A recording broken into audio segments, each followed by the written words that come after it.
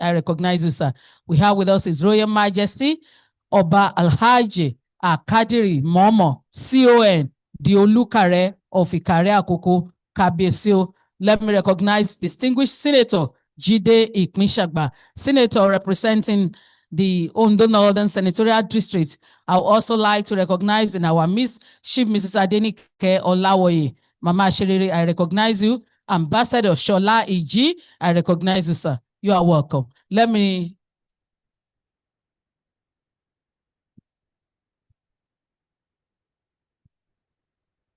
Because we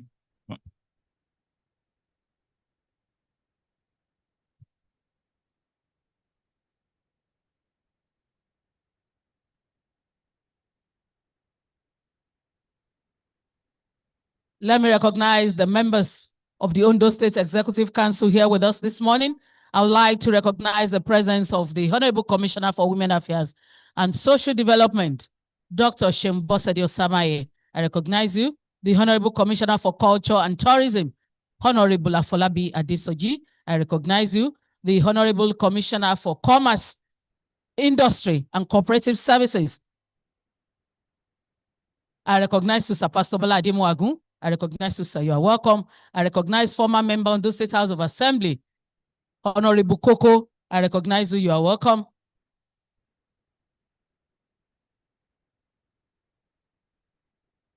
I would also like to recognize the former Commissioner for Information in Ondo State, Mr. Yemi Olowolabi. I recognize you, sir. You are welcome.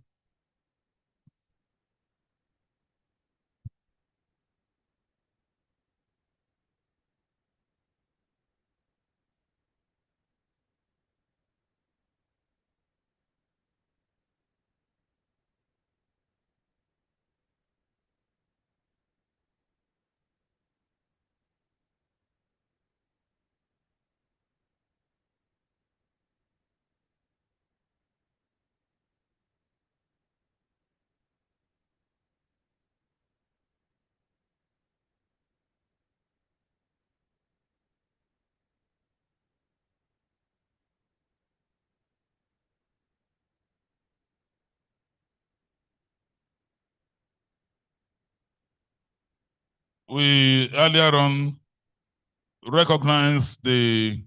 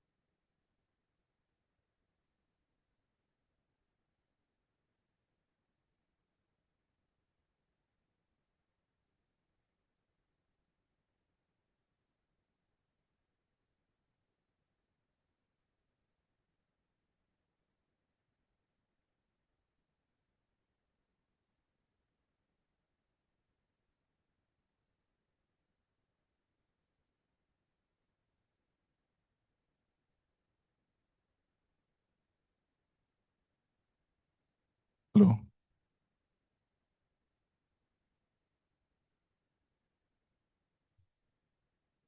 Earlier on, we recognize Kabiyesi Alayeluwa, the Imperial Majesty of Ugbo Kingdom, Oba Frederick Enitolorunda Akinuntan Okoro Ajigawan, the Olugbo of Ugbo, that he was represented, but himself is here, live and direct. Shall we all say Kabiyesi?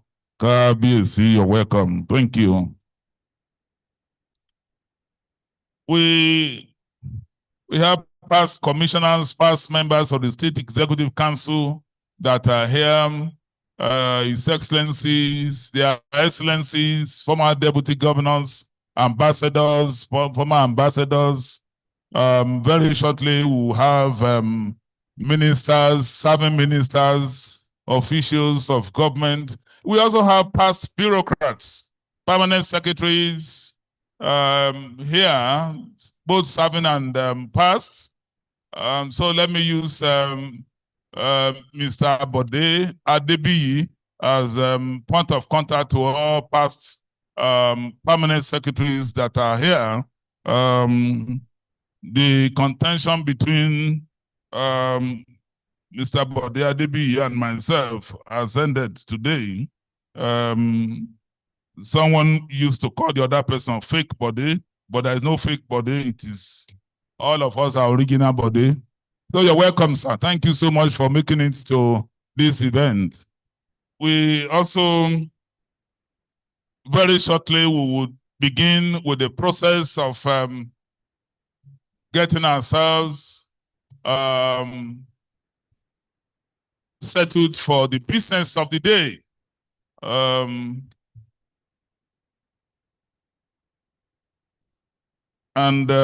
Getting ourselves settled for the business of the day.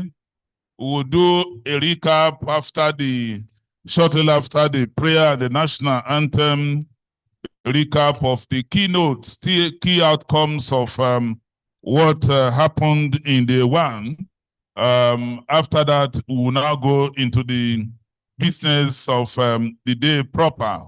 I said earlier on that distinguished senators are here, and also even past senators are here. I can see once a senator is a senator, Senator Remi Okuninboye, moving into the arena. He was here yesterday and is also joining us today.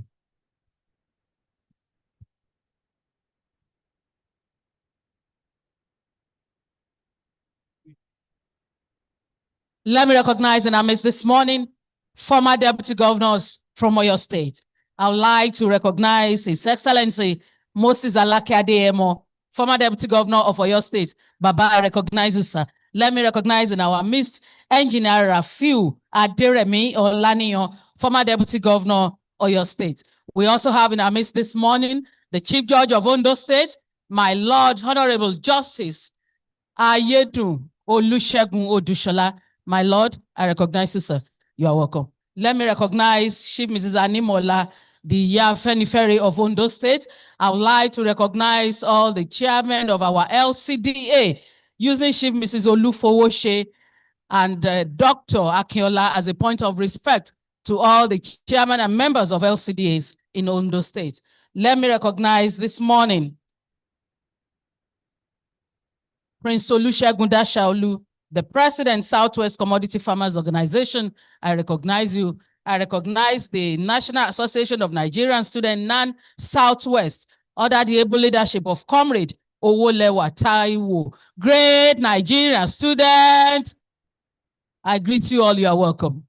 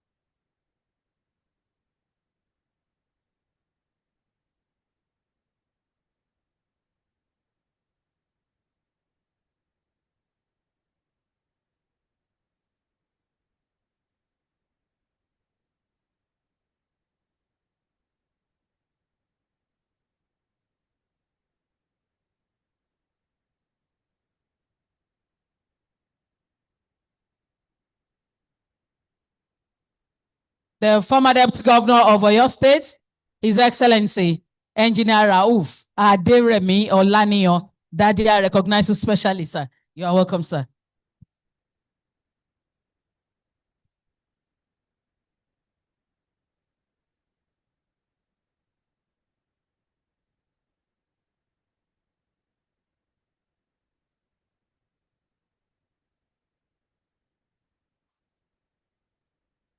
I would like to recognize in our midst this morning His Imperial Majesty, Oba Dr. Aladetoyinbo Ogunlade Aladelusi CFR Odundu II, the Deji of Akure Kingdom. Kábíyèsí o, you are welcome, Kábíyèsí.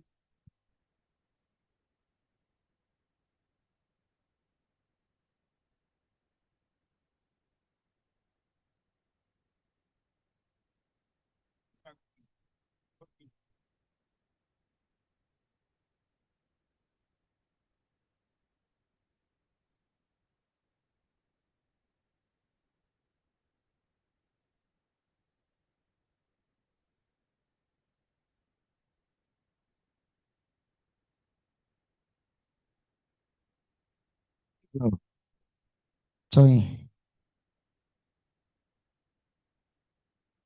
Tony. Go on, please.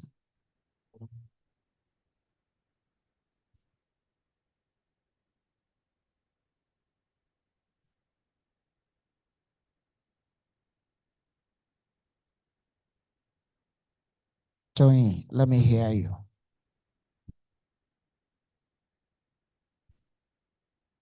Let me hear you.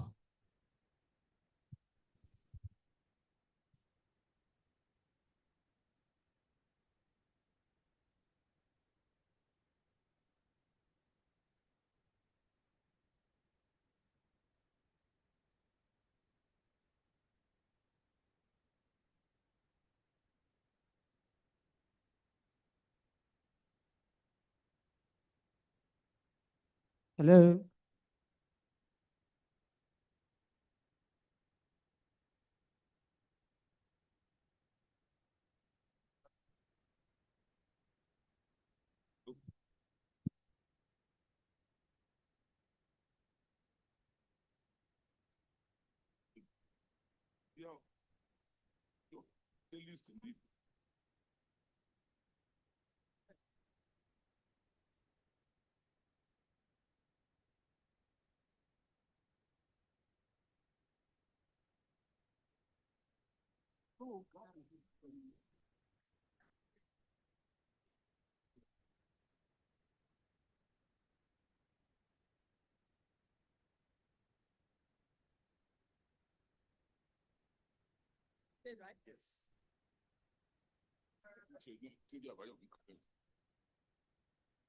Let me recognize Dr.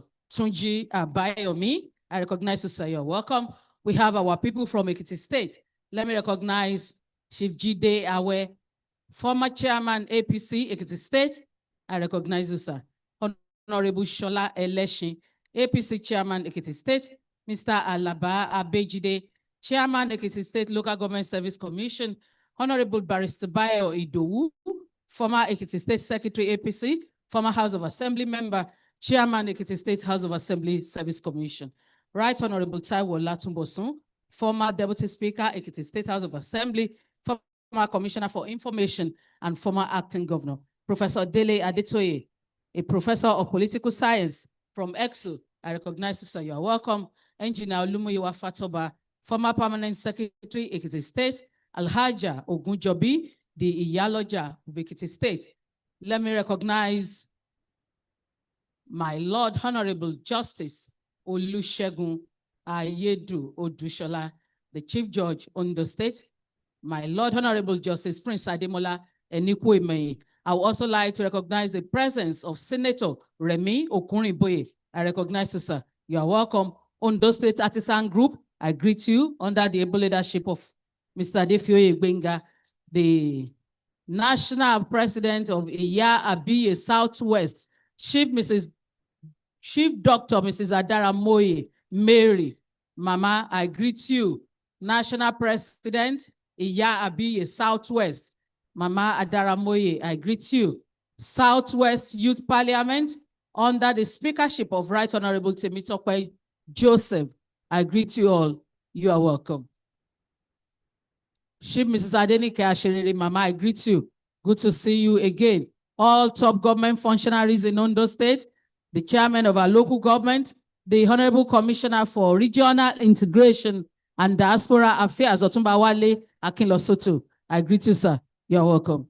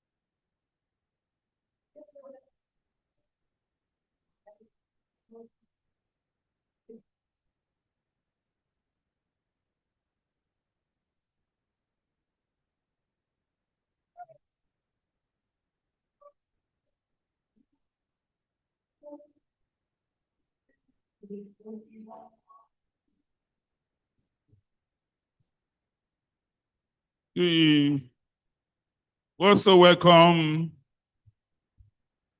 His Excellency, the former governor of Ondo State, Dr.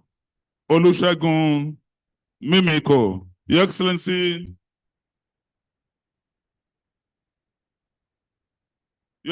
the former governor of Ondo State, Dr. Olusegun Mimiko, you're welcome.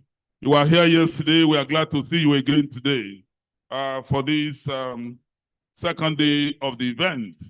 We also want to welcome a former minority leader of the Ondo State House of Assembly, Honorable Engineer Aishi Mokaila Musa.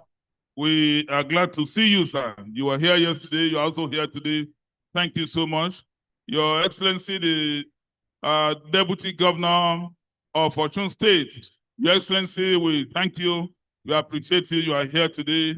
You were here yesterday. Thank you so much for making it to this place again today. Please, musician, please, just take it slowly so that I will recognize personality. You can keep your music going underground. SSA on artisan, Honorable Komalafe, we thank you. You are earlier been recognized. United as President United Artisan Ondo State, Pastor Lani Yali, you are also welcome. Any moment from now, we will kickstart the progress for today. We'll start the business of the day.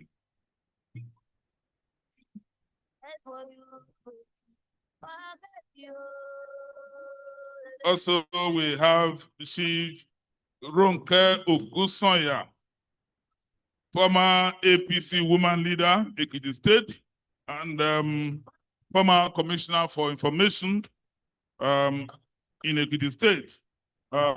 Chief Mrs. Ronke Ogunsanya, you're welcome. Thank you so much. Thank you for making it the Southwest program, a dialogue between the governors of the Southwest under the auspices of the Dawn Commission on Afenifere, and also showcasing what the federal government, particularly our officials, citizens of the Southwest, who are doing for the Southwest. But today it will take a little bit a dimension that will be very exciting, more encompassing, more involving by everyone. Thank you. I would like to recognize religious leaders in our midst. Let me recognize this morning the Grand Imam of Akure Kingdom, Alhaji Dr. Sheikh Abdulakin Yayi Akure Shehu. I greet you, sir. Let me recognize in our midst this morning the Vice Chairman, Christian Association of Nigeria, Ondo State, Bishop Ayodeji Akomolafe. We also have Bishop Joshua Okpayinka, the President, Pentecostal Fellowship of Nigeria. I recognize you. Welcome. Let me recognize Prince Shegun Adeshegun, the former Deputy Governor Ogun State, representing Aremo Olusegun Oshoba. I recognize you, sir. You are welcome. Let me recognize the Southern Coalition of Civil Society and Pro-Democracy Activists, led by Comrade Olalekan Ajenifuja. I recognize you. You are welcome. Let me recognize the Are Iyaloja, Iyalaje Ondo State, Chief Mrs. Kemi Adedapo Aishida. Gbogbo gbà. Ó dàbí ẹni pé kò sáwọn ìyálọ́jà ń bí. Gbogbo gbà. Mo kí yín o. Mo kí àwọn màmá ìyálọ́jà APC, Chief Mrs. Olúfúnkẹ́ Adu, ẹ lọ sọ́lọ́jà o. Mo kí yín, ẹ káàbọ̀. All the Odatiwa women initiatives, I greet you. Odatiwa, Odirorun. Let me greet TLG Women's Wing. TLG, I greet you all. I recognize Evangelist Amos from PAN. Baba, I greet you. You are welcome. Pastor Oluwatobi Oke from the Chapel of Grace Government House, I greet you. I greet all my fathers and mothers in the Afenifere. You are all welcome, sir. Welcome, ma. Eku atunse ilu o. Let me use Baba saying, Bashorun Sende, Arokbofa, as a point of respect to you all. You are welcome as the mass.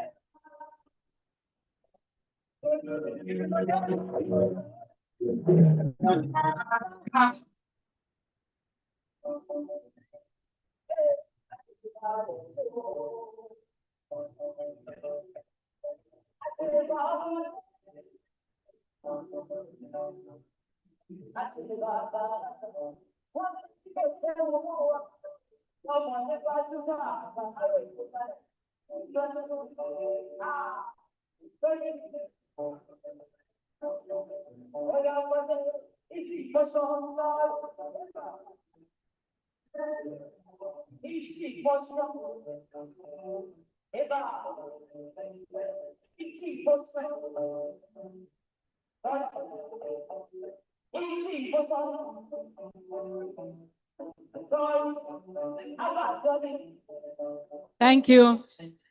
Let me recognize in our midst this morning the Controller of Immigration Service, CISFA Admiral, PCC. Please bring it down, musician, bring it down. Let me recognize the Controller of Immigration Services, CISFA Admiral, PCC. I would also like to recognize the PCC, Yusuf Odunayo, representing the Commandant of NSC DC. Please bring it down, bring it down. I would also like to recognize ACF Oyedepo Moses, the Controller Ondo State Federal Fire Service. We have with us this morning His Imperial Majesty, Oba Dr. Victor Adesimbo Kiladejo, CFR, Jilo III, the Oshemawe of Ondo Kingdom. Kabiesi, I recognize you, sir. You are welcome.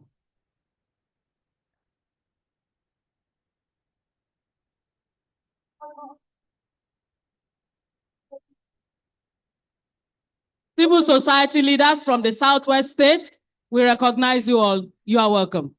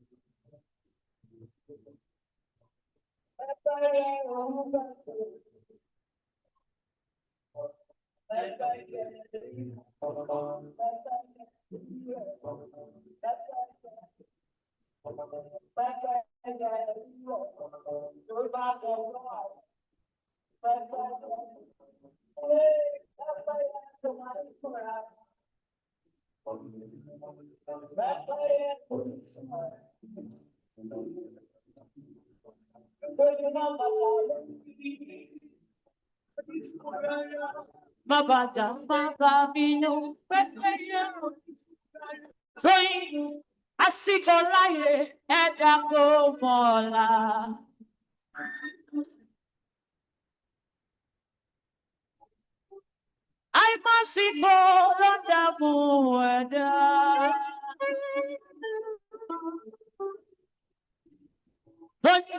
Gloria Pata, Ti Christini Moa. Oguaye ko, ole babila rumo. If it is a way, if it is a we pray, so Luana. Glory hu, Sonia Pata. Dada Olua, Moshawa.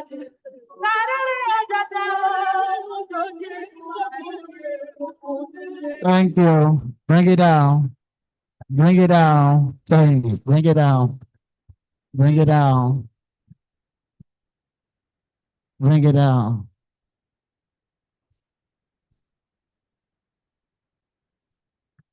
Bring it down. That's the Kowale. Toyi Kowale, Pata, Pata. Baja Music Band. Thank you. Awesome job yesterday. Thank you very much, band. Okay. Bring it down. Aja Kowale, Pata, Pata.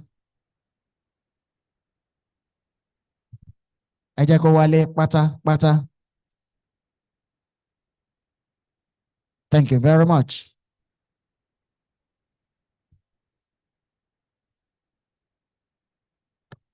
Thank you very much. Please, can we settle down? Can we settle down? Ẹ jọ̀ọ́, ẹ jẹ́ a jókòó. Ẹ jẹ́ kí a jókòó, ẹ jọ̀ọ́.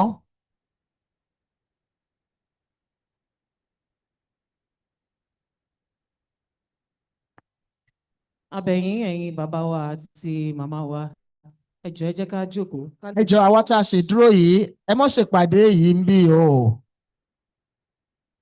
Ẹ fi ìpàdé lẹ̀ sọ́wọ́ ìrọ̀lẹ́ o. Ẹ jẹ́ ká wábì kan jókòó sí, ẹ jọ̀ọ́. Thank you.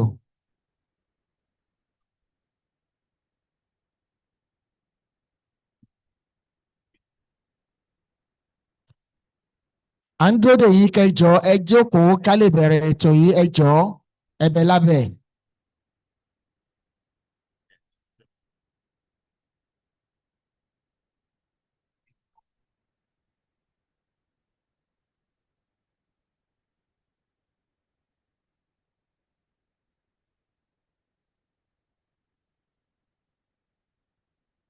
Thank you very much.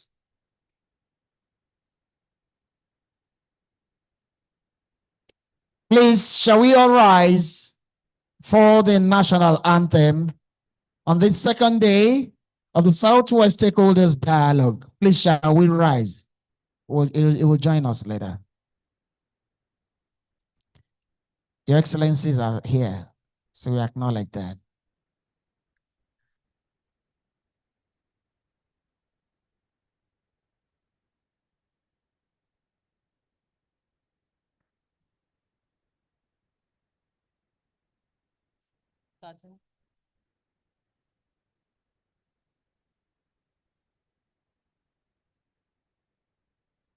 Ẹ kò ní bínú, ẹ tún jókòó. Wọ́n fẹ́ kẹ́ exercise díẹ̀ ni, ẹ má bínú, ẹ jọ̀ọ́. Abinu. At least a mọ̀ pé a ní rẹ́ni tí ó sùn. Hold it, hold it, hold it. Hold it. Hold it.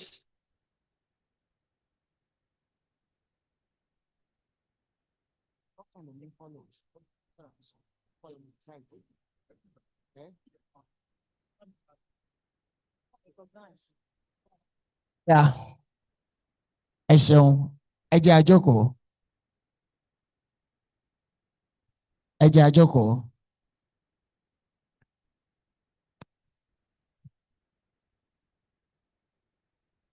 Ohun tí àwọn àgbààgbà tí iṣẹ́ àgbààgbà nìyẹn láti tọ́ wa sọ́nà. Ẹ ṣeun, Your Excellency. Ṣùgbọ́n àjúbà kọ́dá o, àjúbà ṣẹ̀dá,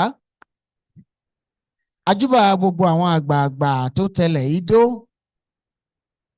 àjúbà ọkùnrin, àṣejúbà fóbìnrin, bẹ́ẹ̀ la ya àwọn ọmọdé lẹ̀. Ìbáláṣẹ o, kó má hùn wá, ẹjọ́ ojú wa ṣe.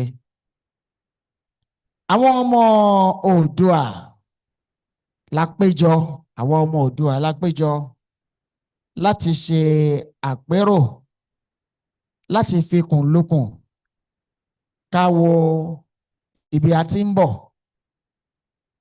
ká wo ibi tí a dé, ká sì wá sọ ibi tí a fẹ́ lọ láàrin ara wa. Ìpàdé mọ̀lẹ́bí leléyìí, a bẹ̀rẹ̀ lánàá, Èdùà ó sì fún wa ṣe, ó fún wa sọ, ó sì fún wa gbọ́. Tòní òní yàtọ̀ lágbára Elédùmarè ẹ ṣàmí. Gbogbo ẹni tó wá dìde láti rí wípé ti Yorùbá kò ní kẹ́yìn lọ́rọ̀ Nàìjíríà, lágbára Ọlọ́run ọ̀rọ̀ tiyín náà ní kẹ́yìn. We therefore like to welcome you to this second day of the Southwest Stakeholders Dialogue with the theme Strengthening Democracy through Dialogue, Assessing Progress, Charting the Future. For those of us that are here, please, can we put our hands together for ourselves? Let's clap for ourselves, please. Bí Yorùbá ṣe wá ń ṣe, ẹ jẹ́ a wò ọ̀tún, ká wò sí wa, ká kí ẹni tó wà lẹ́gbẹ̀ẹ́ wa káàbọ̀ sétò yìí, ẹ jẹ́ a káàbọ̀, ẹ jẹ́ a kíra wa. Yorùbá èlé kò lè ṣàìkíra wọn. Ẹ wá bá mi sọ wípé àpérò wa yóò yọrí sí rere. A ò ní kábàámọ̀. One more time, can I appeal that we take our seats? Please. A mọ̀ wípé ẹkú àtijọ́ máa pọ̀ ń bí ilé ni. A dẹ̀ mọ̀ wípé ìwọ ni ẹ káre káàbọ̀ kúṣẹ́ ó máa pọ̀ níbí yìí náà. Ṣùgbọ́n ó pọn dandan ká bẹ̀rẹ̀ ètò ká lè tètè ṣetán. Ẹ jẹ́ kí ká mú jókòó ká lè bẹ̀rẹ̀ ètò ní kánmọ́nkíá. Ẹ káàbọ̀ sí ọjọ́ kejì àpérò tó lágbára tó jẹ́ àpérò pàtàkì fún àwọn tó ń dìbò yan àwọn òṣèlú, tí ó tún jẹ́ ohun pàtàkì fún àwọn tí a yàn tá a dìbò yàn, kí wọ́n lè sọ fún wa ohun tí wọ́n ti ṣe fún ọdún méjì àti tí wọ́n tún fẹ́ ṣe, ṣó tẹ́ wa lọ́rùn àbí kò tẹ́ wa lọ́rùn. Ìdí tá a fi ṣe àpérò yìí leléyìí. So ẹ jẹ́ ká jókòó ká lè tètè bẹ̀rẹ̀ àpérò náà. Mo wá ní pàtàkì àjúbà fáwọn bàbá wa, àwọn olórí nínú ọ̀rọ̀ òṣèlú, àti pàtàkì jùlọ àwọn bàbá wa láàfin. Ẹ bá mi panupọ̀ ṣe kábíyèsí o. Kábíyèsí o. Ẹ̀yin bàbá wa kádé pẹ́ lórí o, kí bàtà pẹ́ lẹ́sẹ̀. Ìrùkẹ̀rẹ̀ ó pọ̀ sí o, olórí ó ṣiṣẹ́ ẹ̀bí. Ẹ wàá kó wa jẹ pẹ́. Lágbára Èdùà, lágbára àwọn tí wọ́n tẹlẹ̀ idó. Ẹ pẹ́ lórí àpèrè àwọn bàbá yín. Ẹ sì kó wa mọ ọ̀nà òtítọ́ àti ọ̀nà òdodo. Right now, we say welcome.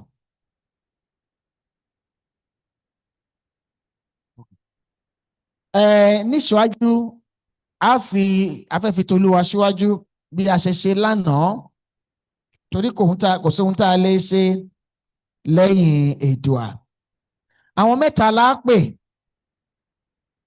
Àwọn mẹ́ta náà ni. Ẹni àkọ́kọ́ tí a máa pè kó wá gbàdúrà fún wa ni Bàbá wa Bishop Ayọ̀dèjì Akọ́mọláfẹ́, the Deputy Chair, Christian Association of Nigeria, Ondo State. Bàbá wa Bishop Ayọ̀dèjì Akọ́mọláfẹ́. Ẹ bá mi pàtẹ́wọ́ fún ẹ jọ̀ọ́. Lẹ́yìn yẹn, a máa pe bàbá wa kí wọ́n bá wa gbàdúrà ní ti ìtànà Mùsùlùmí. Bàbá wa Sheikh Abdulhakeem Akorede, the Grand Imam of Akure Empire. Ní náà, ẹ máa bọ̀ bẹ́ẹ̀. Ẹ máa bọ̀, ẹ bá mi pàtẹ́wọ́ fún àwọn náà. Lẹ́yìn náà, à ń pe alàgbà Ọláwálé Àjàwó láti YYSA. Àwọn ni wọ́n máa bá wa ṣe ìwúre ní àárọ̀ yìí. Ẹ jọ̀ọ́. Ẹ bá mi pàtẹ́wọ́ fún wọn, ẹ yá máa bọ̀ lókè. Ẹ máa bọ̀ báyìí. Alàgbà Ọláwálé Àjàwó, ẹ ṣe ní kọ́mọ́nkíá kọ́mọ́nkíá. Sheikh Abdulhakeem Akorede, Bàbá wa Sheikh Abdulhakeem Akorede, the Grand Imam of Akure Empire.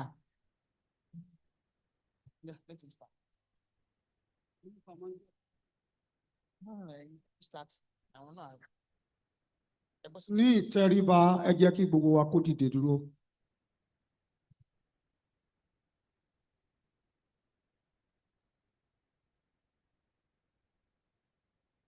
Olódùmarè, a dúpẹ́ lọ́wọ́ rẹ o. Fún Southwest Deliberation ọjọ́ kejì. A dúpẹ́ ibi tí a ti ń bọ̀. A dúpẹ́ ibi tí a dé. A dúpẹ́ ibi tí ẹ mú wa lọ. Mọ́ṣá ìgbọ́pẹ́ wa o. A fi Southwest lé ọ lọ́wọ́.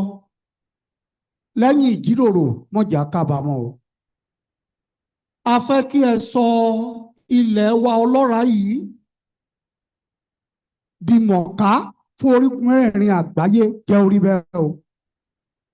Àwa ọmọ Odùduwà ibi mọ́jọ ṣẹlẹ̀ sí wa o. Gbogbo àwọn tó dìde láti bá wa jà, Olúwa bá wọn jà.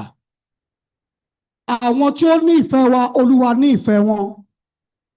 Àwọn ọba wa jọ ń kalẹ̀ o. Ẹṣin ọba kó jókòó pẹ́ o. Àwọn gómìnà wa, ọgbọ́n rẹ, ìmọ̀ rẹ, òye rẹ jẹ́ ó jẹ́ ìpín wọn o. Má jọ sọ tara wọn. Mọ́jà ó ṣe tara wọn. Jẹ́ kán rántí ìwọ Ọlọ́run. Mọ́ṣá ìgbàkóso gbogbo délẹ̀ o. A gbàdúrà fún ààrẹ orílẹ̀-èdè Nàìjíríà, bá wa gbàdúrà fún o. A dúpẹ́ nítorí ẹ ti gbọ́ àdúrà o. Ní ìkẹyìn jẹ́ ká lè yìn ọ́ o. Ní orúkọ ọmọ rẹ kan ṣoṣo, Jésù Kristi, alágbàwí wa.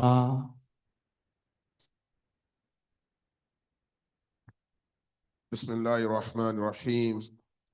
Alhamdulillahi wassalatu wassalam ala ashrafil anbiya'i Muhammadin ibn Abdullahi wa alihi wa sahabatihi ajma'in.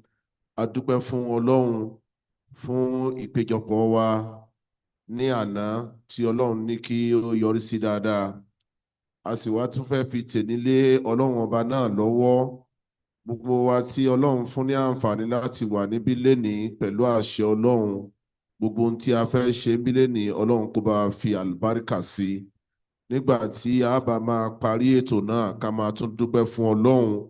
Gbogbo ibi tí oníkálukú wa ti wá, Ọlọ́run jẹ́ ká padà sílé wa pẹ̀lú ìrọ̀rùn.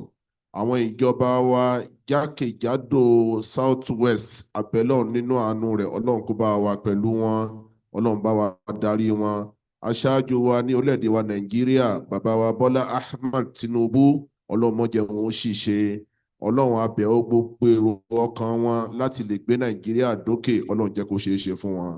nígbẹ̀yìn náà ọlọ́mọjò bàjẹ́ fẹ́ nìkankan wa rọ́bànà àtinà fi dúníyà hasana wàfílẹ̀ àkírọ̀tì hasanatan wàkínà àdàbànàr wasallallahu wasallama ala nabiyyina muhammadin wa alihi wa sahabi ajma'in subhana rabbika izzati amma yasifun wa salamun ala al-mursalin walhamdulillahi rabbil alamin.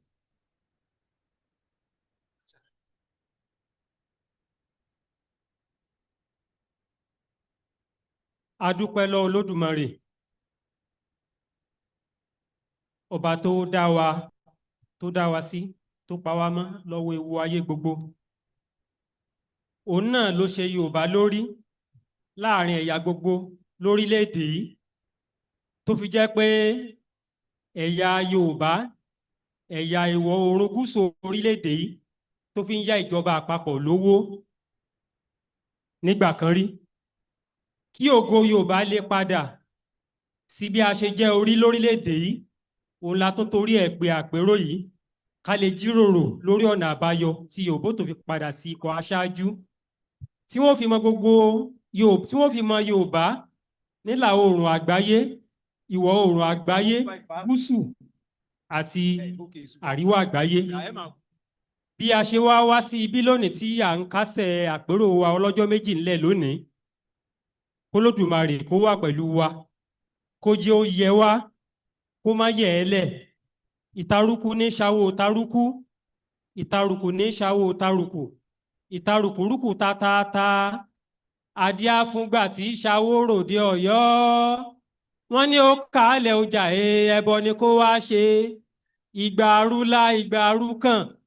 Bá a bá ti wáyé eré ànígbà are ni, ẹ̀rín lógòdó orin pàdé olóko lọ́nà ọjà. Òṣòlóra wa Yorùbá lónìí o, ẹ̀rín ni yèèpè àmọ́dún abẹ̀rín ṣẹ̀ṣẹ̀. Àjẹ́ lórí wa lónìí o, ẹ̀rín ni yèèpè àmọ́dún abẹ̀rín ṣẹ̀ṣẹ̀.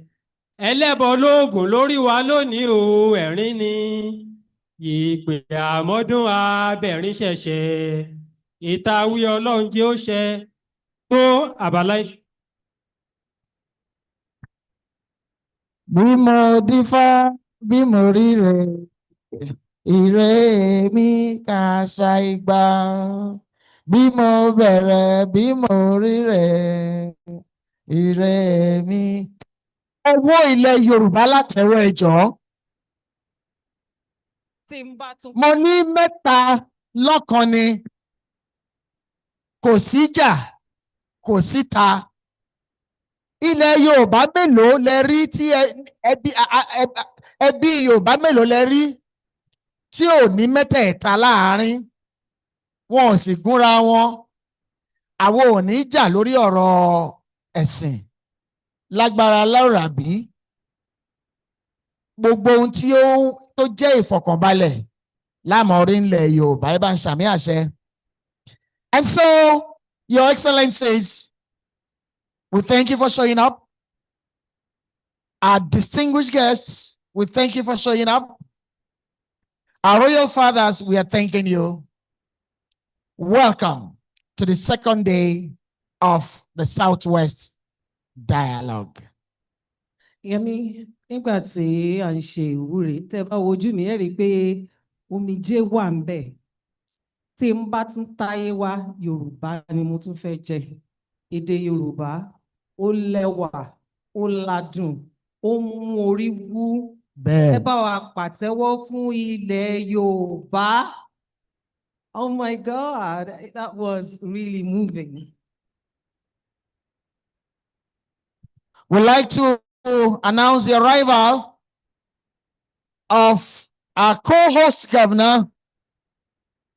That's the governor of this great state. Please, let's give him a big round of applause. The Ondo State governor is here.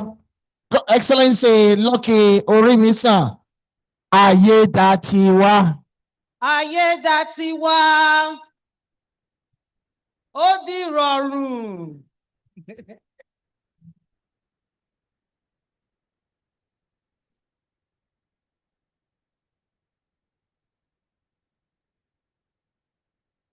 Thank you very much. Thank you, our women.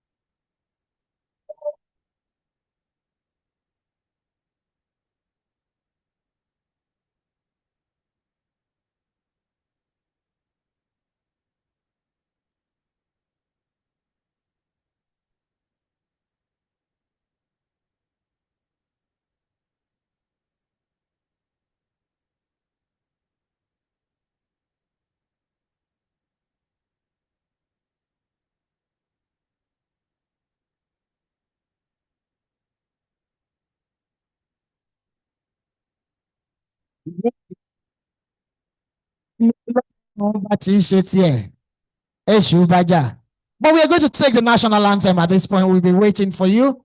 But the truth is, you are what waiting for. Shall we arise for the national anthem? Shall we rise, please?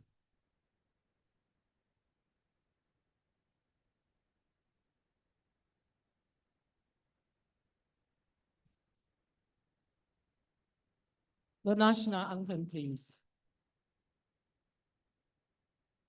Nigeria, building our own their native land, no tribe and tongue may differ. In brotherhood we stand.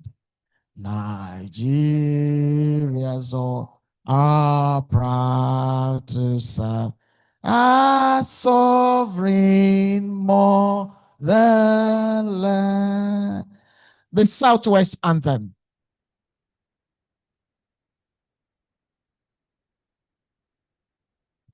Oh my. Kagbega, kagbega, kagbega fayeri. Ìgbàgbọ́ ni pé bá ti bẹ̀rù làbọ̀ mọ́. Ká ṣiṣẹ́, ká ṣiṣẹ́. Ká ṣiṣẹ́ ká jọlá, ìṣọ̀kan àtòmìnira ni ẹ jẹ́ ká máa lépa. Tẹ̀síwájú fọ̀pọ̀ ire tó dára. Ọmọ Oòduà dìde, bọ́ sípò ẹ̀tọ́ rẹ. Ìwọ ni ìmọ́lẹ̀ gbogbo adúláwọ̀.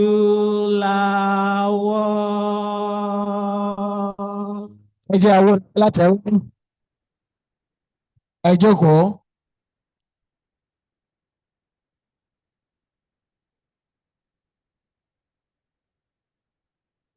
First assignment fún gbogbo wa, and that includes me. Ẹ lọ kọ Southwest Anthem. Including you. Bẹ́ẹ̀ni, ẹ lọ kọ Southwest Anthem. Ká lè kọ́ àwọn ọmọ wa, ó ṣe pàtàkì. Mo wí ire àbí mi ò wí ire? Ẹ ṣeun adúpẹ́. Thank you very much. So we go on. We now establish the protocol so that every speaker who comes here will not have to do that again. You will only just come and speak to your speeches and to the issues.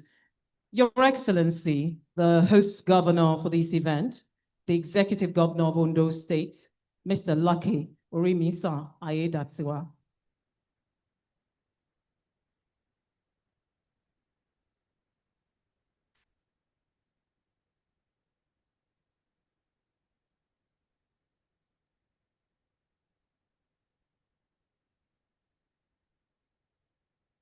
Thank you, women. Tóyìn, ṣorí ohun tó Thank dálẹ̀. you. Thank you very much. Thank you. Go on.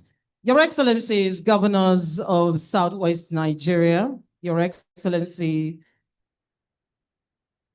past governors present, deputy governors past and present, distinguished members of the National Assembly, members of the State Houses of Assembly in Southwest Nigeria, honorable ministers and ministers of state of the Federal Republic of Nigeria, chief justices in Southwest Nigeria, members of the state executive councils in Southwest Nigeria, heads of key government agencies, parastatals and institutions, heads of security agencies in Southwest Nigeria here, members of the diplomatic corps, members of the academia, captains of industry, our esteemed royal fathers, religious leaders here present, civil society representatives, our women leaders and their organizations, and members of the press and the media. Distinguished ladies and gentlemen, you're welcome to day 2 of the Citizen Government Engagement Summit. It's a dialogue to strengthen democracy and to assess progress in order to chart the future for Southwest Nigeria. May we give ourselves a round of applause for making it here today. In all this, we also want to thank our brothers and sisters that are spread all across the country, Nigeria. We have our Ishakiri brothers and sisters here, led by Honorable Kingsley Tenuma. Please, can we put our hands together for them, please? We also have our Honorable Appearance Ifejuku, President-elect Ishakiri National Youth Council. Àwọn ọmọ ìyá wa láti Kogi wọ́n wà níbí, láti Kwara wọ́n wà níbí, láti Taraba wọ́n wà níbí, North Central wọ́n wà tí àtẹ́wọ́dà fún wọn. Wọ́n ní a ò lè ṣe léyìí lẹ́yìn àwọn, ọ̀kan ni wá, ẹ̀jẹ̀ wa ni wọ́n. Àdúpẹ́ o wípé a pè yín, a sì jẹ yín. Of course, I would like to acknowledge the presence of my brother, Mr. Patrick Doyle, from the Chekiri team. Thank you so much for being part of this. Thank you. Thank you so much. And now we move on quickly. Yes, would like to take the remarks from the steering committee chairman, Right Honorable Dr. Akure, Senior Advocate of Nigeria. He's represented here by Agba King Demola Folari, the Mayegun of Ibadan land. Can we please have a robust applause for him as he makes his way to the podium? The Mayegun of Ibadan land, Agba King Demola Folari. Mo fẹ́ tọrọ gáfárà kan. Ẹ gbé èbò DMB lónìí o, kò sí bá ṣe ṣe. Torí àwa tá wà níbí nìkan ṣo kọ́ là ń wo kinní yìí. Káàkiri àgbáyé ni wọ́n ti ń wò wá. Ó dẹ̀ ṣe pàtàkì ká sọ kó yé wọn. Tó tẹ bá gbọ́ tá bá fẹ́ èbò, ẹ mọ́ sọ pé kí ni ṣe wọ́n o. Ẹ mọ́ agbọ́ Yorùbá náà o. Ṣùgbọ́n a fẹ́ èbò sí, kò sí bá ṣe ṣe, ẹ jọ̀ọ́ o. Thank you. A little correction before I proceed. I'm not the Mayegun of Ibadan. I am Agba King Mayegun of Ibadan. There are two different titles. And I'm the General Secretary of Afenifere. Thank you. I'm bound by the established protocol. I will therefore not waste your time in further recognitions. But in spite of that, I must recognize the presence of the Executive Governor of Ondo State, who is he says he's not the chief host, but he's the chief host, along with the convener, who is Baba Fashionati. Thank you. This is an address of the Southwest Summit Chairman, Dr. Akin Onigbinde, who is unavoidably absent. The Southwest Summit is the thinker, the originator of the concept that is being implemented today. The concept is being implemented by Afenifere and the Dawn Commission under the acronym AFDAC, AF for Afenifere, DAC for Dawn Commission. The address goes thus. On behalf, the title is A New Chapter in the Annals of Democratic Governance of the Southwest region. On behalf of the Southwest Summit Steering Committee, I extend a warm welcome to each of you as we gather to this historic Southwest Citizen Government Engagement Summit in Akure, Ondo State.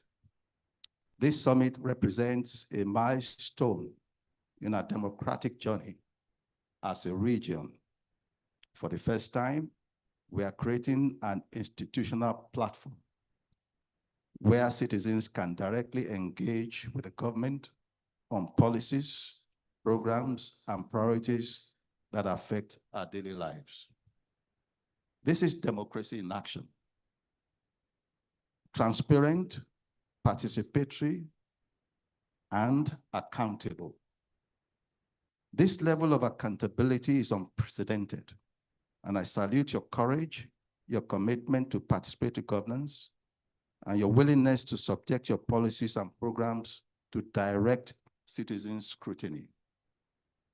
If sustained and institutionalized, it will be remembered as a turning point in how the government engages with citizens in Nigeria. Distinguished delegates, let me be emphatic. The greatest threat to this initiative is not opposition from any quarters. The greatest threat is that we treat this as a one-off event rather than the beginning of an enduring initiative to foster and promote good governance in Nigeria. I therefore call on all stakeholders present to ensure this becomes a statutory fixture in the Southwest Governance Calendar. Please permit me to repeat that statement because it is very important and those who can implement it are sitting with us.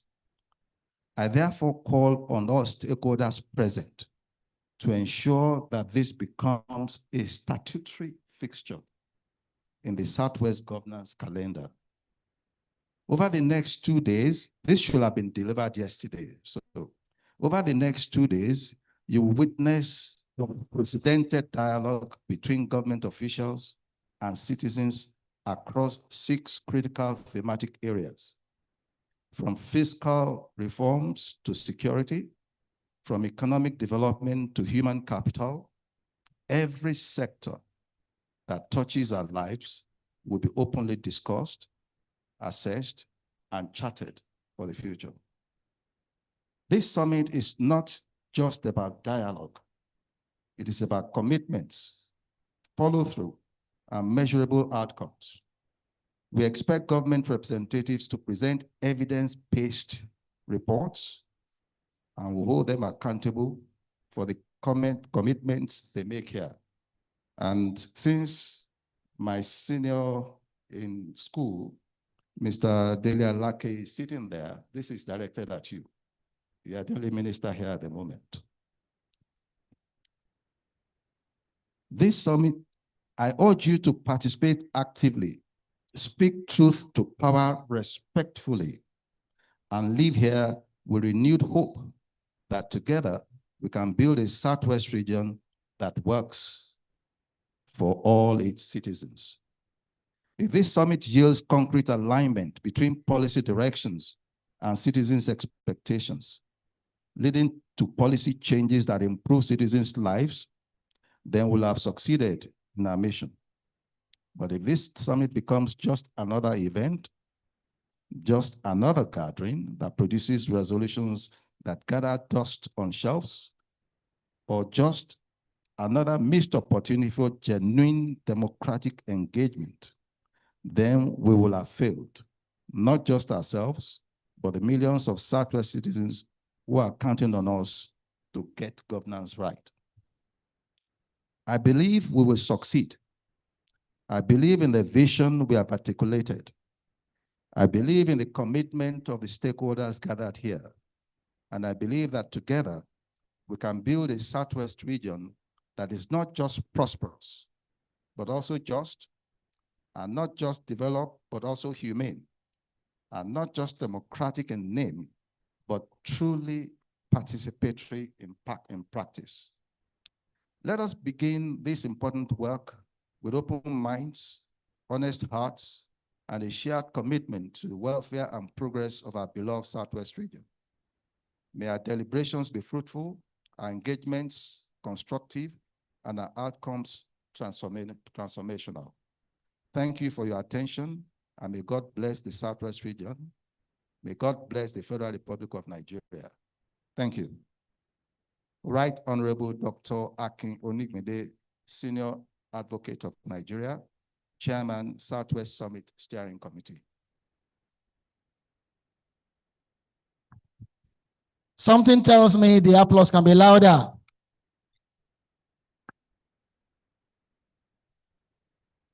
Yes, it is a dialogue of the Southwest. At this gathering, we are here to tell each other the truth and for the way forward. One more time, we'd like to thank the host governor for this concept, for having us. Yesterday, because there are bullet points to take away from here, Pa Fashoranti made a salient point, and I'm just reminding our leaders here. When Ondo finds a solution to a problem, let Oyo copy it. There is no shame in it. When Lagos finds a solution, let Ogun copy it. Let us move forward. There's no point in reinventing the wheel. And I hope and I know that our leaders will take this home. Can we put our hands together for them?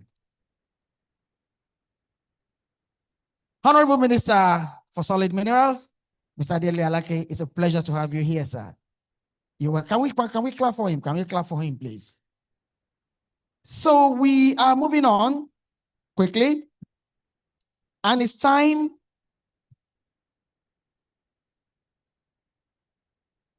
to call on the DG of the Dawn Commission, Dr. Sheye Oyeleye, to take his beat. Can we clap for him, please? Can we clap for him, please?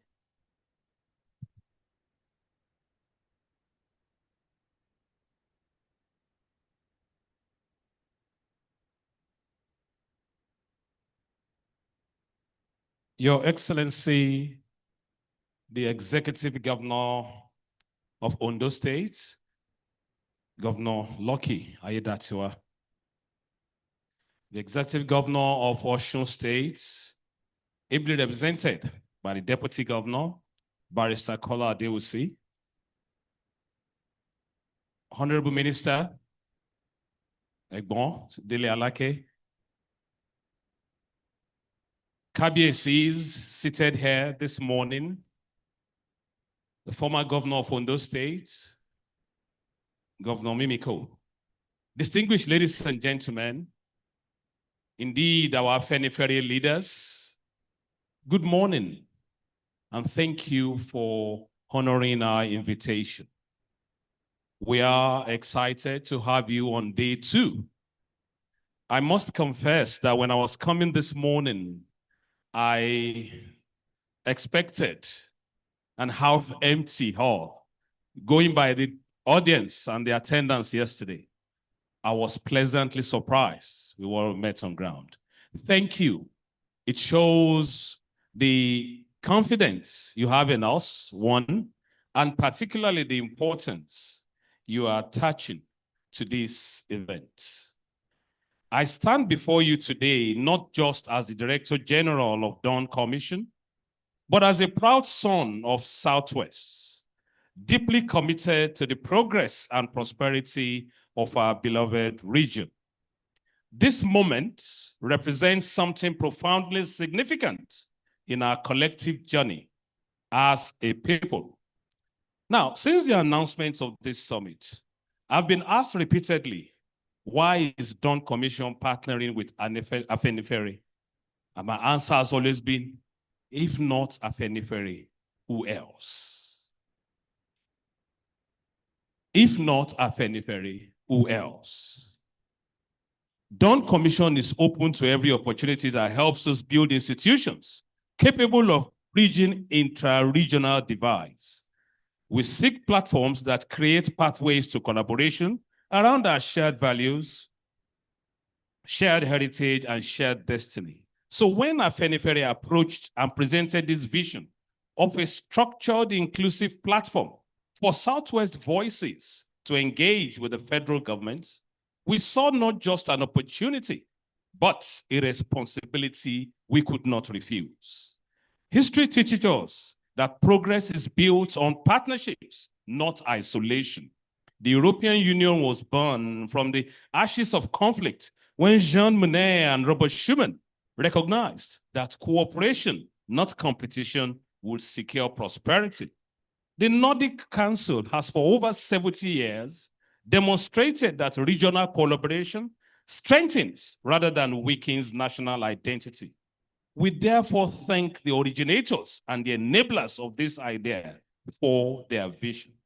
My onerous plea with everyone here today is that we ensure, and as my leader said, we must ensure that this becomes an enduring institutional platform through which Southwest engages with the federal government starting from today and into the foreseeable future.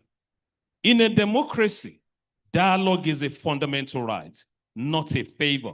And platforms like this summit that facilitate dialogue are not optional, but essential. Distinguished guests, I must acknowledge with humility that this is our first edition. And like any pioneering efforts, it has come with significant lessons and learning curves. There were moments of uncertainty and coordination complexities, but every great institution started with a first attempt. And at this juncture, I would like to say thank you once again to the host governor, Governor Lucky Aiyedatiwa. Thank you for chesting out and for saying we should go ahead. And thank you. We thank you that this is happening. The first World Economic Forum in Davos in 1971 had only 444 participants. Today, it shapes global economic policy. The first AU summit faced skepticism, but today, it represents 1.4 billion people on this continent. On behalf of the conveners and all supporters, I make this solemn promise. This event is the beginning of an institution. Institutions are refined through iteration, strengthened through commitment, and sustained through collective ownership. We need platforms like this that bring us together, and history offers ample lessons. The German states formed the Sovereign in 1834 to promote economic cooperation. The American states, after civil strifes, embraced the El Pluribus Unum, out of many, one. Canadian provinces collaborate through the Council of the Federation to address common challenges. We should be growing not far apart, but closer together. And Baba Fashona's speech said as much yesterday. And again, Agbaki, in reading Dr. Nibide's speech again, emphasized that we must work together. It has become a necessary imperative. In fact, I say this, that working in silos has probably not benefited us as much as we think. The Southwest development load is too heavy for any single state to bear. We need all 6 states, traditional institutions, the private sector, and civil society working together. This summit is our 2 hands coming together to lift the Southwest forward. Regional frameworks are optional and essential are not optional, but essential in 21st century governance. OECD research confirms again that countries with strong regional cooperation grow faster and distribute prosperity more equitably. This is because regional platforms understand local context and build local ownership. The Southwest region today faces common challenges. Those challenges do not stop at state boundaries, and neither should our solutions. We are economically, socially, and environmentally interconnected, and our governance must reflect this. This is where credit must go to the governors of the Southwest region for creating and continually sustaining Dawn Commission.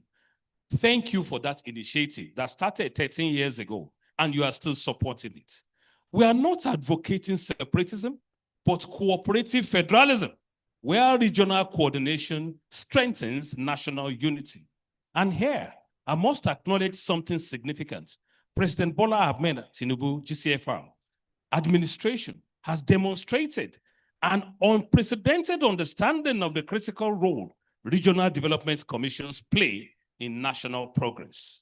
The recent creation of all regional development commissions signals a clear policy direction that balanced regional development is not antithetical to national unity, but essential to it.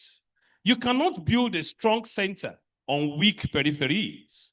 When regions thrive, the nation prospers. When regions are neglected, no amount of central planning can compensate for the resulting imbalances and grievances. Mr. President's support, therefore, for regional development should be recognized by well-meaning Nigerians as strategic statesmanship. It recognizes that in a federation as diverse and vast as Nigeria, one-size-fits-all solutions will always fit poorly. Regional institutions, properly empowered and adequately funded, becomes force multipliers for national development, identifying local opportunities, mobilizing local resources, and delivering context-specific solutions that central bureaucracies often cannot. As we proceed with this summit's deliberation, I urge 3 commitments. 1, commit to honest dialogue. Let us engage with data, evidence, and experience. Democracy thrives on transparency, not on theatrics. Commit to constructive engagement. Criticisms come with alternatives. Bring not just problems, but proposals. Not just grievances, but game plans. Commit to institutional building. What we started yesterday must endure. The summit's outcome must translate into policies, monitoring, and measurable results. Our success will be measured not by my speech or other speeches, but by the improvements citizens experience 12 months from now. In conclusion, in 1999, democracy returned to Nigeria amidst doubt. 26 years later, it stands because people built institutions that strengthen democracy. Today, we are building another institution, a platform for structured citizen government engagement at the regional level. Some will doubt, some will criticize, but those who believe must make it work, improve it, and prove that dialogue delivers development. We're embarking on such a journey to a place where citizens' voices shape federal policies, where regional priorities command national attention, and where collaboration replaces complaints. This is not Afenifere Summit alone. It is not Dawn Commission Summit alone. It is the Southwest Summit. It belongs to all. Let us own it. Let us sustain it. Let future generations remember this as the beginning of a new era in Southwest development and democratic governance. As the Yoruba say, bí a bá fi ọwọ́ òsì wẹ ọ̀tún, wẹ ọwọ́ ọ̀tún á wẹ òsì. When the left hand washes the right washes the left. Let this summit be where federal and regional government and citizens wash hands together to build a virile Southwest Nigeria, a ditto Nigeria we all deserve. Thank you for coming, and I wish us productive engagement. Thank you very much indeed.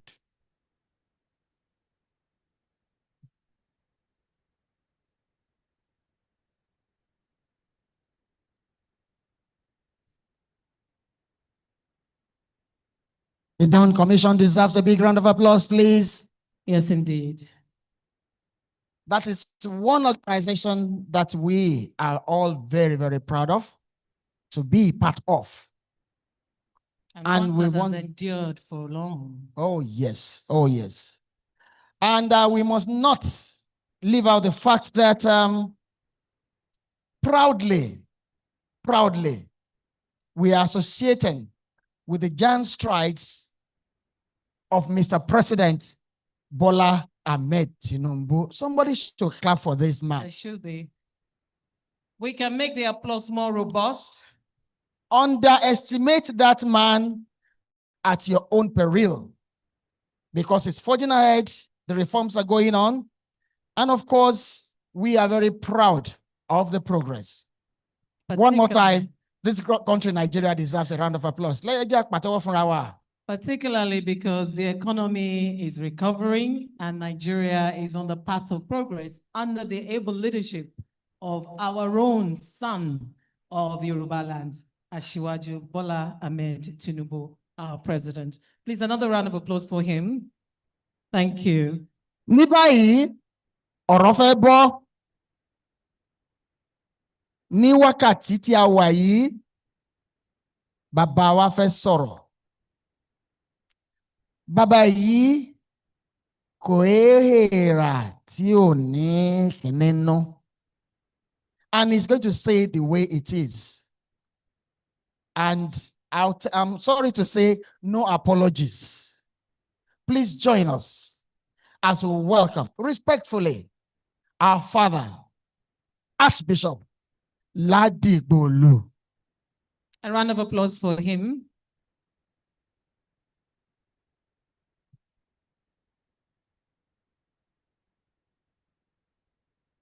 Ẹ bá ń fi àtẹ́wọ́ gbé bàbá yìí gòkè.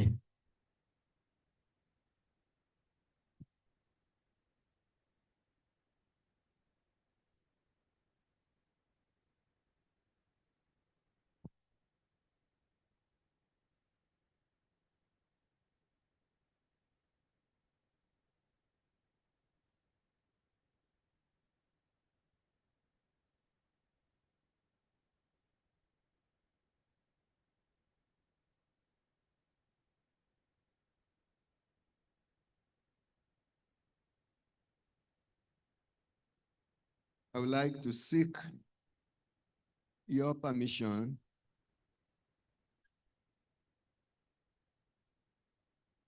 to add a little bit more to the protocol for reasons I believe are well known to you. I come from the Afenifere ruling family, and so I owe it a duty to say Kábíyèsí to all my fathers who are here because it is their land, it is their heritage, it is their possession that we are seeking to protect and promote. Mo júbà fún gbogbo orí adé, mo tẹ orí ba fún gbogbo ọrùn tí ń lo òjìbà lẹ̀kẹ̀. Òdùmarè tó fi yín ṣe aṣojú rẹ̀ láyé yóò máa kọ́ yín máa ṣe o. Kábíyèsí, Kábíyèsí, Kábíyèsí aláyélúwà. Now returning to the existing protocol, I think I can proceed with my presentation. And I have chosen for this special address the theme, Reawakening the Giant. to the reality of the transition from adversity to prosperity, reawakening the giant to the reality of the transition from adversity to prosperity. I express my sincere appreciation to the organizers for giving me this privilege to present a special address at this significant Southwest Shareholders Summit. I also congratulate the convener and Father Superior of Afenifere, Paruben Fashoranti, CFR.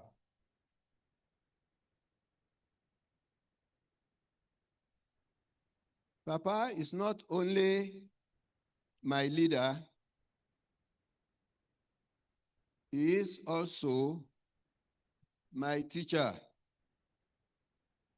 He was principal of Olivet Baptist High School, Oyo,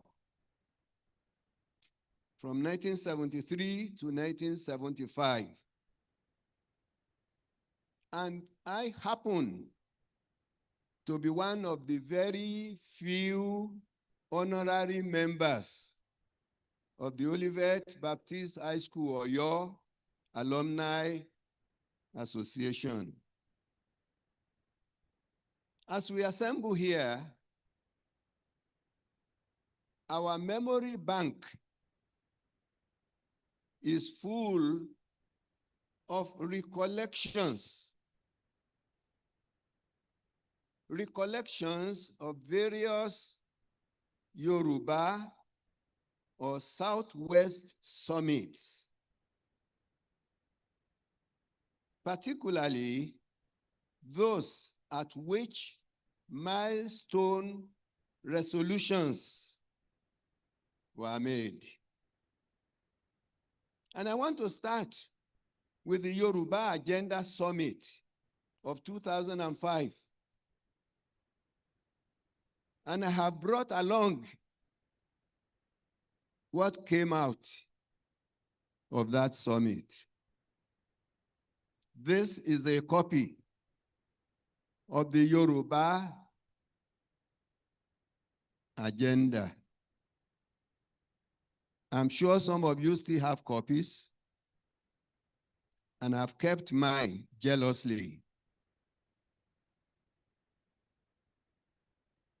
There was the Cow Herders Summit, Cow Herders Invasion Summit in Ibadan in 2015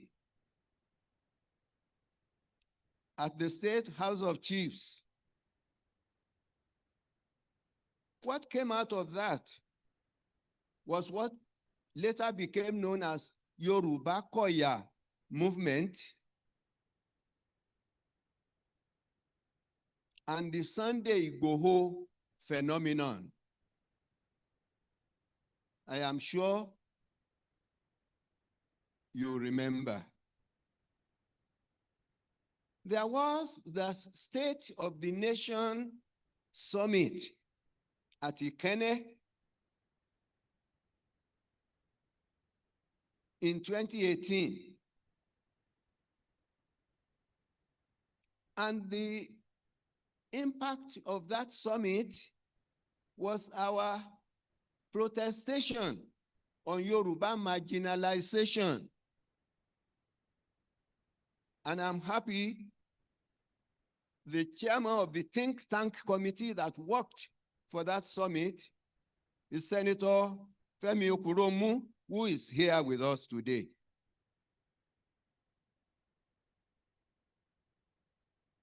But then there was another summit, and it was the Nigeria in Search of a Nation summit at Lekan Salami Stadium in Ibadan in 2017.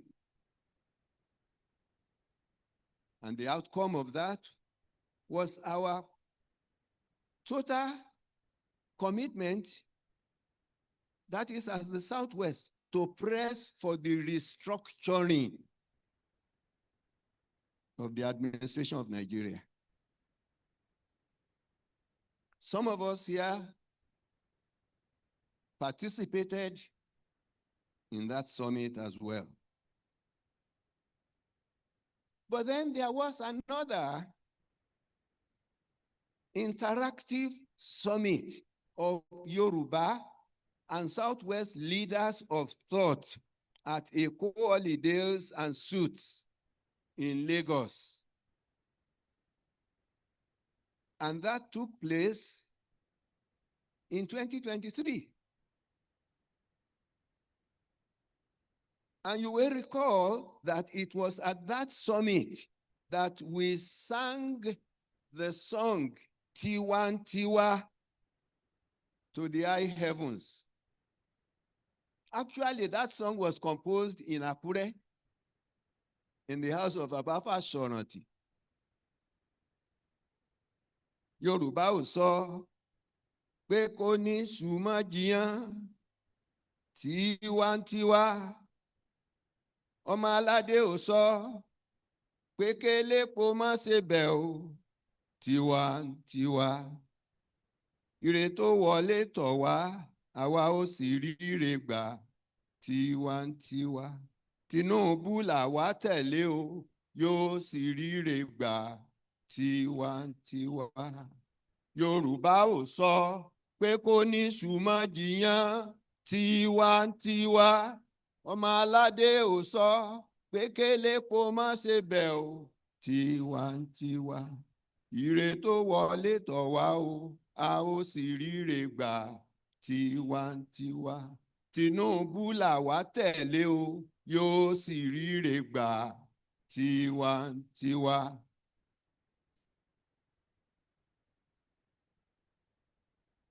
That was the theme, that was the song, that was the determination, that was the prayer, and the rest is history. So in addition to this very important document titled Yoruba Agenda, ratified and published in 2005, all the summits produced various kinds of beneficial results, not only for our region, but also for our nation at large. But there was then another summit in 2014. And the Southwest was divided into two groups. Some of us came here to Akure in 2014. And some of us went to Lagos. And that was because of the national confab. There was a Yoruba Southwest Summit here in Akure. The outcome of that summit and the resolutions of that confab was expected to erase the plague of 1914 from this land forever. But unfortunately, it was not allowed so to be. And that is why we are still amending the military constitution even now in 2025. I would like to thank our governors for their steadfastness, encouragement, and support for Dawn Commission, whose mandate is our regional integrated development. The commission has gone a long way in its 12 years of existence to transform our region and to dream big for our holistic growth and comprehensive development. Thank God, Tete Popo ni Dawn Commission, ó ti lómi níkùn kójò tó rọ̀ sí. I also salute our governors for their progressive and cooperative endorsement of this dialogue as a welcome opportunity for our people to exercise their rights and responsibilities in this engagement. This is a veritable means of re-engaging, re-energizing our region. No doubt, this dialogue will enable our citizens to participate constructively in governance. They will be able to utilize their Olaju. See, Yorubas are not only Omoluabis, they are also Olajus, whether you like it or not.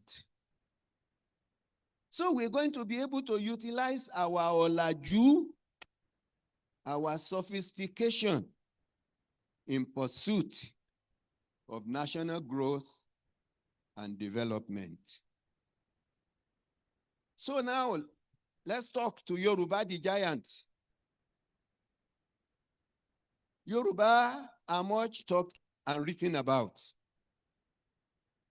Truly, poems have been composed to extol our virtues, and anthems adopted which challenge our patriotism and resilience. Yoruba rororo, binale.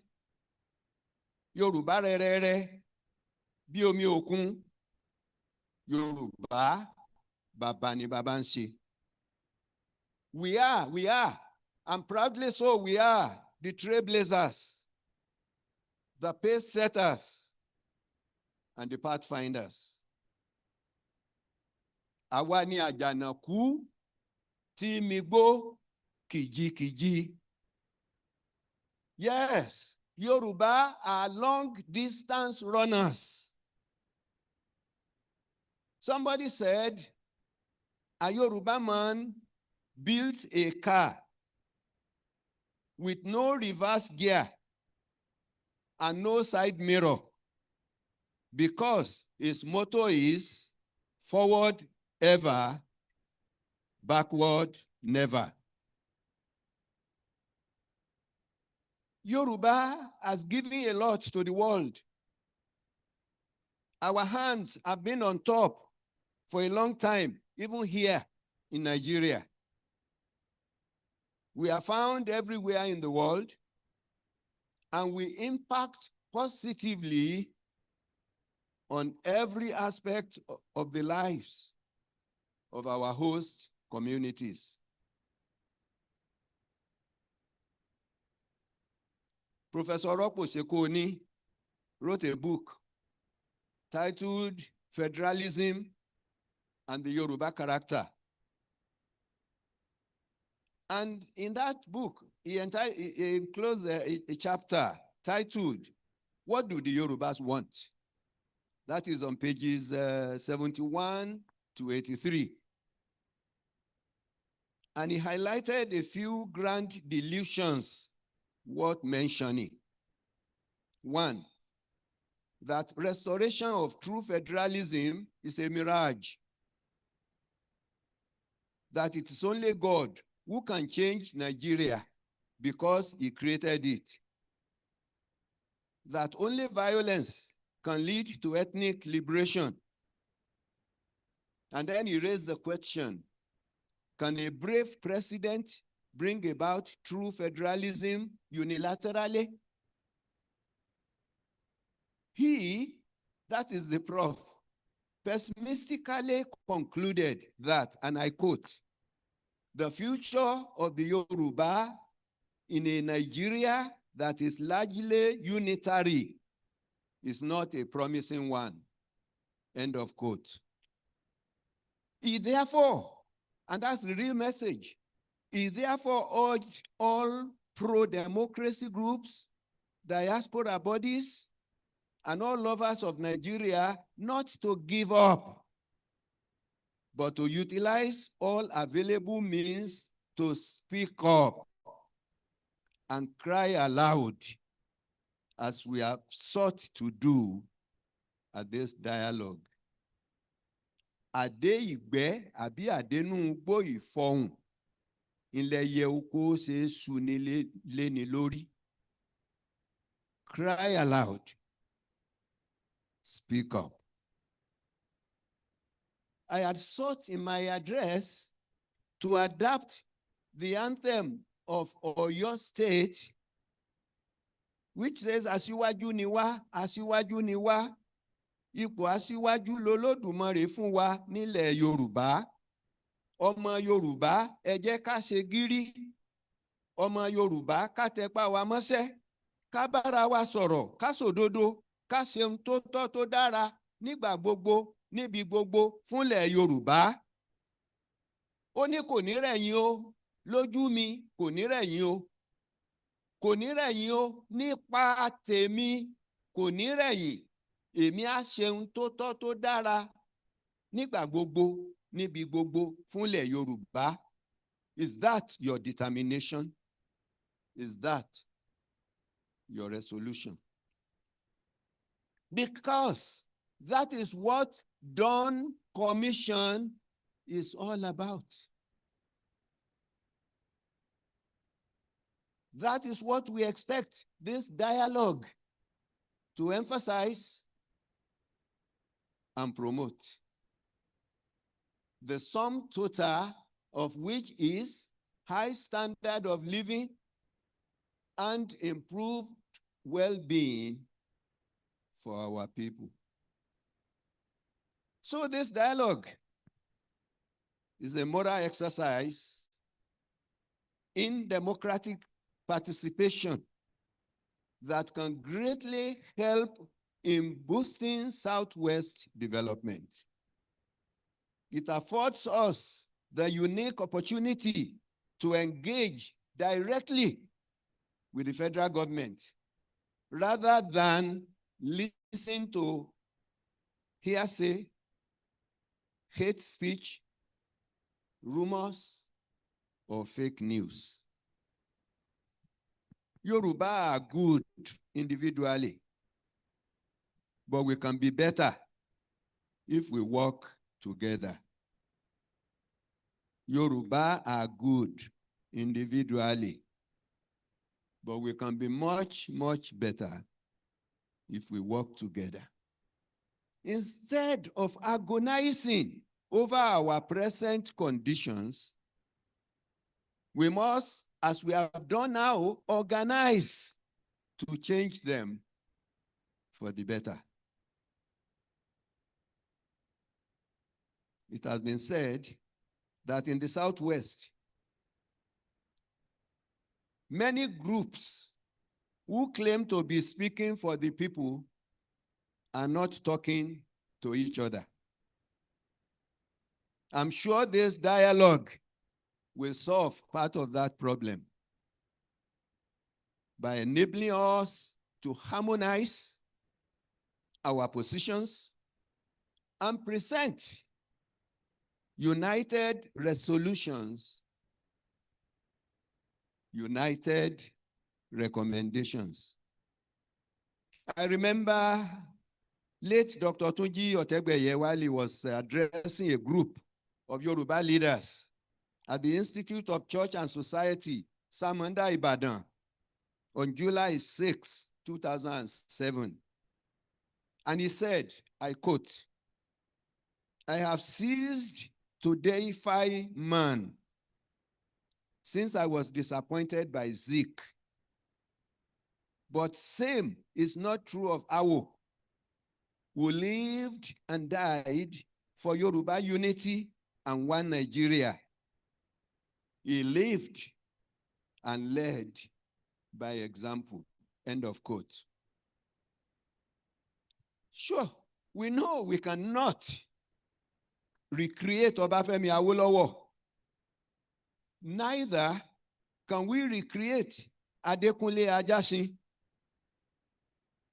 But we can use the auspices as we are doing today, the auspices of the Fashorantis, the Falayes, the Attendees, to create a collective leadership which is credible and able to enunciate the Yoruba priorities, which to me are the principle of Omoluabi and Olaju, which presents the Southwest as a people concerned not only about today, but also about the future. We are citizens proud of what we earn from our labors, rather than what can be stolen from public funds. Iṣẹ́ ọwọ́ àwa làwa gbójúlé. We are committed to enabling our component parts develop their resources, eradicating poverty, and making our populations proud to be Yoruba Nigerians. Let me tell you, Africa and the world looks up to Nigeria. We Yoruba are considered vital to the success or failure of the Nigerian project. The giant must not turn to a dwarf under pressure or pain. The giant must not turn to a dwarf under pressure or pain. Nigeria must not collapse under our watch. I have listed a few items, but before I move to that, late Tubat Ogunde sang Lẹ́yìn òkùnkùn biribiri, ìmọ́lẹ̀ á tàn, which means for me in English, after the famine comes the bountiful harvest. Nigeria and the Southwest can transit from adversity to prosperity if we pay attention to certain salient issues at this dialogue. And the first of them is this: we cannot eat our cake and still have it. I hope this dialogue will take note of that fact. We cannot eat our cake and still have it.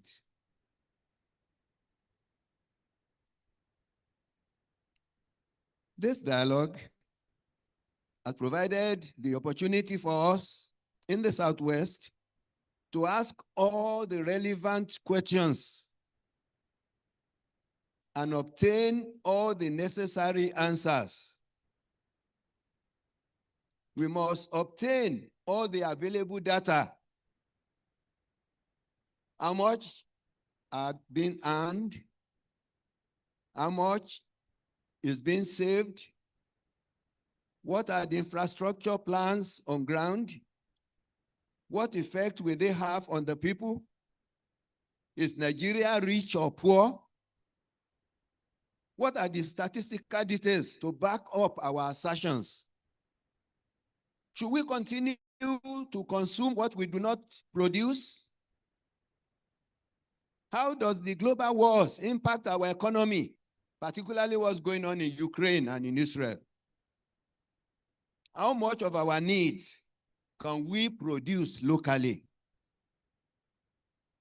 Can we go back to the 1960s when we produced our food, our clothes, our vehicles, and exported our cocoa and cotton and palm oil and granite? Oh, the good old days when Awu established first TV station in Africa and built the Cocoa House. Can we go back? Well, I don't know. Maybe you have the answers. But then I turn to the issue of Asiwajunomics. What I call Asiwajunomics, and how it is going to turn adversity to prosperity. There was strong protest in 2012. And some of those who governed us at that time are alive and well and here. When we should have gone into this economic restructuring, but we delayed. We were afraid. We could not face it. But here we are today.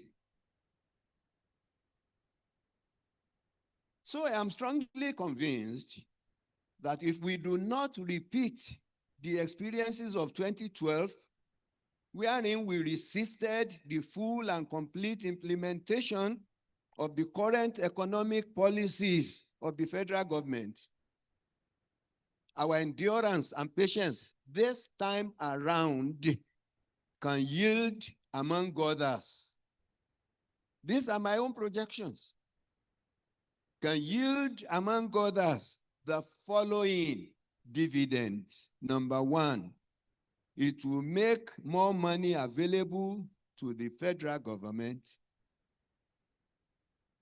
and through that agency, to the sub-nationals for infrastructure development, and thereby eventually reduce each person's personal expenses. Electricity generation, for example, will improve, and we will need less petrol and diesel for powering our generators. More vehicles will also be powered by gas, thus reducing our reliance on PMS. The availability of cooking gas will reduce dependence on firewood and charcoal, thereby protecting our environment from degradation. 3, massive transportation facilities will be available, like trains and buses, thereby reducing the number of heavy-duty trucks and tankers from our roads. This, in turn, will reduce our expenses on road repairs and maintenance nationwide. Affordable healthcare services will be at our beck and call, while global standard education will also thrive. The policies will drive massive local manufacturing and production, like we once had at Lafia Canning Factory at Apata Ganga in Ibadan. We shall return to agricultural investments and the use of local products.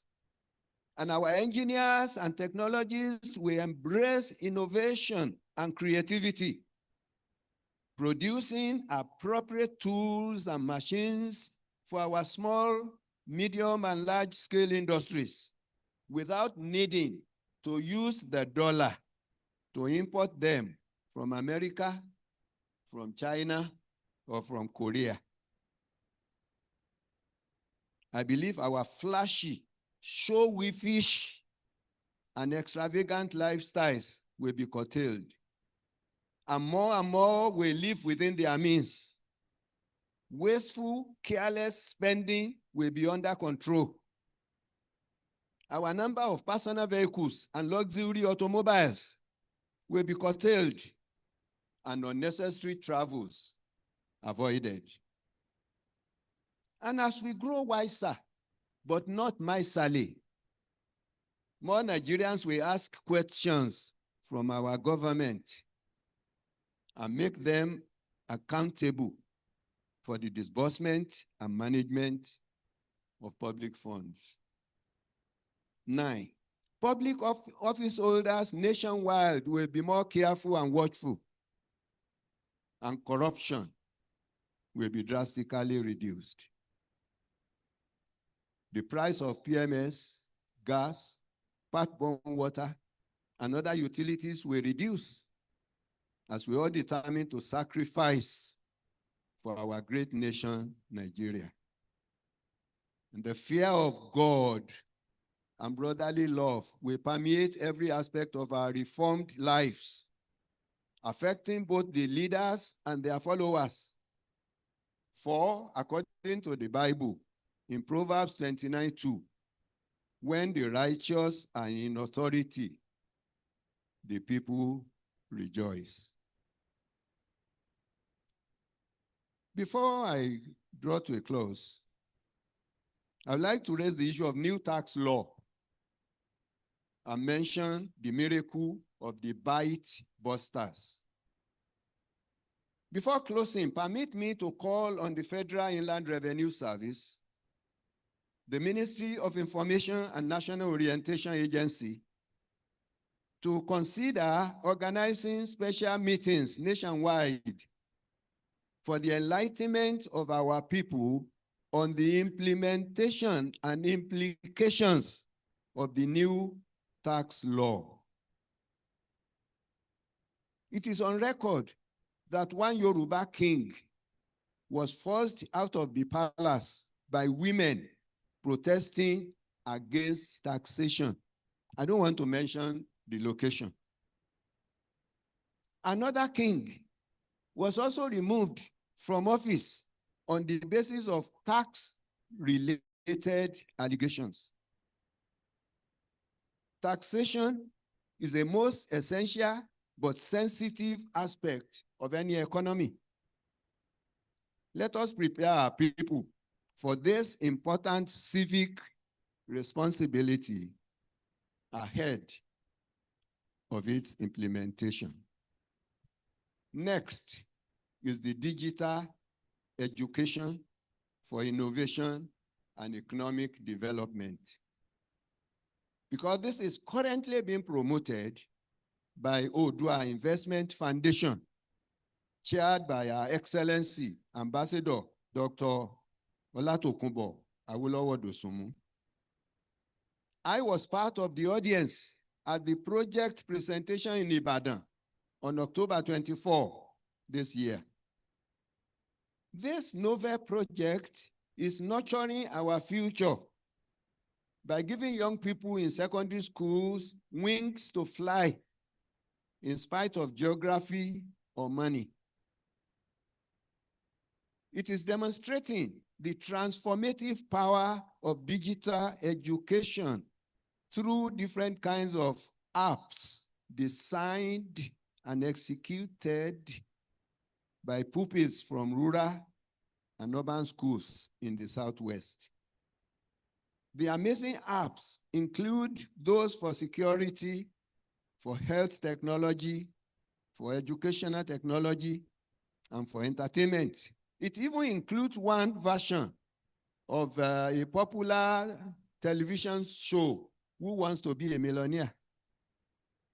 I therefore urge all ministries of education, science, and technology in the Southwest to support this project in order to make our region the Silicon Valley of Nigeria. Why? Because our forefathers were the ancient AI experts who invented the Sigidi. Have you forgotten that? So why can't we return to that heritage? Like in the divination for Orunmila by Opapompo Ori Ewure and Agbedegbede Akure, when his economic situation was in turmoil, nígbà tí Ọ̀rúnmìlà tó ń ga ọrùn wo ọlá ọlọ́lá, ó wá pe àwọn awo rẹ̀ jọ. ó pe ọ̀pá pónpó orí ewúrẹ́, ó pe agbẹ̀dẹ̀gbẹ̀dẹ àkẹ́, wọ́n wá dífá fún un. Wọ́n á ní kó pe àwọn èrò jọ kí wọ́n jọ ṣàpérò. Irú rẹ̀ là ń ṣe lọ́wọ́lọ́wọ́ yìí o. Ẹ̀yin ni ọ̀pá pónpó orí ewúrẹ́, ẹ̀yin ni agbẹ̀dẹ̀gbẹ̀dẹ àkẹ́. Wọ́n wá wò lọ, wọ́n wò bọ̀. Wọ́n wá sọ fún Ọ̀rúnmìlà pé tó o bá gbé báyìí, tó o bá gbé báyìí, tó o bá tó báyìí, tó o bá rù báyìí, ọlá rẹ ò lè parun. Wọ́n bá ṣẹnu kótó, lórí awo bá bọ́ sí wọn lẹ́nu. Wọ́n máa ń sọ pé ọlá ìkín kò lérun o, ọlá ìkín kò lérun, ọlá ifá kì í tán, ọlá kù lẹ́yìn, ọlá ìkín kò lérun, ọlá ìkín kò lérun o, ọlá àwa kò lérun. Ọmọ Oòduà, ọlá àwa kò lérun o, ọlá àwa kò lérun, ọlá kì í tán, ọlá kù lẹ́yìn, ọlá àwa kò lérun. Mo wá sọnú ewì kúńpó kan tí mo kọ, mo ní ojúlé pọ́n koko, kò sọ pé kójú ó fọ́. Ọ̀rọ̀ lè fi ní làkàlàkà, a sì yín nínú. Bí òní bá kan gógó, kò ní sọ pé kí ọ̀la ọmọ dùn joyin lọ. Èèyàn tí ó bá tọ́ ìyàwó rí kì í mọ rírì adùn. Olúwa ó ṣeun àrà láyé wa, ẹ̀yin olùṣẹ́ ti múra. Láyé wa, Olúwa ó ṣeun àrà láyé wa o. Mo lólúwa ó ṣeun àrà láyé wa, láyé wa. Olúwa ó ṣeun àrà láyé wa o. Bọ́mọ Yorùbá bá fi inú konú, bọ́mọ Yorùbá bá fi inú konú, bókè àti ìsàlẹ̀ bá sì ṣe papọ̀. Olúwa yóò ṣeun àrà láyé wa o. Olúwa yóò ṣeun àrà láyé wa. Láyé wa. Olúwa ó ṣeun àrà láyé wa o. Ẹ dìde dúró, ẹ jáde. Olúwa ó ṣeun àrà láyé wa. Olúwa ó ṣeun àrà láyé wa o. Bọ́mọ Yorùbá ọ bá fi inú konú, bókè àti ìsàlẹ̀ bá sì ṣe papọ̀. Olúwa ó ṣeun àrà láyé wa. Ó sì kù, ẹ má ìjókòó. Wọ́n ní Yorùbá ò sọ pé kó ní iṣu má jiyàn, ọmọ aládé ò sọ kélépo má ṣe bẹ̀ o, aṣíwájú là tẹ̀lé o, a ó sì ríre. Olúwa ó ṣeun àrà láyé wa. Aṣíwájú nomics làwa ń ṣe o, a ó sì ríre. Olúwa ó ṣeun àrà. Absolutely compelling. Ẹni lucky nomics là ń ṣe, a ó sì ríre. Olúwa ó ṣe. Ebi kan ló bá bàbá Ládìgbòlù, Ayọ̀ Ládìgbòlù. Absolutely compelling speech there. It is the keynotes for today. Philosopher, historian, documenter, retired Archbishop of the Methodist Church of Nigeria. A speech peppered with anecdotes. Can we give Baba Ayoladigbolu another round of applause, please? Those of us Amazing. that had the privilege of listening to various sermons delivered by Baba Ladigbolu, Ayọ̀ Ladigbolu, would agree with me that that was vintage Baba. Extremely. Oh my goodness. Baba will stand on the pulpit and dig deep into our culture, our tradition, to bring out a sermon. He deserves another round of applause. Yemi, and while he was speaking, I kept writing, and at some point, I could not write anymore. Mo wò pé, eléyìí pọ̀, àdúpẹ́. Mo sọ lánàá, mo ní agbára wa ò sínú ìbọn, agbára wa ò sínú ẹ̀tù, Ọlọ́ni. agbára wa ibi ni. Ìyẹ́lẹ̀ ó máa wò, ìyẹn ni ò, ìyẹn náà máa wò. And they will not see us coming. Yoruba Nation, please clap for yourselves. Please, please. Thank you so much. We are still moving on. Yes, and now we'll respectfully ask the leader of the Afenifere Renewal Group and the chair of Afenifere Renewal Group, Honorable Wale Oshu, to make his way to the podium. And as he does that, let's give him a rousing applause. And while we're doing that, let us remind ourselves, this nation, Nigeria, this strong nation, Nigeria, this unputdownable nation, Nigeria, deserves another round of applause. We will get there. We will get there. And Yemi, a quick one as Baba comes. Let me just say that the Afenifere Renewal Group created the template for the creation of the Dawn Commission in 2012. And Baba is also former chief whip of the House of Representatives as far back as 1992. Please let's appreciate him one more time. Honorable Wale Oshu. Thank you very much. Please, with your kind permission, I adopt the originally laid down protocols. So I will not be taking too much of your time. All I just need to say at this stage is that Baba Ladigbolu has taken us to the moon. It will be very difficult now to say anything that he has not touched. But having said that, the host governor, with your kind permission, I will quickly go through what I have here, because I know that ahead of us, there are still a lot of thematic subjects that will still be coming up. So I will not take too much of your time. Just this time last week,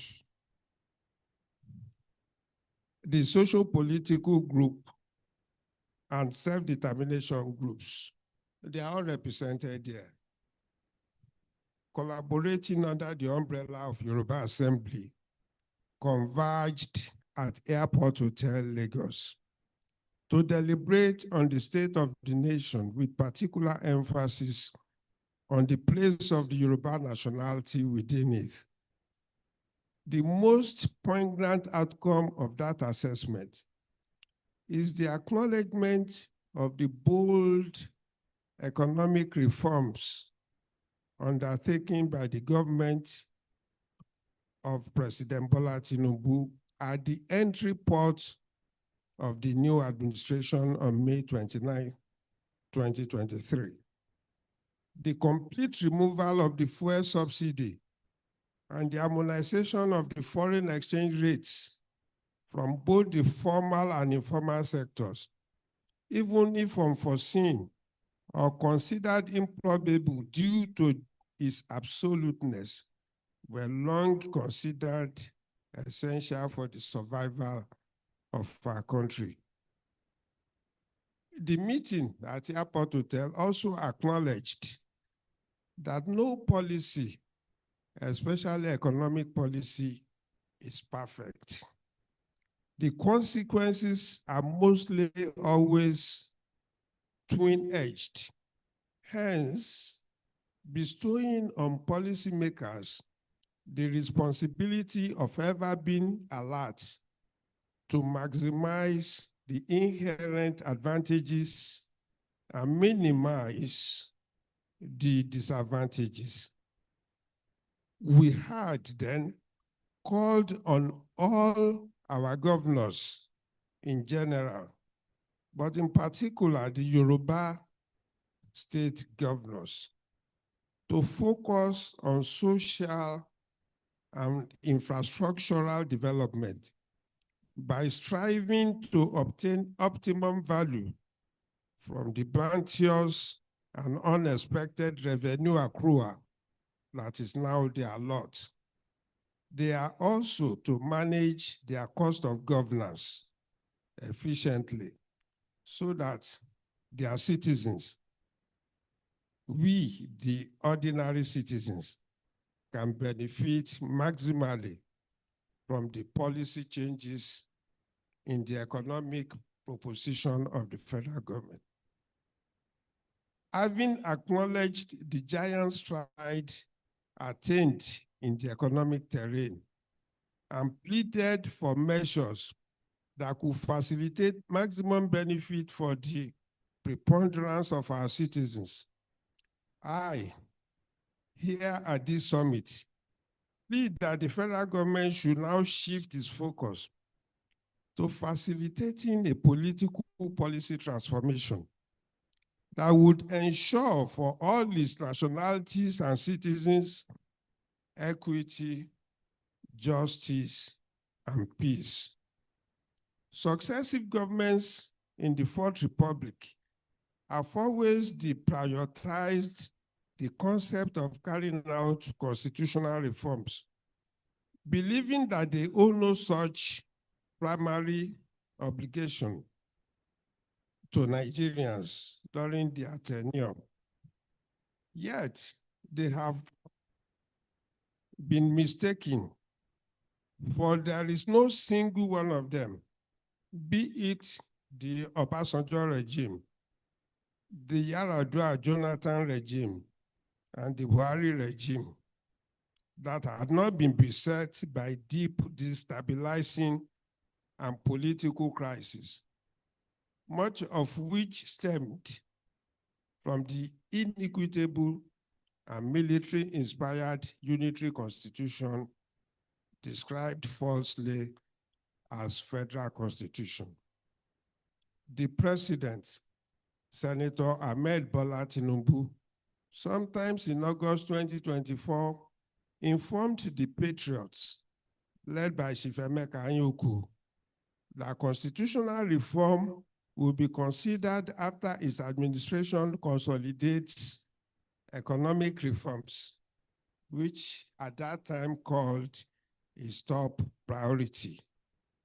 I ask us at this summit to call on Mr. President that the time to consider Nigerians' request for a comprehensive constitutional reform is now, since its economic reforms have now stabilized, and whatever fallout derivable from those reforms are in the hands of the sub-national governments, the state governors, the local government chairmen, of course, to translate the bounteous revenue into reality and comfort for our citizens. As soon as possible, which Mr. President promised is, to my mind, here with us, and he should throw his weight behind the patriots' demand of a new federal constitution drawn up by a national constituent assembly, and with all Nigerians ratifying the outcome of such an effort in a national referendum. I contend that Nigerians have not really shown measurable or significant interest in successive parliamentary struggle to amend the unitary 1999 Constitution. I further contend, in agreement with the patriots' position, that a new people's constitution is a fundamental step to solving Nigerians' problems. They are diverse, they are complex, but if we have the necessary structures in place, the reforms of the state police, the reforms of the fiscal regime, so many other reforms that should come in terms of constitutional demand, the time to act is now. But before I go to take my seat, mo fẹ́ ṣe àyọnúsọ kan. Mo dẹ̀ rò pé àwọn kábíyèsí aláyé wọn á dáríjì mí. Àyọnúsọ tí mo fẹ́ ṣe òun ni pé láti àná tá ti bẹ̀rẹ̀ ń bí báyìí láti ń sọ̀rọ̀ nípa ìsowọ́pọ̀, unity of our people, unity of Yoruba people all across títí dé Jẹ̀bà ilẹ̀ Yorùbá ni wọ́n. Àti ń sọ̀rọ̀ nípa unity of governance, gbogbo ẹ̀ là ń sọ. Ṣùgbọ́n nǹkan kan dá mi lójú wípé tẹ́yin tẹ́ jẹ́ bàbá wa, olórí wa, tí ẹ bá sowọ́pọ̀, ó máa ṣòro. Àwọn òṣèlú lè máa gbìyànjú, àwọn tó wà ń ta lè máa gbìyànjú. Ṣùgbọ́n ẹ̀yin kábíyèsí wa, mi ò tó rán yín iṣẹ́. Ṣùgbọ́n ní 1960, nígbà tá a gbòmìnira, àwọn ọba aládé kan wà nígbà yẹn, torí kìí ṣe gbogbo ọba tó ládé ń sìn ló ládé ńgbà yẹn. Tí àwọn ọba wa 1960 tán ti ládé pẹ̀lú ọba Ṣọ̀ún Ògbómọ̀ṣọ́ àti ọba Olúbàdàn, tẹ́ bá tiẹ̀ bẹ̀rẹ̀ sí ní bára yín sọ̀rọ̀, kẹ́ bẹ̀rẹ̀ sí ní fi hàn wá wípé ìsowọ́pọ̀ tí gbogbo wa ń sọ látàná, torí látàná kò sẹ́ni tó débi báyìí tí ó sọ̀rọ̀ ń pẹ̀. Tí ẹ bá bẹ̀rẹ̀ sí ní bára yín ṣe papọ̀ wípé ọ̀rọ̀ ọba kì í kàn ṣe traditional council states nìkan ni. Ilẹ̀ Yorùbá, àníṣe alọ́ba ní Jẹ̀bà, a sì lọ́ba ní Póbẹ̀, alọ́ba ní Sábẹ̀, tí wọ́n jẹ́ ọba aládé láti ìṣẹ̀dálẹ̀ wa. Ǹjẹ́ ẹ̀ ń bára yín sọ̀rọ̀? Ǹjẹ́ ẹ̀ ń sowọ́pọ̀? Mo fẹ́ tọrọ lọ́wọ́ yín wípé unity tá à ń sọ, ìsowọ́pọ̀ tá à ń sọ, ọ̀dọ̀ yín ló yẹ kó ti bẹ̀rẹ̀. I rest my case.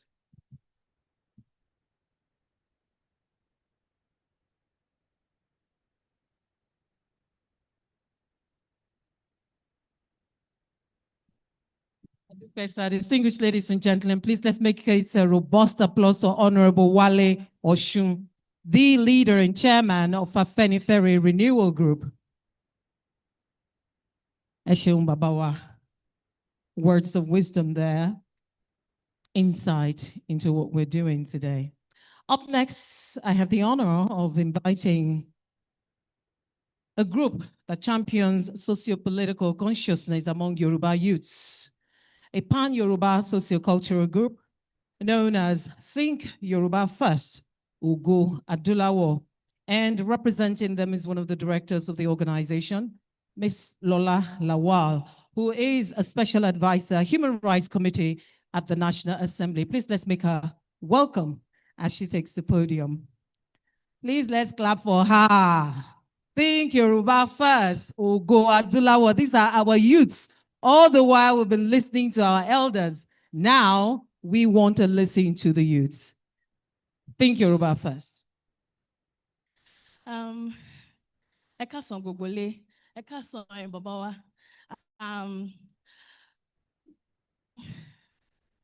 We're really grateful as an organization for this platform, and it is our honor to be able to make a very short presentation.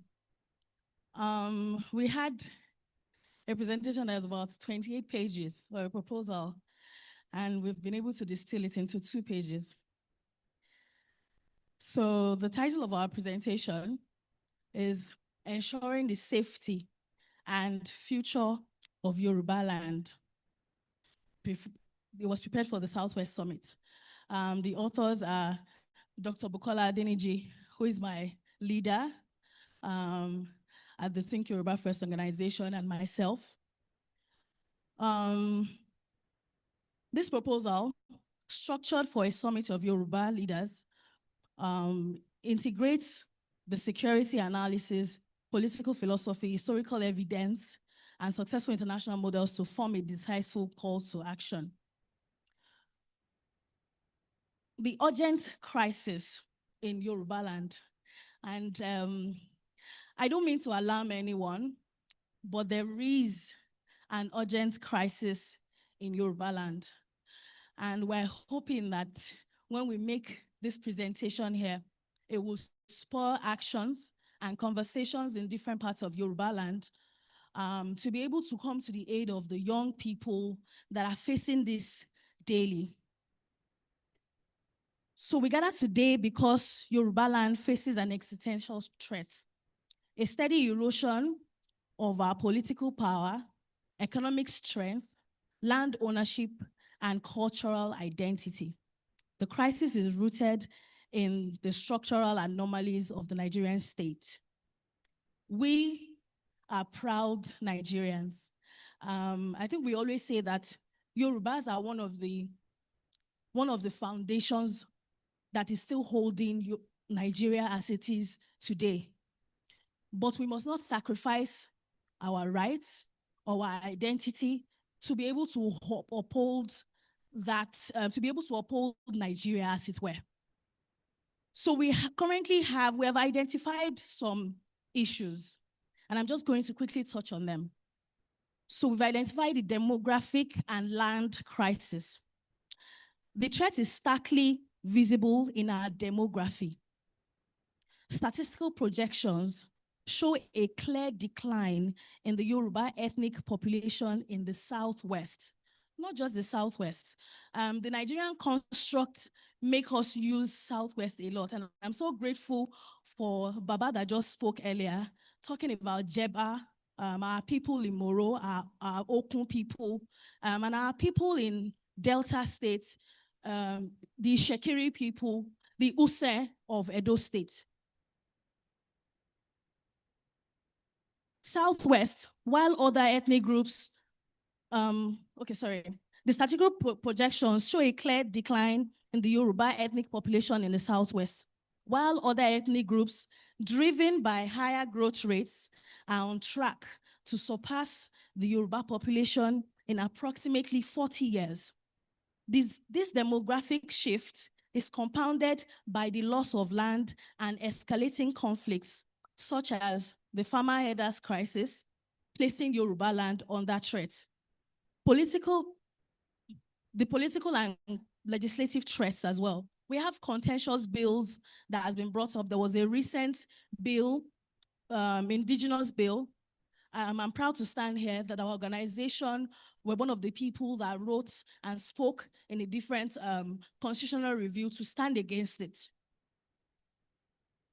So that particular bill was aiming to dissolve the distinction between indigenous status and grant indigeneity to mere residency status, which will pose a direct legislative threat to our collective identity and the ownership of our ancestral lands. As Chief Obafemi Awolowo observed in his book, Path to Nigerian Freedom, Nigeria is not a nation. It is a mere geographical expression. There are no Nigerians in the same sense as there are English, Welsh, or French. This statement is reflected in the reality that the union was imposed. But there are successful international precedents for ethno-linguistic federalism. The UAE model, for instance. Nílẹ̀ Yorùbá, a máa ń sọ pé ilẹ̀ wa gba olè, ó gbọ̀lẹ̀. And we believe that in that same sense, we must then ensure that we leave no one behind, especially Yoruba people. There's a policy that the Emiratis implemented when they realized that their own population was smaller than the migrants group and the population of people of their, the people that work there. That particular policy, we are hoping that the Southwest Development Commission will also look at that. Then we also have the family restructuring and values restoration. what we are just saying in essence, Emma Binuejo, what we're just saying in essence is that we need to look at the threat that is currently compounding us as a people. In the last election, we realized that a lot of our votes were being eroded in a place that is our land. So it is important that our representatives and our government also work for the people and implement a policy that can safeguard them, even when we allow so many people to come and thrive in our society. We're really grateful. We're an organization. We're fully pro Asiwaju, and we've been working to even mobilize our people to come out and vote in numbers that no one has seen before. This is Yoruba land, and we must prove to people or tell people that we are Nigerians. We have given Nigeria the greatness that it has today, and we will not lose our identity or who we are because of that. Thank you. Thank you very much. Lola Lawal, one of the directors of the Think Yoruba First Oguadulawo organization there. Ale ma sọ gbogbo ẹ̀, ká má jẹ́ káwọn ọmọ wa náà sọ̀rọ̀. Wọ́n ní. Sọ sínú mic. Wọ́n ní tí iná bá kú àfẹrúbojú nílẹ̀ Yorùbá. Gbogbo àwọn àgbàlagbà tó ń sọ̀rọ̀ látàárọ̀ náà, àwọn ọmọ wa náà la máa fa gbogbo ẹ̀ lé lọ́wọ́. So ó ṣe pàtàkì ká jẹ́ kí wọ́n sọ̀rọ̀ náà níbí. A dẹ̀ ti gbọ́ wípé they are pro Asiwaju. Lola Lawal there. Lola. Special Advisor, Human Rights Commission at the National Assembly. Ó ní Yorùbá gbolè, ó gbọ̀lẹ̀. Ìyẹn kí Àmọ̀tẹ́kùn tó dé nìyẹn o. Bíyàn kan dán owó sí ọwọ́ ò bá o. Ọwọ́ ò bá o. Distinguished ladies and gentlemen, it's our honor to bring up to the podium now His Excellency Deputy Governor of Osun State, Prince Kola Adewusi. Please, can we appreciate him with a round of applause? The Deputy Governor of Osun State, Prince Kola Adewusi. The Deputy Governor of Osun State, Prince Kola Adewusi. Please, let's appreciate him with a round of applause as he makes his way here. He's been with us since yesterday. Adupesa.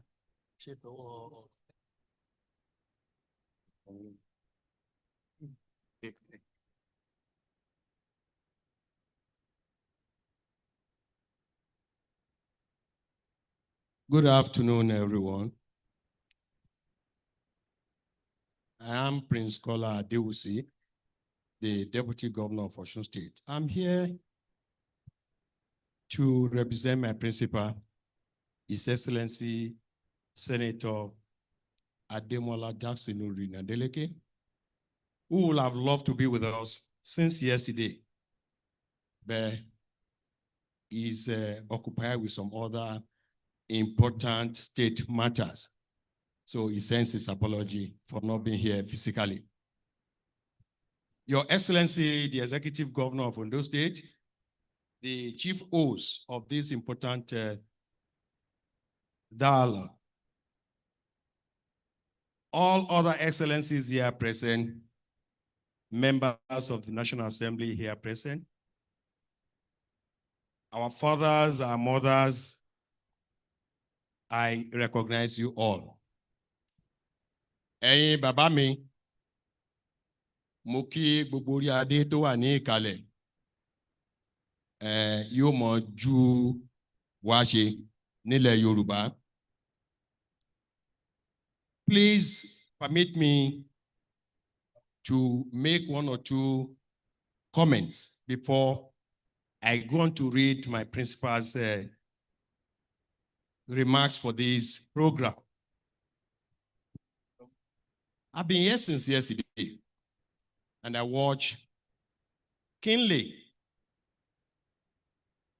and I listen very well to all speeches that have been delivered here. Most importantly, Baba Fasoranti's speech. It touches me to the bone marrow.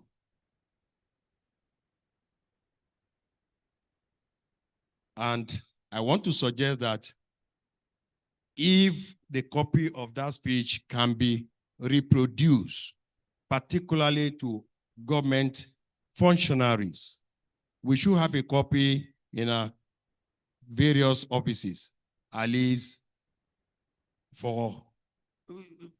as a check note for whatever we are doing. At this point, I want to go back to our native language because some of it, I may not want it to be captured by the press so far. Bàbá, ẹ kú iṣẹ́ takuntakun ní gbogbo ẹ̀yin tẹ́ ti gbé ètò ọ̀rọ̀ Yorùbá tẹ́ ti gbèrú láti ìbẹ̀rẹ̀ pẹ̀pẹ̀. Bàbá Archbishop ti sọ tiwọn. Lọ́pọ̀lọpọ̀, àwọn kábíyèsí bàbá ọlọ́wọ̀ sọ ọ̀rọ̀ lánàá, inú mi dùn. Ṣé ẹ rí gbogbo ọ̀rọ̀ tá à ń sọ yìí? Ó dàbí repetition ni o, tí a bá bójútó, pàápàá jùlọ nípa ọ̀rọ̀ ètò òṣèlú ní ilẹ̀ adúláwọ̀. Kì bá ti dáa jù báyìí lọ, ṣùgbọ́n ẹ ti fi ààyè gba àwa olóṣèlú ju bó ṣe yẹ lọ. Ìdí tí ò fi lè sí ìlọsíwájú bẹ́yìn bàbá ṣe fẹ́ nìyẹn. Ẹ wo ọdún tí bàbá Ògúndé ti kọrin, ká ní pé DJ ní lọ́wọ́ ń bì máa ní pé kó play ẹ̀. Ó ní Yorùbá ronú, ǹjẹ́ a ronú? Lójú tèmi, èmi ò rò bẹ́ẹ̀ o. Ọ̀rẹ́ mi kọ́lọ́mbà fọ̀run kẹ́ Gbénga Adébóyè, ó ní ká gba lẹ́sìn lọ́dọ̀ òkú, ká gba lẹ́sìn lọ́dọ̀ àgbà. Ó ṣe àwo yẹn jáde, ọ̀pọ̀lọpọ̀ rò pé bóyá torí àwàdà tó ń ṣe àkásí. Òótọ́ ọ̀rọ̀ dẹ̀ ni gbogbo ẹ̀. Ká máa péjọ ní oṣooṣù bí eléyìí tí a bá mú nǹkan kan kúrò ńbẹ̀, tí bàbá Fásórántì dẹ̀ sọ nínú ìwé wọn lánàá. Ó ní ẹ jẹ́ ká yọ ọ̀rọ̀ òṣèlú kúrò ní inú ìbáṣepọ̀ gbogbo ọmọ ilẹ̀ Yorùbá. Òṣèlú ló ń dàrin wa rú o. Òṣèlú kò jù bẹ́ẹ̀ lọ. Tí ò bá dẹ̀ dìgbà tí ẹ̀yin bàbá wa tẹ́ bá jókòó, tẹ́ ẹ tó ní bó ṣe kán tó, kẹ́ ẹ fẹnu ẹ̀ tì síbì kan pé ò bá jẹ́ ẹgbẹ́ yanrìn tàbí kó jẹ́ ẹgbẹ́ omi, àní ìṣọ̀kan Yorùbá ló ṣe pàtàkì ju gbogbo ẹ̀ lọ pátápátá. Ó dẹ̀ ń ṣẹlẹ̀, à ń wò ó ràn, kò sí èèyàn kankan tó sọ nǹkan kan pa ẹ̀. Kódà ibi tí ẹ̀yin bàbá lọ́balọ́ba tẹ́ ẹ ti máa jókòó nìyẹn.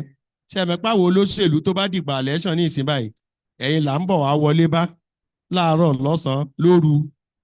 Bàbá, a ní ìdìrànlọ́wọ́ yín o, ẹ fún wa ní support. Àti ẹ̀yin bàbá àgbààgbà náà, àwa bá yín bàbá, èmi ọmọ yín mò ń jáde fúnpò báyìí, ẹ wá tì wá lẹ́yìn, ẹ wá ọgbọ́n tẹ́ fi ṣe ń gbà ẹ́ lọ, ẹ tún fi bẹ̀rẹ̀ sí tọ́ wa sọ́nà. Ǹjẹ́ à ń ṣe nǹkan tẹ́ ẹ fẹ́ ńgbà tá a bá débẹ̀ tán? Ibi tí kókó ẹ wà nìyẹn. Party politics is just the major problem we are having.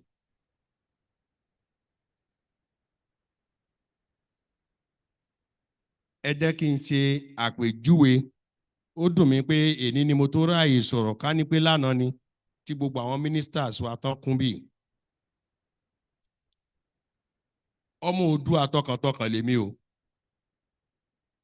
Mo dẹ̀ rí pé gbogbo àwa tá ń wà ń bí náà ọmọ Oòduà tọkàntọkàn ni wá.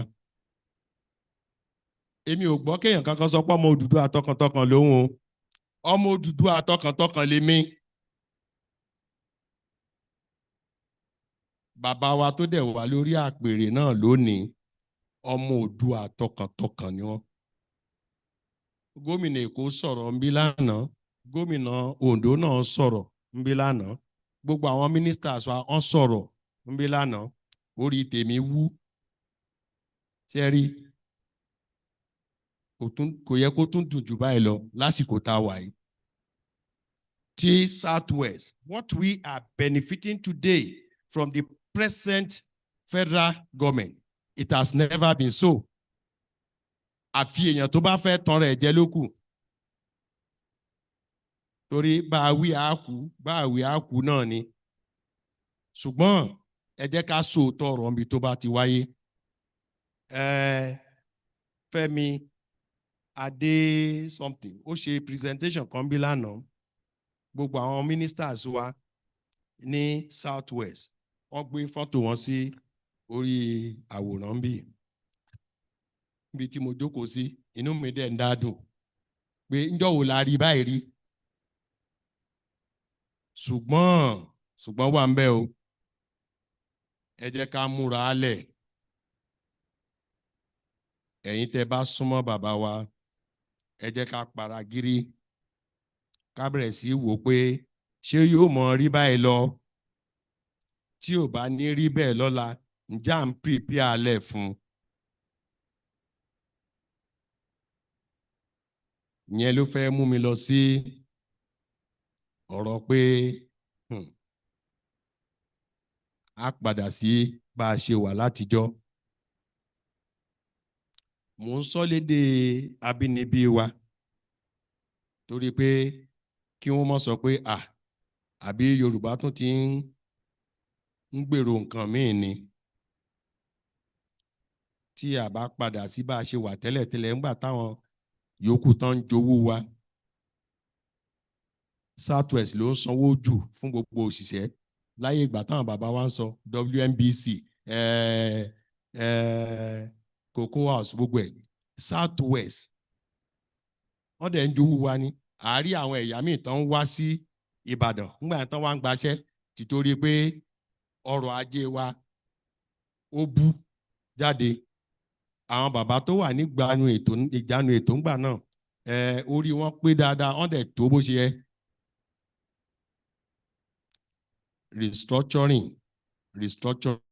Restructuring is very, very germane in this issue that we are talking about.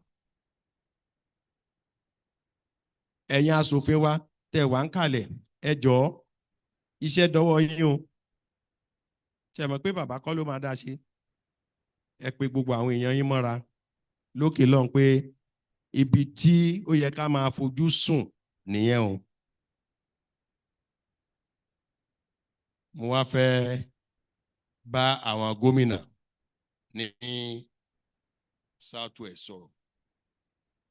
Ẹ̀yin bàbá wa ẹ̀yin ìyá wa lẹ́bọ̀ lẹ́ni tí òjò bá ń pàkan rẹ̀ ẹ dákẹ́ ẹ̀ ń wò ẹ bá wa dá sí ní Nigerian Labour Congress wọ́n ní an injury to one is an injury to all. Ẹ̀yin bàbá lọ́balọ́ba náà mo fẹ́ pe àkíyèsí sí ìyà tó ń jẹ àwa ní ìpínlẹ̀ Ọ̀ṣun ni o.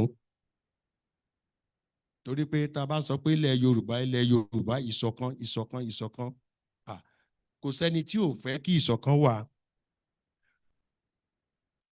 Èmi wá fi àkókò yìí bẹ̀bẹ̀ ni o, mo wá fi pàrọwà sí gbogbo ẹ̀yin àgbààgbà ilẹ̀ Yorùbá pé ẹ má dákẹ́, ẹ má wò wá níran. Oṣù kẹsàn-án tá a ti gba tí wọ́n ti gbẹ́sẹ̀ lé owó ìjọba ìpínlẹ̀ Ọ̀ṣun lélẹ́yìí. Tí a bá fi ọwọ́ òṣèlú bọ̀ ẹ jẹ́ ká tiẹ̀ rò pé ọmọ Yorùbá làwọn tó wà nípínlẹ̀ Ọ̀ṣun náà wọ́n á jẹun wọ́n á mú. Owó àwọn lọ́balọ́ba wà ń bẹ. Ẹ jọ̀ọ́ ẹ bá wa pàrọwà síbi gbogbo tẹ́ bá lè pàrọwà sí. Ọmọ Yorùbá ni ó jẹ́ Minister for Finance ó ní Anthony General Ẹdúná kí ló wá dé? Tí ò bá ṣe pé ọ̀rọ̀ tí bàbá Ògúndé sọ pé àmúṣẹ, ẹ jẹ́ ká ronú pé tá a bá gbé ìgbésẹ̀ yìí, àwọn wo ló máa jìyà ẹ̀? Ṣé bára wa náà ni? Please, this is a food for thought for every one of us here. Tí ọmọdé bá ti ẹ̀sẹ̀ ń gbà míì, ẹ pè sí kọ̀rọ̀ kẹ́ bá wí. Rather than pé ká wá so okùn mọ́ra wa lọ́rùn tàbí ká so okùn mọ́ ǹdí.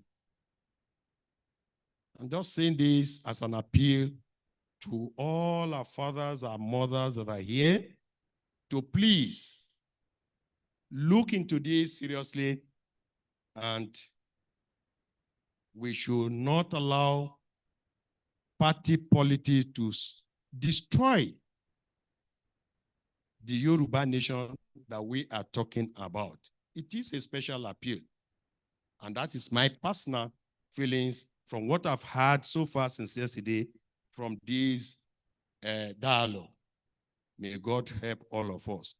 Now, please permit me to read what my principal has directed me to read to this meeting. It is my pleasure and privilege to address this summit on the critical question of democracy, protection, and sustenance from the perspective of a subnational actor and operator.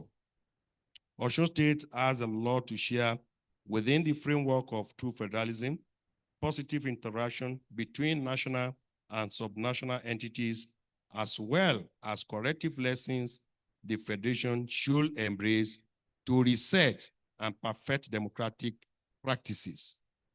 This is especially in all important dynamics of collaboration and engagements between the center and the federating units.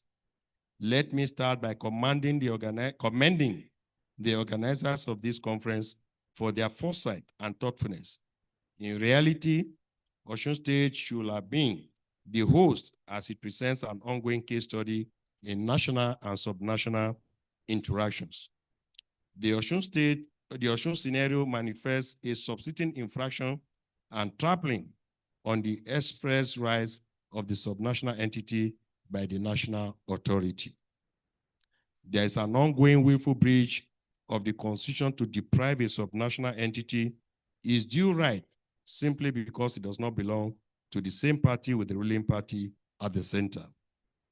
If we are to study and review the state of engagement between the center and the states, Osun therefore provides extensive data on how to treat a subnational entity in a truly democratic environment. With that preamble, permit me to note that Osun, right from the inception of my administration in 2022, designed a robust engagement agenda with the center. I issued a standing instruction to all ministries and agencies to treat all correspondence from the federal government or its agencies under 24 hours.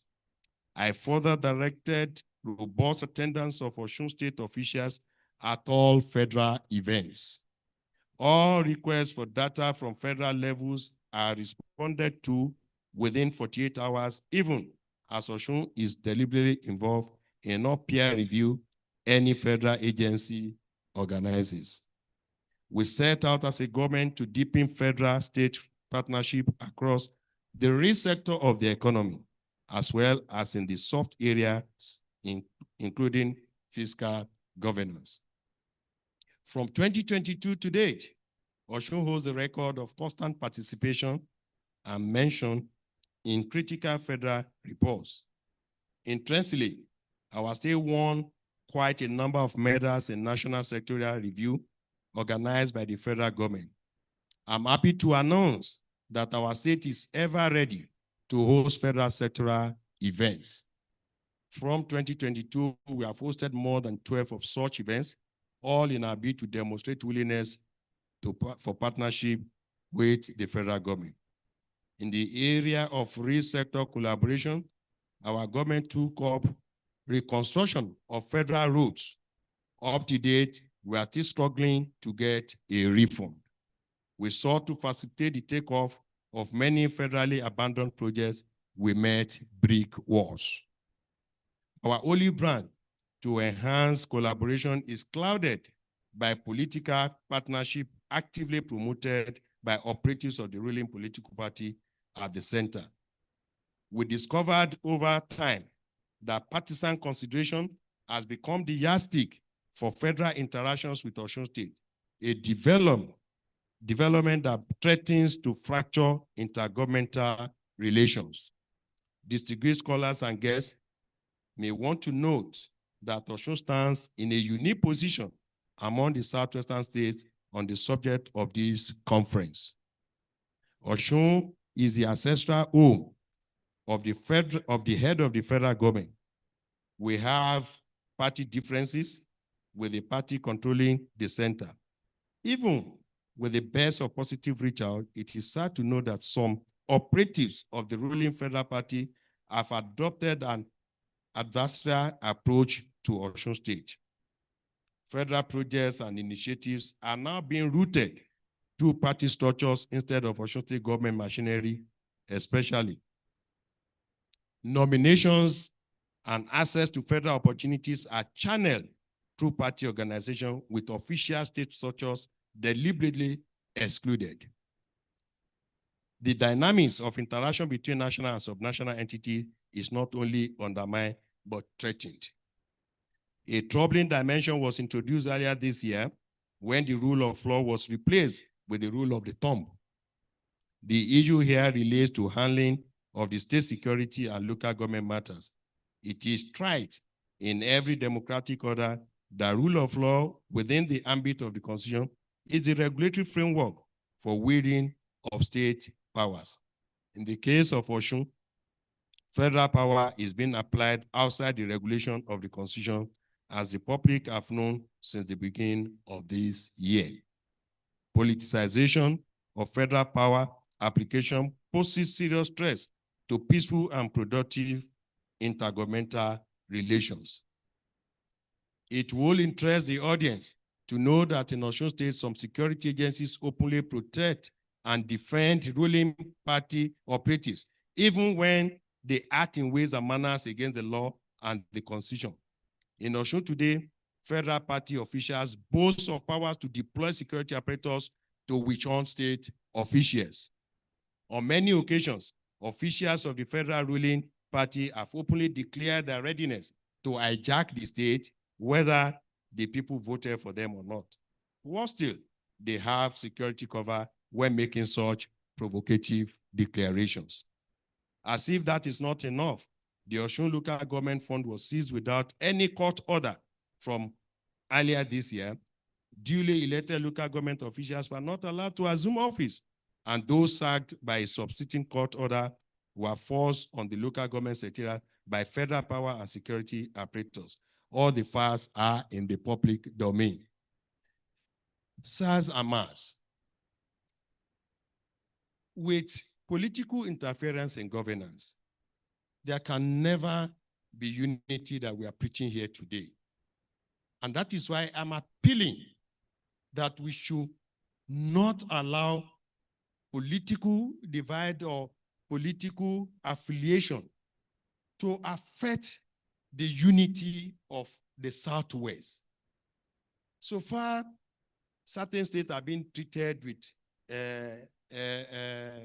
with preference. It will affect others. There's no way any state that doesn't belong to the center will be happy if we don't really see ourselves as Yoruba, as one. So on this note, it is a special appeal that I want to make, that we allow that word, Isokan Omoluabi, to lift us up at all times. It's happening every day in our society. Ẹ jọ̀ọ́, ẹ̀yin bàbá bàbá, ẹ̀yin orí adé, mo fẹ́ bẹ̀bẹ̀. Ọ̀rọ̀ òṣèlú, ẹ jẹ́ ká yọ kúrò nínú ìṣèjọba. Ọlọ́run á ràn wá lọ́wọ́ o, ẹ ṣé gan ni.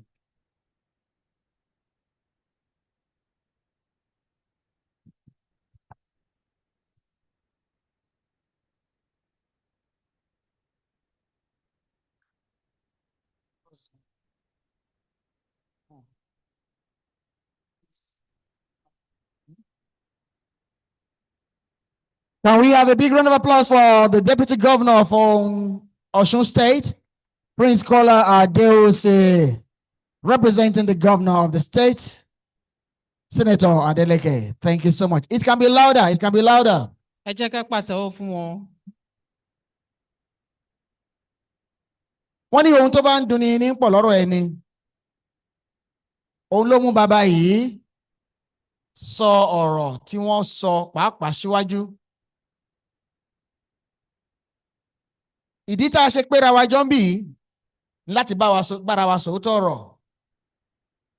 Chief Commander Ebenezer Obey wọ́n ti kọ́ lórin. Bàbá fọwọ́ ọ̀tún bọ́mọ wí, àtún fọwọ́ òsì fámọ́ra. Ẹ jẹ́ a ṣe ohun tó tọ́ kó yẹ. Ẹ̀yin àgbààgbà ilẹ̀ yìí, ẹ dá sọ̀rọ̀ yìí o, ẹ má dágunlá. Ara wa náà ni, níbí náà ni. Inú mi dẹ̀ dùn pé mínísítà náà wà ń kalẹ̀. Ẹ yé o, ẹ jẹ́ a ṣe bó ṣe yẹ ká ṣe. Kí ohun tó ṣẹlẹ̀ ní 1817 tí ó fi affect nǹkan kan ká má tún repeat ẹ̀. Adúpẹ́. I want to acknowledge the presence of the Hausa community. They are here with us. Let's clap for them, please. Let's clap for them. Arewa and Hausa community. It will interest you to know that the governor has a special essay on, yes. Okay, yes, he has an essay that takes care of that aspect of governance. 3 essays taking charge of the different tribes and all that. Let's clap, let's clap. Nítorí pé Yorùbá kó yàn mọ́ra. Adúpẹ́, bẹ́ẹ̀ ni, ẹ ṣeun, Mr. Governor. Thank you so much.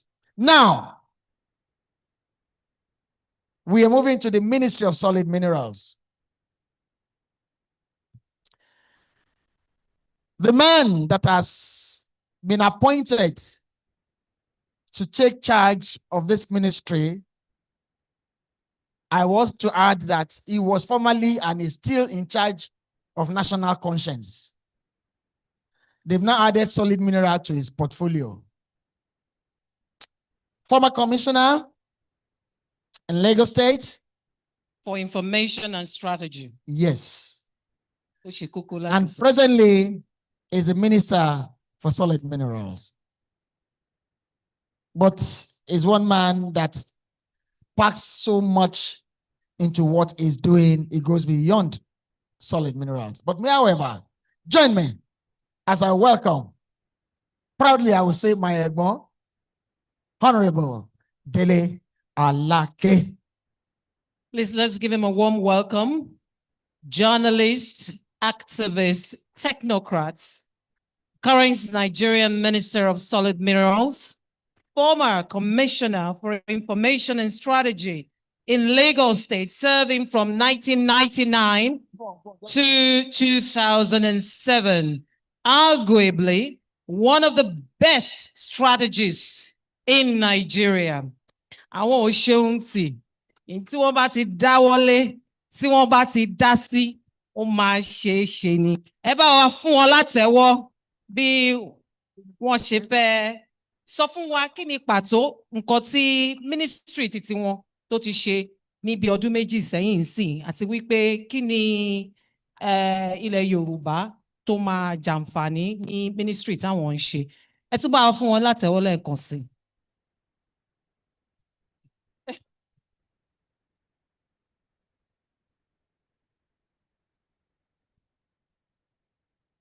Gómìnà wa tó jẹ́ alákòójọ àti onígbọ̀wọ́ wa ní ìpàdé yìí lónìí, tó sì jẹ́ adarí ètò Ondo State. His Excellency Governor Ayédàtiwa.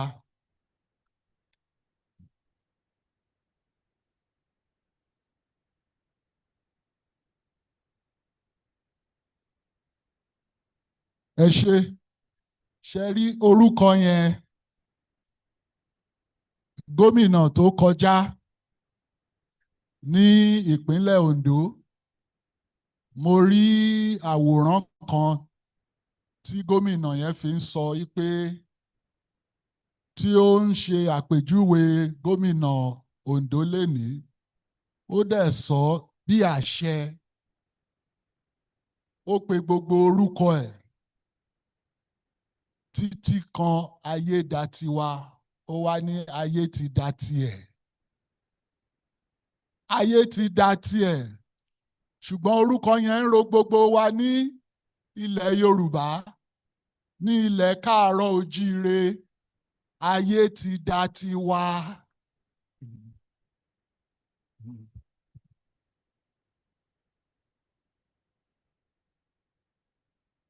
Ẹ ṣé. Ẹ ṣé púpọ̀.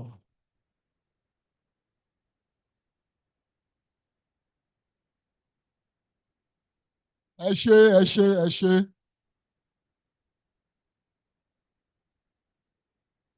Ẹ ṣé púpọ̀. Ìdí tí mo fi sọ pé ayé ti da tiwa ní ilẹ̀ káàárọ̀ ojíire kì í ṣe ìdí ẹyọ kan, ṣùgbọ́n kí n tó máa bá ọ̀rọ̀ mi lọ, mo fẹ́ kí gbogbo orí adé tó wà ní ìkàlẹ̀, mo júbà fún gbogbo ẹ̀yin lọ́balọ́ba, mo júbà gbogbo ìjòyè, mo júbà gbogbo ẹ̀yin àgbà, ẹ̀yin bàbá wa, mo júbà ẹ̀yin ìyá wa,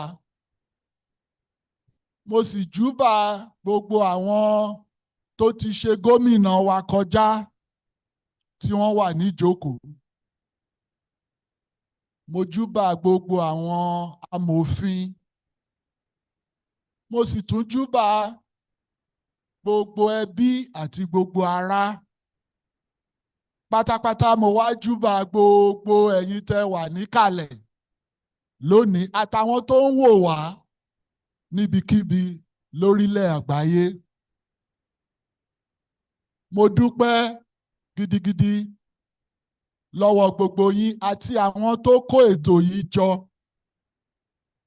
láti pè wá pé ká wá bá yín jíròrò, ká sì wá fi tó yín létí àwọn ìgbésẹ̀ tí ìjọba àpapọ̀ tí wọ́n ti ń gbé, pàápàá jùlọ èyí tó fi ṣe ìpínlẹ̀ Yorùbá àbí ilẹ̀ Yorùbá tó fi ṣe wá ní oore. Ara tí mo fi ní ayé ti da ti Yorùbá, òun ni pé láti ọdún 1959 tí olórí wa, bàbá wa tó ti ré kọjá lọ, Chief Ọbáfẹ́mi Awólọ́wọ̀, tó ti ń gbìyànjú láti dé orí àlééfà, orí àga ìjọba àpapọ̀ ìlú Nàìjíríà. Kì í ṣe pé láti débẹ̀ láti lọ ṣeré, ṣùgbọ́n láti débẹ̀ láti ṣe àǹfààní fún gbogbo àwa tá a wà ní ìlú Nàìjíríà. Láti 1959, gbogbo akitiyan wọn, a sì mọ̀ pé ṣàṣà aláwọ̀ dúdú ní orílẹ̀ Áfíríkà ló ní agbárí àti ọpọlọ tó Chief Ọbáfẹ́mi Awólọ́wọ̀. Èmi kọ́ mo sọ bẹ́ẹ̀, àwọn òyìnbó gangan tún sọ bẹ́ẹ̀, wọ́n sì tún jẹ́rìí sí i. A former British Prime Minister, ó kọ sínú ìwé ẹ̀, ó ní nínú gbogbo ilẹ̀ aláwọ̀ dúdú ní Áfíríkà, ó ní èèyàn kan péré tí àwọn rí tó ní ọpọlọ láti lè jẹ Prime Minister Britain, òun ni Chief Ọbáfẹ́mi Awólọ́wọ̀. Ó kọọ́lẹ̀ sínú ìwé ni. Ṣùgbọ́n torí ìyẹn gan-an náà fi jẹ́ kó débẹ̀. lẹ́yìn òun àwọn ọmọ Yorùbá tó tún ṣe akitiyan tó ń gbégbésẹ̀ láti débẹ̀ láti dórí àlééfà ìjọba àpapọ̀ Nàìjíríà kò ṣeé ṣe. Ọ̀gá tèmi lẹ́yìn Chief MKO Abiola of blessed memory. Ọ̀gá mi ló jẹ́ fún ọdún 13 tí mo bá ṣiṣẹ́ títí ta fi ṣe gbogbo election June 12 ta fi ṣe gbogbo struggle. Gbogbo èèyàn ló mọ̀ pé ó ṣe akitiyan ó sì ní kóòlẹ̀ láti ṣiṣẹ́ fún ìlú ìbọ̀dọ̀. Ó ṣe election ó dìbò ó wíìnì wọn ò jẹ́ kó débẹ̀. Ọmọ yín ìyẹn Bọ́lá Ahmed Tinubu ìyẹn náà tún wá gbé ìgbésẹ̀ òun tún bẹ̀rẹ̀ akitiyan ó kó gbogbo irin sínú iná ẹ sì gbárùkù tí òun náà àsìkò ẹ̀ ó wá bọ́ sí Yorùbá wá dé orí àlééfà àga ìjọba àpapọ̀ Nàìjíríà ayé ò dá ti Yorùbá bí ìdí táyé ti fi dá ti Yorùbá nìyẹn. Ẹ ṣé gan gbogbo ẹ̀yin tí ẹ kó ètò yìí jọ. Kí n tó bẹ̀rẹ̀ sí sọ̀rọ̀ bíi aṣojú yín ní Ministry Solid Minerals ohun àlùmọ́ọ́nì tí ó wà ní ilẹ̀. Ìyẹn ni ètò tí èmi ń darí nínú ìjọba àpapọ̀ Bọ́lá Tinubu. Ṣùgbọ́n kí n tó sọ̀rọ̀ bíi mínísítà, mo fẹ́ sọ̀rọ̀ bíi ọmọ yín Délé Aláké, simply as Délé Aláké. Màá wá sọ ti mínísítà later. Mo tọrọ gáfárà kí ẹ fún mi ní bí ìṣẹ́jú méjì kí n fi sọ̀rọ̀ bíi ọmọ yín Délé Aláké. Tí a bá ń sọ̀rọ̀ Yorùbá, ipò wo ni Yorùbá kó nínú gbogbo equation Nàìjíríà?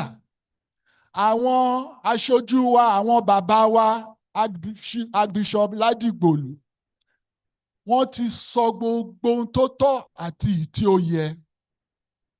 Gbogbo ohun tí ipò tó yẹ kí Yorùbá wà àti àwọn ìdíwọ́ tí kò jẹ́ ká débẹ̀. Gbogbo ẹ̀ náà ṣàlàyé fún wa. Àwọn àbúrò wa, ọmọ wa kékeré tó wá síbí, òun náà tún mẹ́nu bà díẹ̀. Ó ní àwọn threats wà tó ń ṣiṣẹ́ tó ń dí Yorùbá lọ́wọ́. Ṣùgbọ́n tèmi wá rí ń bẹ̀ ni pé àwọn threats tó ń dí wa lọ́wọ́, wọ́n ní àwọn àgbààgbà wa ló sọ, wọ́n ní kòkòrò tó ń jẹ̀fọ́ ara ẹ̀fọ́ ló wà.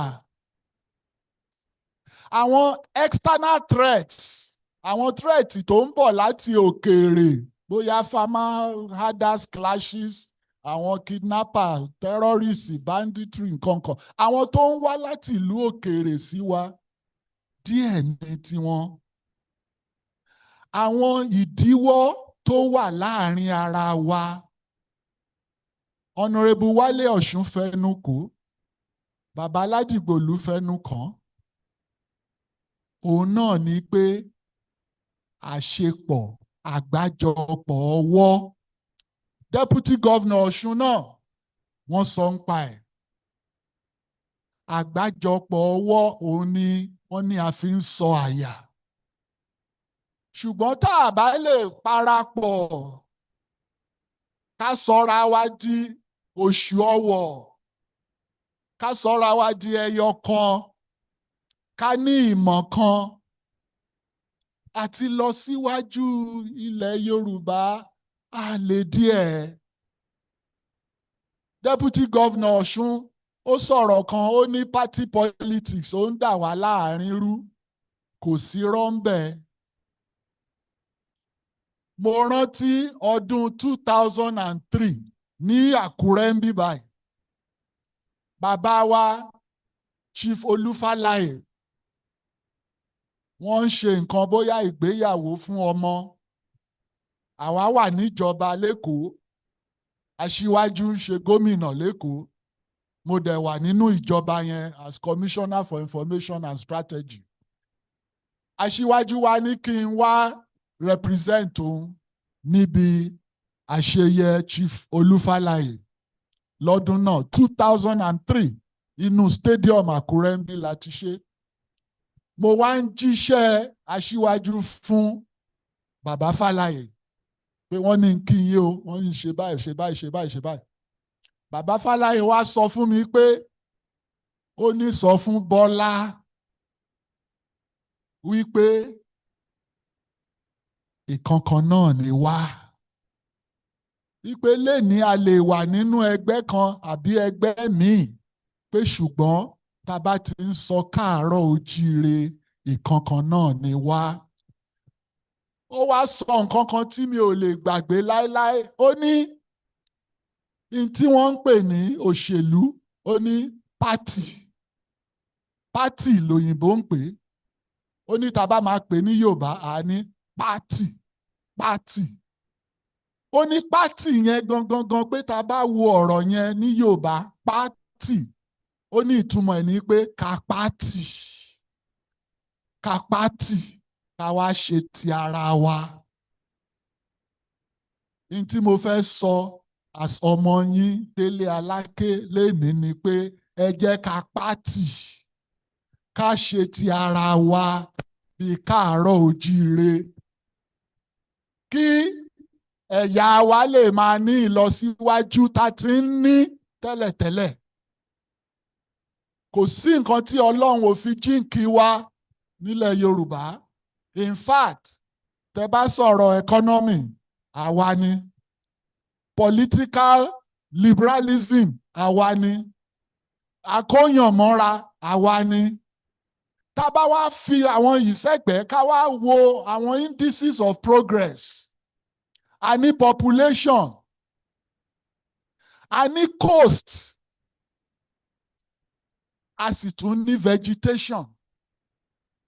Àwa nìkan la jẹ́ ẹ̀yà tá a wà ní ìlú Nàìjíríà tí a ní coast, tá a sì tún ní border pẹ̀lú àwọn ìlú bòmíì, orílẹ̀-èdè míì.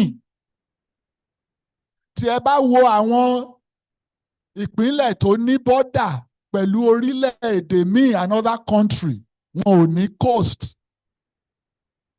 Àwa la ní coast, etí omi, tá a sì tún ní border pẹ̀lú orílẹ̀-èdè míì. A ní agbárí. A ní ohun àlùmọ́ọ́nì nínú ilẹ̀. A ní ewébẹ̀. A ní ohun ọ̀gbìn. Kí ló tún kù? Ìwà ara wa ló kù. Tí a bá ti lè wo ìwà ara wa pé ká pátì, ká ṣe ti ilẹ̀ Yorùbá, kò sí ẹni tó lè dá Yorùbá dúró ní ìlú Nàìjíríà àbí ní gbogbo àgbáyé. Tá bá wá wo ẹ̀sìn, religion, Yorùbá nìkan ni wọ́n sọ pé in the entire world, ní gbogbo àgbáyé, Yorùbá ló ní population tó pọ̀ jù, tó jẹ́ pé òun dẹ̀ ló ní àlàáfíà láàárín àwọn ẹ̀sìn wọ̀nyẹn. Mùsùlùmí wà, Kìrìsìtẹ́nì wà, ìṣẹ̀ṣe wà, ìṣẹ̀dálẹ̀ wà. Kò sí population míì ní àgbáyé tó tó 40 million tí gbogbo ẹ̀sìn wà ń bẹ̀ tí ò sí wàhálà láàárín àwọn ẹ̀sìn àfi Yorùbá land. Mo ti wo gbogbo factors wọ̀nyí gẹ́gẹ́ bí ọmọ yín. Mo ti study history Yorùbá land. Mo study geography Yorùbá. Mo dẹ̀ wá rí i pé kò sí nǹkan tó ń mú wa dúró ju àwa ara wa lọ. Tẹ́ bá wo ẹ̀yin àgbà, ẹ rántí àwọn Yorùbá wars, ogun tá a jà láàrin ara wa in the 19th century. ajá tán. Ìgbà tí ogun wá ń pọ̀ láti ìlú òkèèrè, a para wa pọ̀, a lé wọn padà. Ogun abẹ́lé ló wà nísìn. Ẹ jẹ́ ká parapọ̀ ká lé ogun abẹ́lé lọ. Lákọ̀ọ́kọ́, the Dawn Commission. Mo fẹ́ gba ìyànjú wípé Dawn Commission yìí kì í ṣe pé ká jókòó ká máa sọ̀rọ̀ lásán ni wọ́n fi dálẹ̀. Reason tí wọ́n fi dálẹ̀ lọ́jọ́ náà lọ́hùn, torí kó tó di pé wọ́n gbé jáde, mo wà nínú àwọn tó jókòó tó jíròrò conceptualization of the Dawn Commission. Mo wà ń bẹ̀. Ìdí tá a dẹ̀ fi ń sọ pé ó dáa ká nírú nǹkan báyìí ni pé tẹ́ bá wo ilẹ̀ Yorùbá láti Èkó títí dé Èkìtì, dé Kwara, dé Kogi. Kí ni reason ká tiẹ̀ ní pé àwa kọ́ la ni gómìnà tó wà ní Kwara àti Kogi tí gbogbo ilẹ̀ káàárọ̀ òjìrè ń kọ́?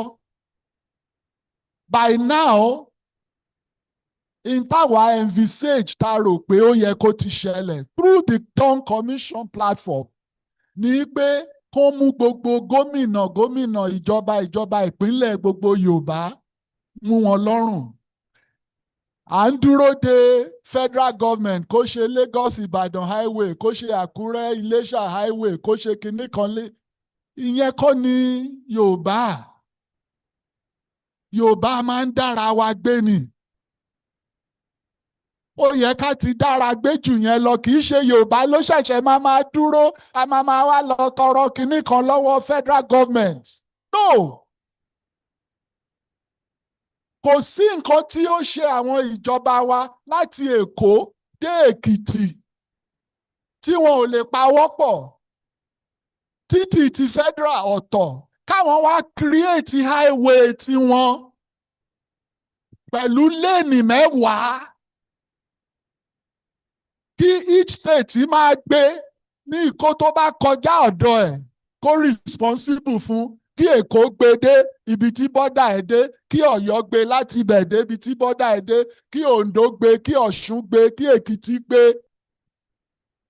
Ẹ̀ẹ́dẹ̀ tó lẹ̀ ẹ̀ ní ìdátínú owó ìjọba. Go to the capital market. Ọmọ yín ló wà nídìí finance ní federal. Guarantee ẹ̀.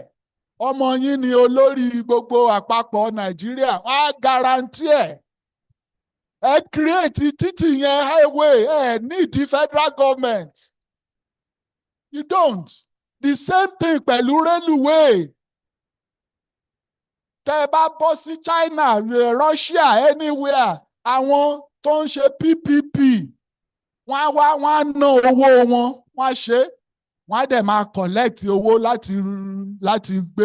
láti recoup owó tán bá ná sí. The same thing pẹ̀lú highway. Tó lo ẹ̀. Ẹni tó máa gbówó wá tá a ṣe, a máa recover owó ẹ̀ ni. Ẹ lè fún ní 30 years, 50 years, kò matter. Infrastructure yẹn ti wà ńlẹ̀. Á dẹ̀ máa increase multiplier effect sí economy Yorùbá land. Kò sí ìdí tí mi ò fi lè máa ṣiṣẹ́ l'Ékòó kí n máa gbé Ìkorò Èkìtì kí n dẹ̀ mú train, fast train 1 hour ó ti gbé mi d'Ékòó. Dítò gbogbo ohun ọ̀gbìn ní Oǹdó, kòkó, iṣu, Ọ̀ṣun, Ọ̀yọ́, population wà l'Ékòó, railway á kó lọ s'Ékòó láìsí wàhálà. Wọ́n á tà, ìlú á tòrò, Yorùbá á lọ sókè, àwọn ẹ̀yà tó kù á tún wá máa kọ́pì wa ní bó ti ṣe máa ń kọ́pì wa tẹ́lẹ̀. Ihun tí a fẹ́ kí Dawn Commission ṣe nìyẹn, tá a envisage fún nìyẹn. To hold our government, chart a plan, solid plan, kó gbé fún wọn àwọn ìjọba wa, kó dẹ̀ sọ ibi tẹ́tí máa rówó rèé, àwọn financial institution tó máa fún yín lówó rèé, ẹni tó máa guarantee wà ń bẹ̀, gbogbo ẹ̀ wà ń bẹ̀. Ó ti tán. Kò sí ẹ̀yà tó máa bá Yorùbá ní ìlú Nàìjíríà yìí, wọ́n á máa tẹ̀lé wa ni. Mo fẹ́ gbà wá níyànjú. Dawn Commission is not a talk shop. come up with the concrete plans àti strategy tí wọ́n fi máa ṣe gbé fún àwọn ìjọba wa dẹ̀ rí i pé a máa yege ni. Ìkejì tí mo fẹ́ sọ òun ni culture wa. Yorùbá wọ́n ní àwa la jẹ́ ọmọlúàbí. Ní àtijọ́ nìyẹn, ẹ má jẹ́ ká tanra wa. The values of ọmọlúàbí ní Yorùbá land ó ti wálẹ̀. In fact, èyí tó bà èmi lẹ́rù jù as ọmọ Yorùbá òun ni àṣà yìí pé àwọn ọmọ wa àwọn ọmọ wa kí wọn ò gbédè Yorùbá mọ́, inú wa dẹ̀ ń dùn. Kí ni inú wa ṣe máa dùn sírú nǹkan bẹ́ẹ̀ yẹn? Àwa nínú gbogbo àwọn ẹ̀yà tó wà ní Nàìjíríà àtàwọn Ìgbò àtàwọn Haúsá Fúlàní, àwa la burú jù pé a ò gbọ́ èdè wa mọ́. Àwọn ọmọ wa ò lè sọ èdè Yorùbá mọ́. Òyìnbó là ń sọ sáwọn ọmọ inú ilé. Òyìnbó náà máa sọ fún wọn ní ilé ìwé. Ibo náà ti fẹ́ gbọ́ èdè wa. Èdè, language is the most potent factor of culture. Tá a bá ti lose language, a ti lose culture wa. Mo give lecture kan ní University of Lagos couple of years ago. Mo wá ń sọ fún wọn bẹ́ẹ̀. Mo ní èmi gẹ́gẹ́ bí èèyàn kan, gbogbo àwọn ọmọ mi ìlú òyìnbó náà ti lọ sí iléèwé, ṣùgbọ́n kò sí ẹni tí ò lè pa òwe nínú wọn. Nítorí fún kíni? Gbogbo ìgbà tí wọ́n ń lọ sí number one, gbogbo ọmọ mi láti ṣe primary school, secondary school ní Nàìjíríà kan tó lọ anywhere lágbàáyé, so that wọ́n ti gbọ́ èdè wa, wọ́n ti wà culturated, wọ́n ti mọ àṣà àti ìṣẹ̀dálẹ̀ ìṣẹ̀ṣe Yorùbá kan tó lọ anywhere. Gbà tí gbogbo wọn dẹ̀ ń padà bọ̀ nílé easily ni wọ́n fit in sáàrin wa, wọn ò jẹ́ àjòjì. Torí throughout tó fi ń lọ léèwé nílé tèmi o, Yorùbá làwa ń sọ nínú ilé. Tẹ bá dé iléèwé ẹ lè máa sọ òyìnbó, bọ̀ nínú ilé tèmi Yorùbá ni. Tó bá dẹ̀ jẹ́ pé ká sọ òyìnbó ni, a ò rẹ̀yìn ń bẹ̀. Ṣùgbọ́n ìṣẹ̀dálẹ̀ wa a ò gbọ́dọ̀ sọnù. Mo fẹ́ gbà wá níyànjú àtẹ̀yìn àgbààgbà wa. In fact, ìjọ́ kan mo lọ sí ọjà. Ìtí mò ń sọ yìí ò tí ju ọdún kan sẹ́yìn. Mo lọ sọ́jà, mo dẹ̀ wọ aṣọ tó yẹ pé wọn ò lè fi mọ̀ pé mínísítà ni. Mo wá lọ nájà torí a máa ń ṣe láti mọ kí ló ń ṣẹlẹ̀ ńlùú, kì í ṣe nǹkan àwọn staff wa ń sọ fún wa. No, à á lọ fúnra wa láti mọ kí ló ń ṣẹlẹ̀, ká lè mọ kí la lè ṣe kí ìlú lè tòrò, kí ìdẹ̀rùn lè bá ìlú. Mo wá lọ sọ́jà, mo dé fìlà, mo lo ìgò dúdú, mo wá nájà. Mo fẹ́ ra ẹ̀fọ́ wọ̀rọ̀wọ́ àbí rọ̀rọ̀wọ́.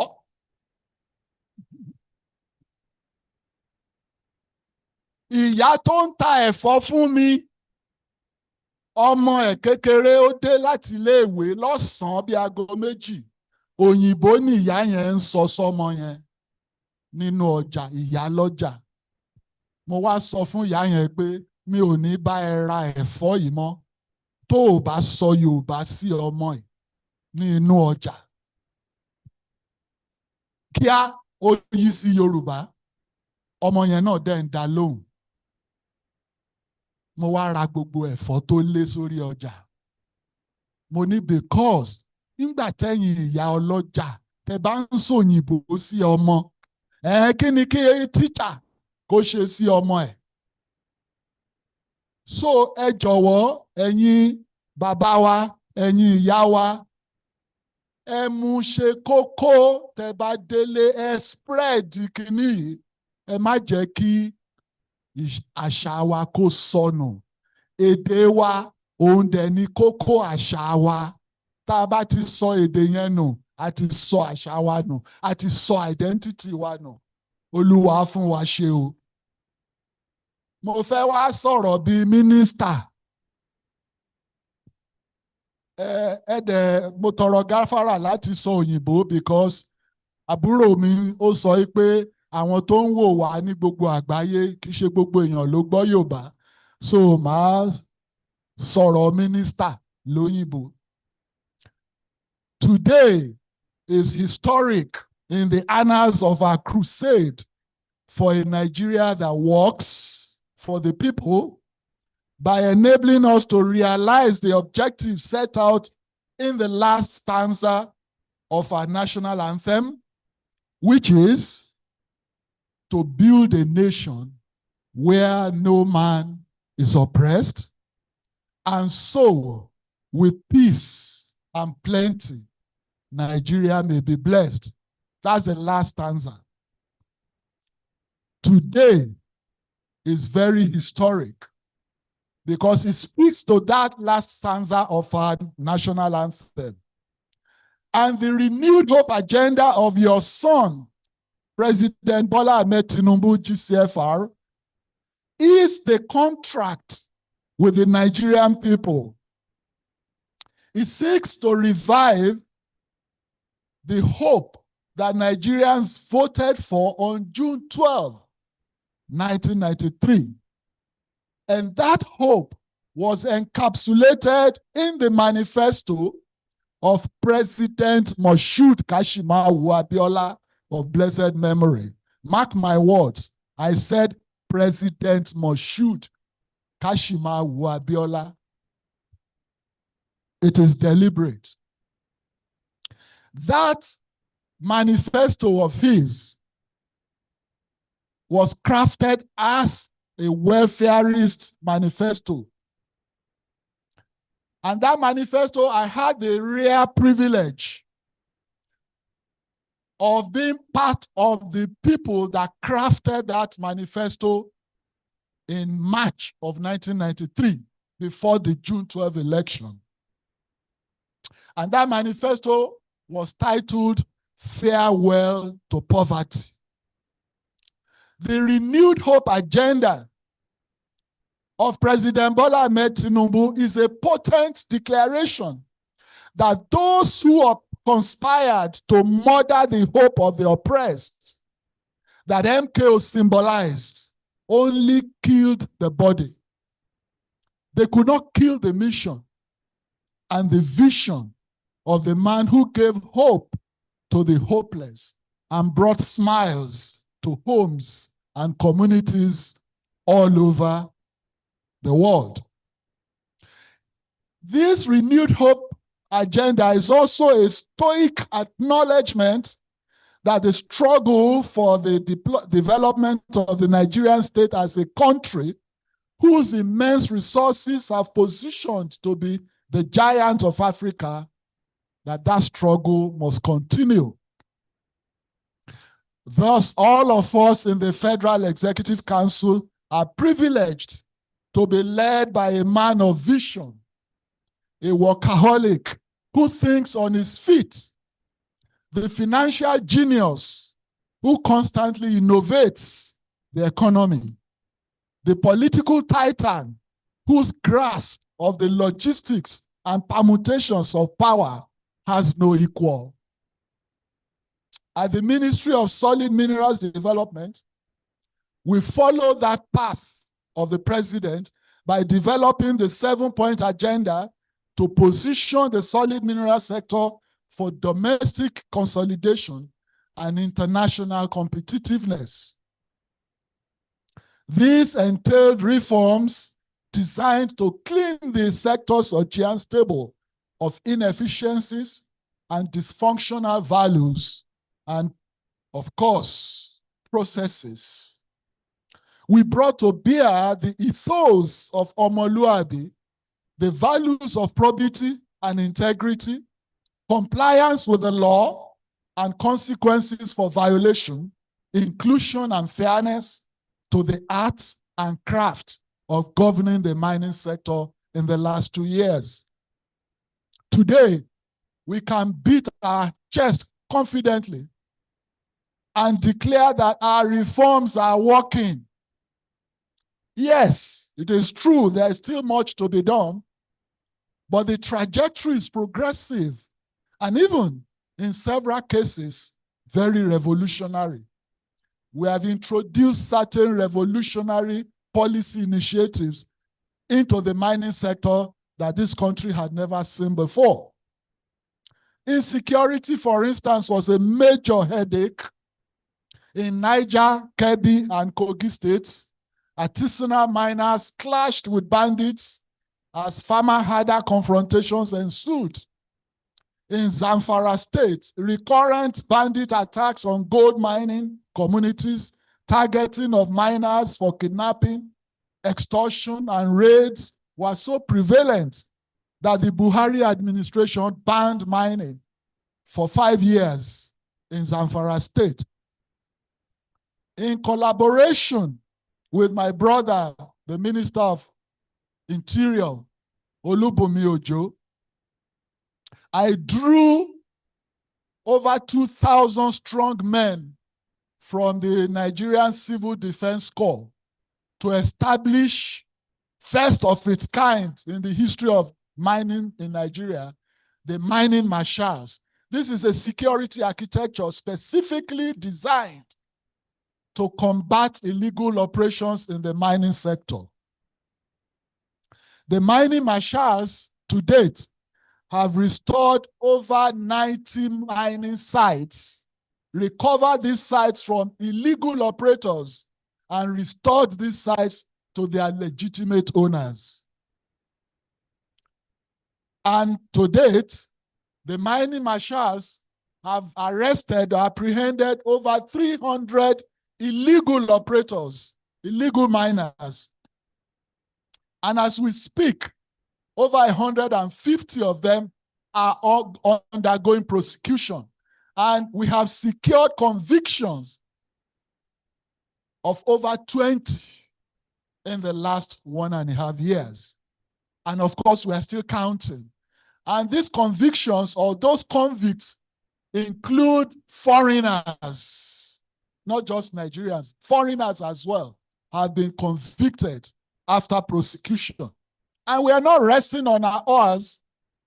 We are putting in place a mine satellite monitoring project. And this project, which was approved by the Federal Executive Council with an initial takeoff fund of 2.5 billion, this project has captured all the mineral licenses and coordinates in the country and will monitor movement of people and persons and trucks in the minerals areas to detect unlicensed, illegal operations and report revenue accruable to the federal government from minerals transported from one place to the other. The gradual restoration of security, law, and order, also supported by the bold conquest of invaders and destruction of insurrectionists by the Nigerian Army, Navy, and Air Force, has encouraged many miners to return to their sites.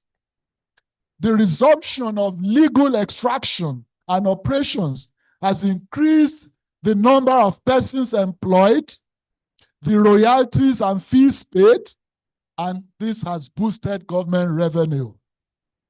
Against the paltry figure of 8.4 billion naira collected by the federal government from mining in 2022, as soon as we rolled out our reforms on assumption of office 2 years ago, the figure rose to 14 billion in 2023.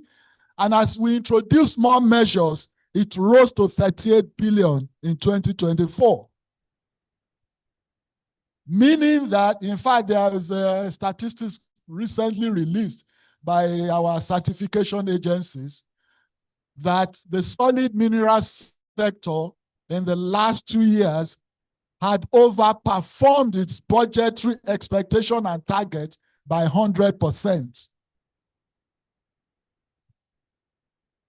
I met a revenue profile of barely 8 billion.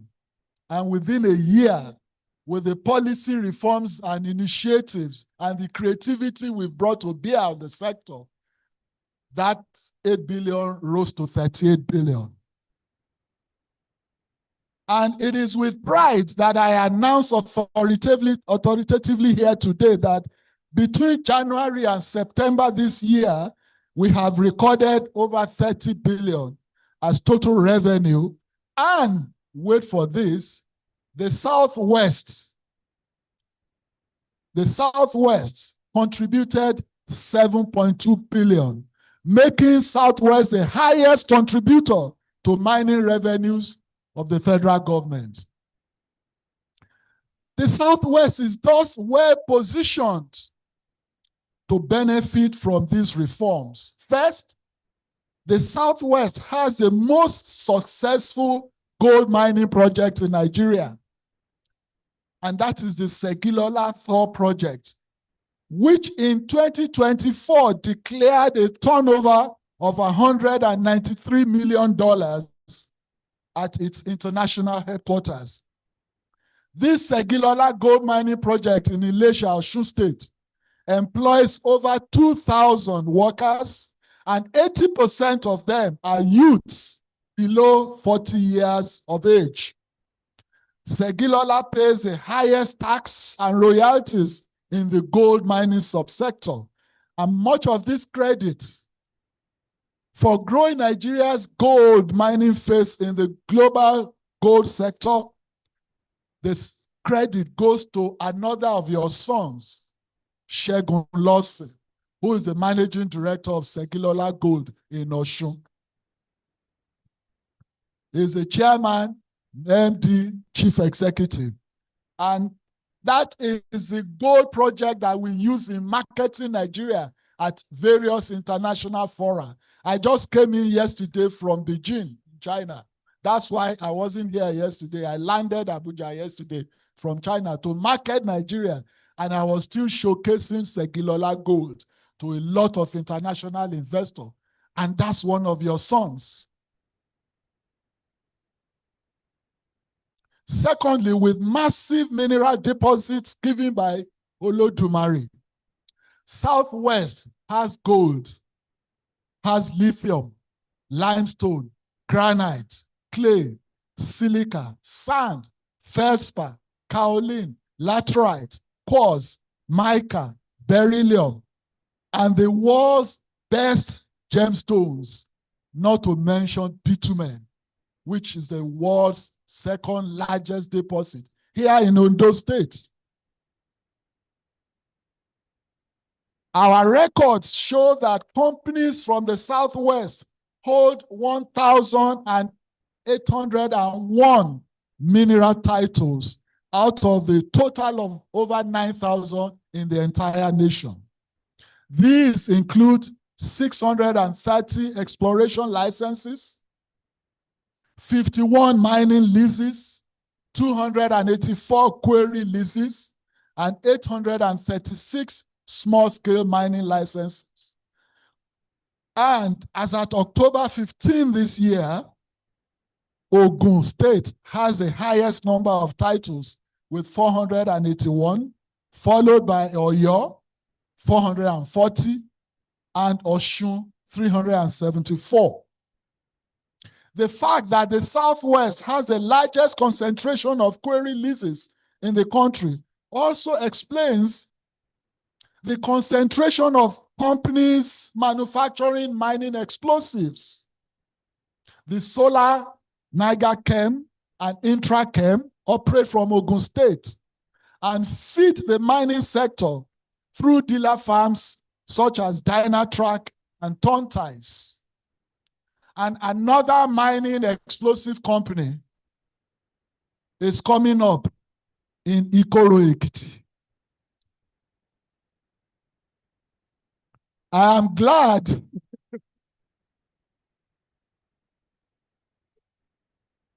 they say charity begins at home.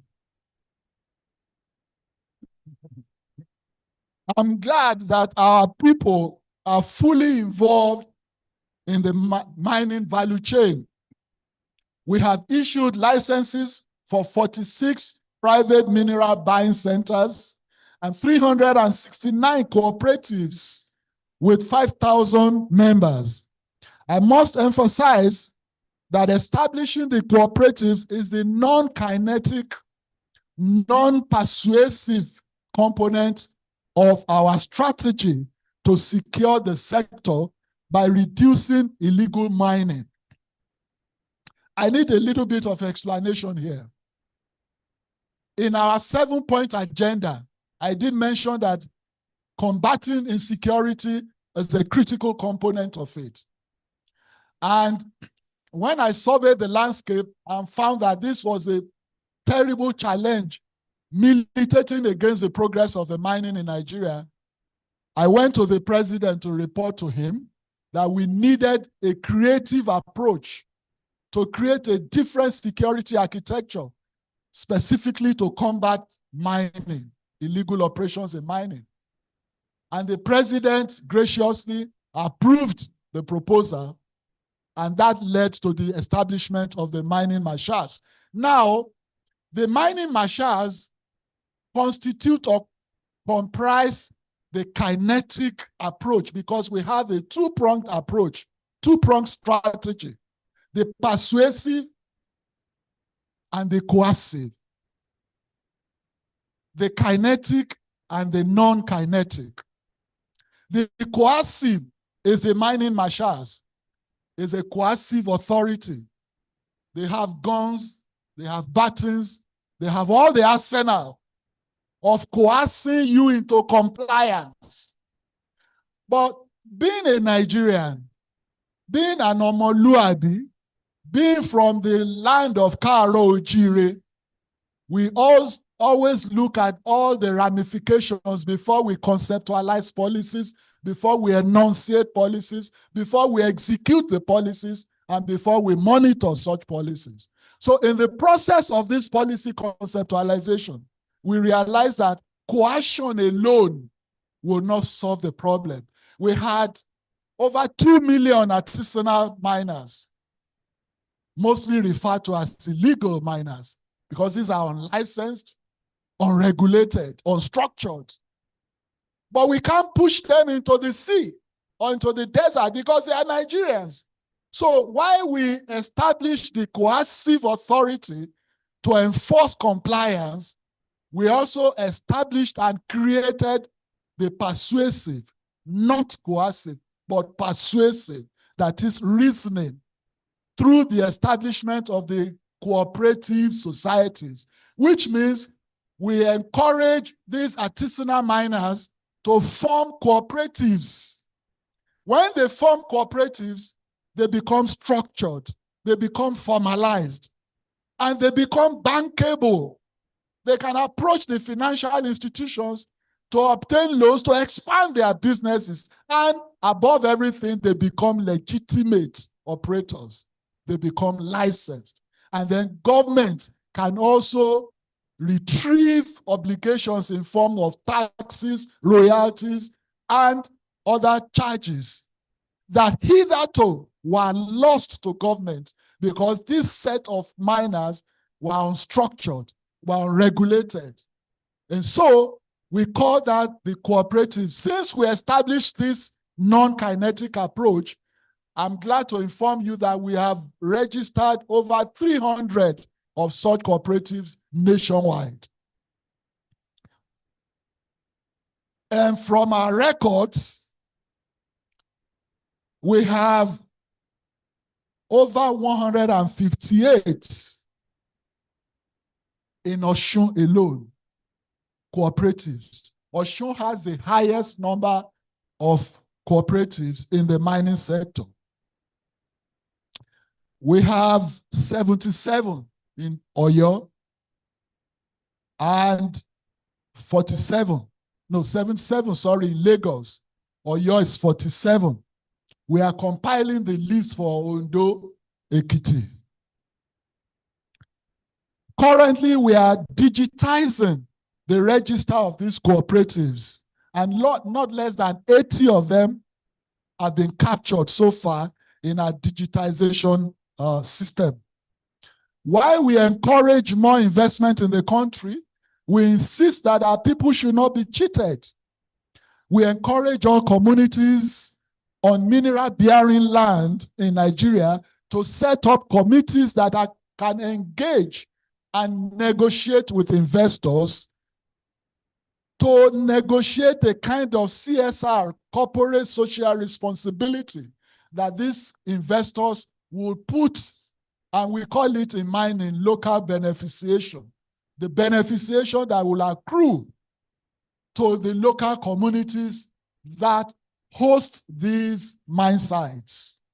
In actual fact, when I came in, one of the first things I did was to review the community development agreement, which I met on ground, and I found gaps.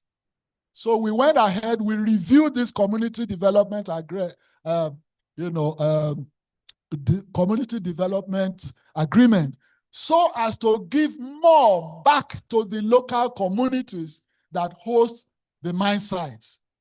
And Your Excellencies, ladies and gentlemen, to the glory of God, after we launched this new and revised community development agreement, I went for a mining conference in Cape Town in South Africa. And right before my very eyes, the president of South Africa, Ramaphosa, stood on the stage and said that, yes, South Africa had been a long-standing mining country, well before Nigeria. And in fact, earned substantially of its GDP through mining. But still, the president of South Africa said they had gone to Nigeria to copy the Community Development Agreement of Nigeria, which I revised a few months before then. I was in the hall. I nearly jumped up to say, hooray, in the hall. Now, that speaks to the efficacy and the efficiency of our policy reforms that are reverberating across the length and breadth of Africa.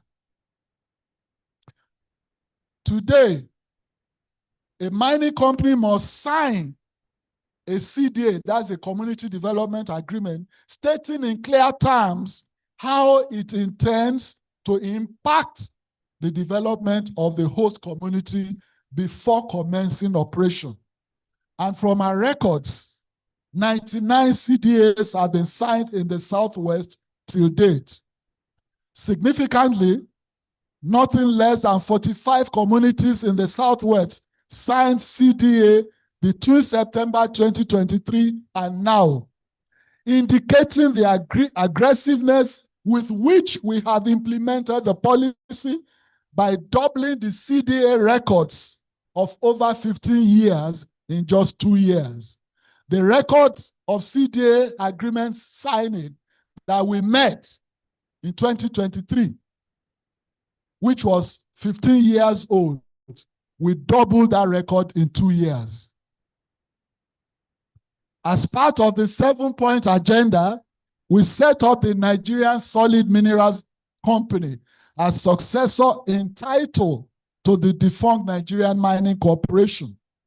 This company, currently under the Ministry of Finance Incorporated, MOFI, is expected to have a private sector orientation by having 50% shares of mega mining companies, 25% to the federal government, and 25% to the Nigerian public. Anybody, as long as you are a citizen of Nigeria.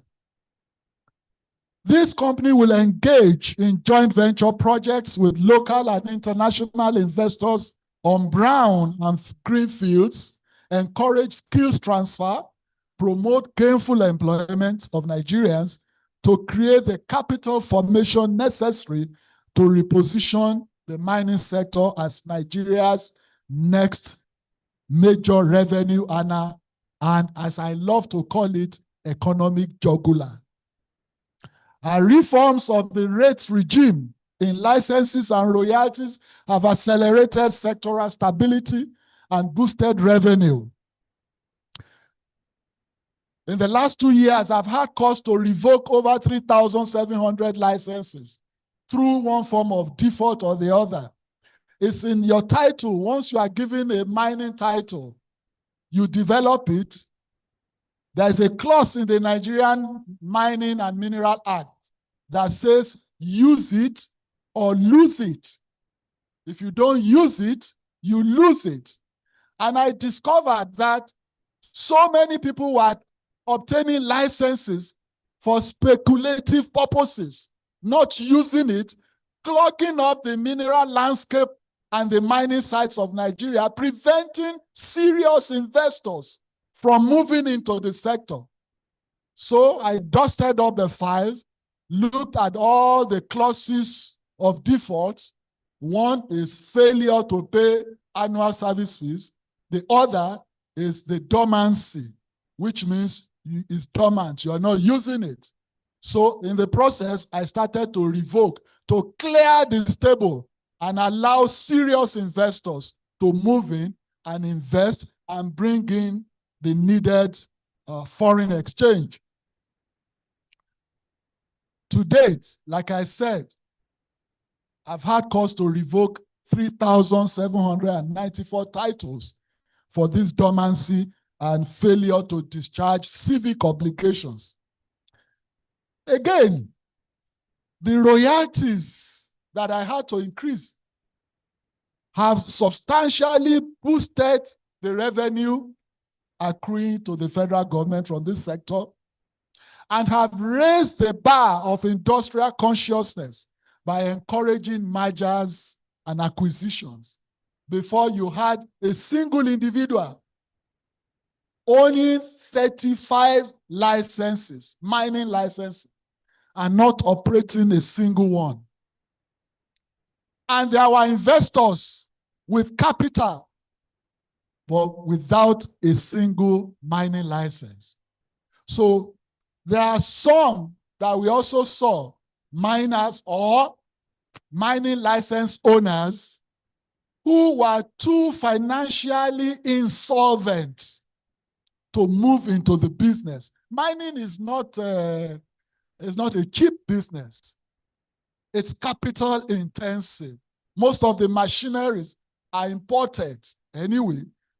But there are some people who couldn't even barely afford 3 square meters a day who were owning licenses.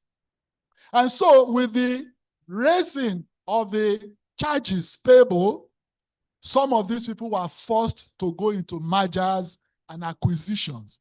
And through such mergers, they became stronger and they became more bankable. And of course, having access to the financial institutions to boost their businesses. And the results are evident in the revenues of the Mining Cadastral Office, which in 1 year doubled from 6 billion in 2023 to 12.2 billion in 2024. And in fact, from January this year to last week, the latest figures have coupled up. The figures have increased between January and last week by 110%, with the record of 26.7 billion revenue from the Mining Cadastral Agency. And as we approach the end of the year, we are confident that we shall achieve more. KBACs, Excellencies, distinguished ladies and gentlemen, our progress at home has been matched with renewed vigor and creativity in attracting investors to Nigeria abroad. Our campaign for value addition, first articulated at the Future Minerals Forum in Riyadh in January of last year.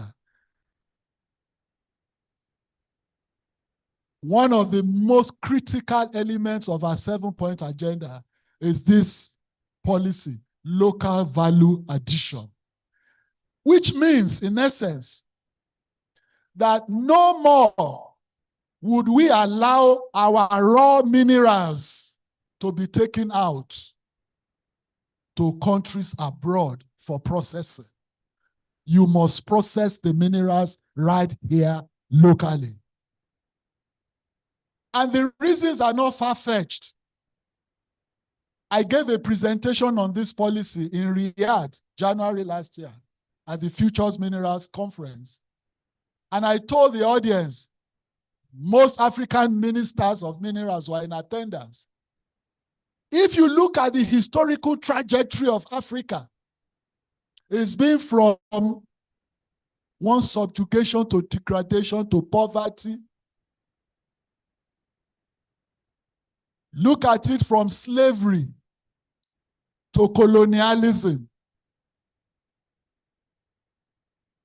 to neo-colonialism and to what we have today, which I call economic imperialism. And this narrative must change. It cannot just change through rhetorics. It can only change through action. And so we enunciated this local value addition policy that today, if you apply for mining title, if I do not see a concrete plan of local processing, local value addition, we are not going to approve such an application. Now, when I announced this in Riyadh, immediately I finished my speech, all the African ministers of minerals got very excited with this policy, gathered together, there and then established the African Mineral Strategy Group, which is a platform, continental platform, to promote this narrative that African minerals must now benefit Africans. And of course, all the African ministers there unanimously elected your son, me, as the chairman. I'm the current chairman of the African Mineral Strategy Group, which again speaks to the efficiency of our policy initiatives and reforms. Today, that local value addition policy is generating interest across the length and breadth of Africa. In fact, a few weeks ago, the president of Malawi went a step further to announce a total ban on the exportation of raw minerals from Malawi. Yoweri Museveni of Uganda has followed suit. And so many other countries in Africa are following the lead, which is a policy that we started here. I want to crave your indulgence to say that all these policies that we are enunciating has led to substantial increases. For instance, this local value addition policy, most of the Chinese companies that were involved in this exportation, you know what we call, there's a terminology in mining. We call it from pit to port, which means you extract from the pit and you take to the port and ship out. But no more, because there's a new sheriff in town. Now you have to process locally before you take anything out. And when those Chinese companies saw how serious we were in enforcing this regulation, they started to build processing factories. And today, through this policy alone, we've been able to attract foreign direct investment of over $1.3 billion since September 2023. This policy has promoted the establishment of new startup projects in processing. And these include the impending groundbreaking. In another 2 weeks, I'm going to do the groundbreaking of another rare earth, Africa's largest rare earth processing plant here in Nigeria, which is to the tune of $400 million. It's a lithium processing plant. Aspa Company, Amax Technology, Avatar New Energy. In fact, the president very shortly is going to commission another $600 million direct foreign investment that we brought in the last 2 years. When we consider the multiplier effects of these numerous developments, we will not be surprised by the recent reports of statistical agencies and economic monitors, such as the Nigerian Bureau of Statistics, NBS, and the Nigerian Extractive Industry Transparency Initiative, NAITI. The NBS reported that overall growth of the mining sector rose from 2.84% in 2023, when we took over, to 4.85% in 2024. It added that the contribution to aggregate GDP moved from 5.56 to 5.64% in the same period. Kabiyesi's, Excellencies, distinguished ladies and gentlemen, I wish to conclude by appealing to the local and subnational authorities in Nigeria, and especially in the Southwest, to join our campaign against illegal mining, support for cooperatives, and value addition. Illegal mining, I told the United States ambassador who was with me before I came in here, that when we blame foreigners for engaging in illegal mining in Nigeria, I don't deceive myself, neither does this president that we have. And Yoruba say that when you point an accusing finger before others pointing at you. So when we point at foreigners for coming to engage in illegal mining, pray, I ask, how is it possible? Can I go to China and go to a village in China and start digging, looking for lithium or any mineral? So in essence, without our own local connivance, no foreigner can come to engage in any illegal activity in our land. The fault is in ourselves, not in our stars. We are the ones that connive with these illegal operators, whether local or foreign. A Chinese man from Tianjin does not know the nooks and crannies of my village. I'm sorry, our traditional rulers. I have seen a lot of things in the files. I've seen the records. Our leaders are hands in glove with these illegal operators. Once money is spread around, we close our eyes and then they carry on. We are appealing. Let us have conscience. Let us be public spirited. When we sell our rights for a mesh of porridge, we are selling the future of our children. We are selling the future of our environment. We are selling the future of our nation. As we live here today, ẹ̀yin bàbá wa, ẹ̀yin ìyá wa, if anybody approaches you to engage in illegal mining or illegal activity, no matter the amount of incentive or money, refuse, because you can't do it in their own country. If you do it, you'll be executed. It's only here. We must change the narrative. As it is said, our past is a story foretold. Our future shall definitely be written in gold. Thank you for listening.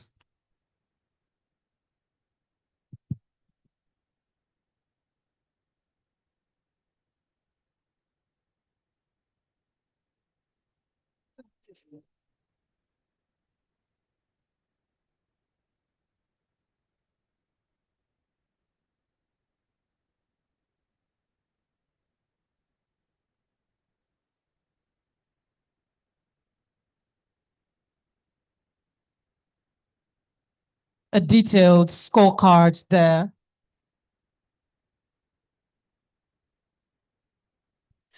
a very detailed scorecard there. And we can see that the ladies, the women, are celebrating that insightful speech. One of the things I heard, Yemi, is that Oshun has the highest number of cooperatives in the mining industry in Nigeria. Thank you, our women. Thank you. We have to continue now.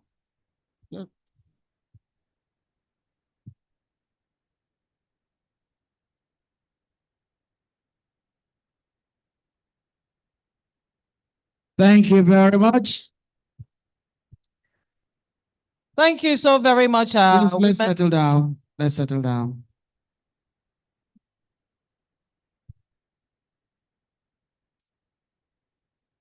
Thank you very much. Ẹ ṣeun o, ẹ ṣeun o.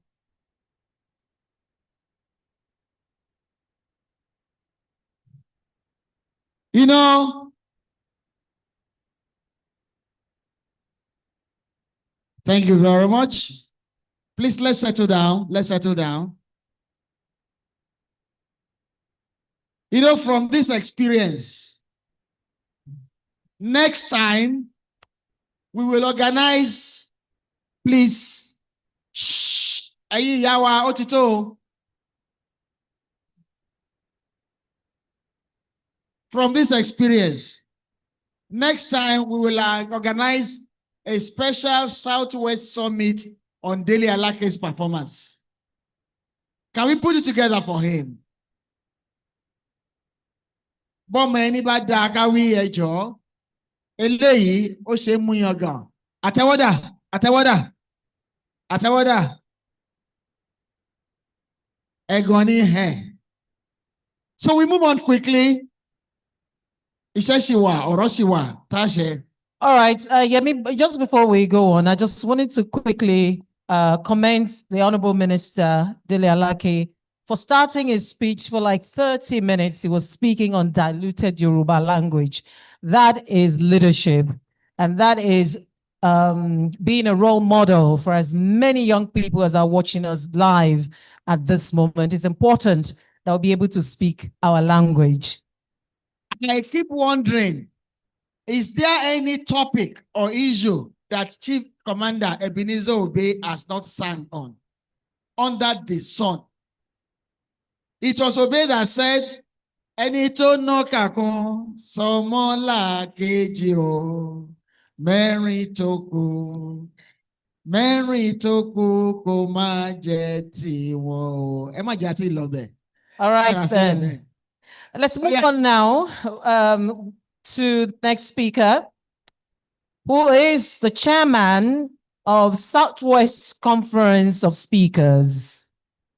I'm talking of no other than the Speaker, House of Assembly, Ekiti State, Honorable Adeoye Aribasuyi. Honorable Speaker, sir, can we clap for him, please? Can we clap for him, please? The Speaker of the Ekiti State House of Assembly is next, making his way to the podium.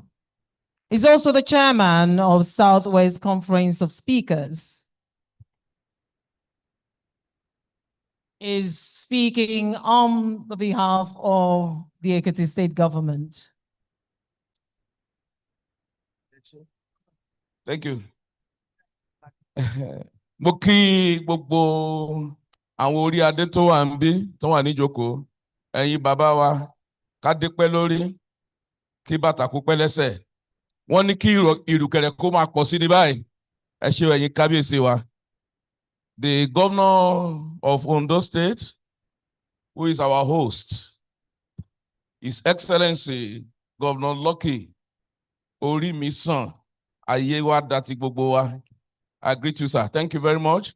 And I also want to recognize the Afenifere under the leadership of Fashionati. But please allow me to maintain the existing protocol. Yes. One, I am speaking on behalf of my governor, Governor Biodo Abayomi Oyebanji, who ordinarily would have been here, if not for the urgent national matters that he actually had to attend to. And he actually sent a very strong delegation from Ekiti State. And I have a good number of leaders from Ekiti State, Chief Jide Awe, Baba Bejide, Right Honorable Olatubosun, and a host of them who are here, Honorable Ayo Adegbite. Now, my governor has asked me to say this, that when it comes to Yoruba agenda, you can always count and bank on the Ekiti State. When it comes to Yoruba agenda, we, even from the days of Chief Obafemi Awolowo, you will know that Ekiti play a very major role. The likes of Baba Fashionati, the likes of Baba Laura, the likes of David Oke, you will know their role in the government of Chief Obafemi Awolowo. And that is one thing for us in Ekiti State, because we strongly believe in Yoruba agenda. Most importantly now, that if we even have our home man who is well prepared for the job, and that is our president, President Bola Ahmed Tinubu, that we know his reforms.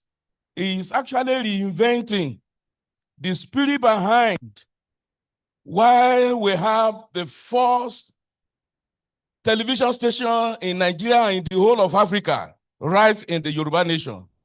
And what President Bola Ahmed Tinubu is doing now is also free resources to the subnationals that has also helped us.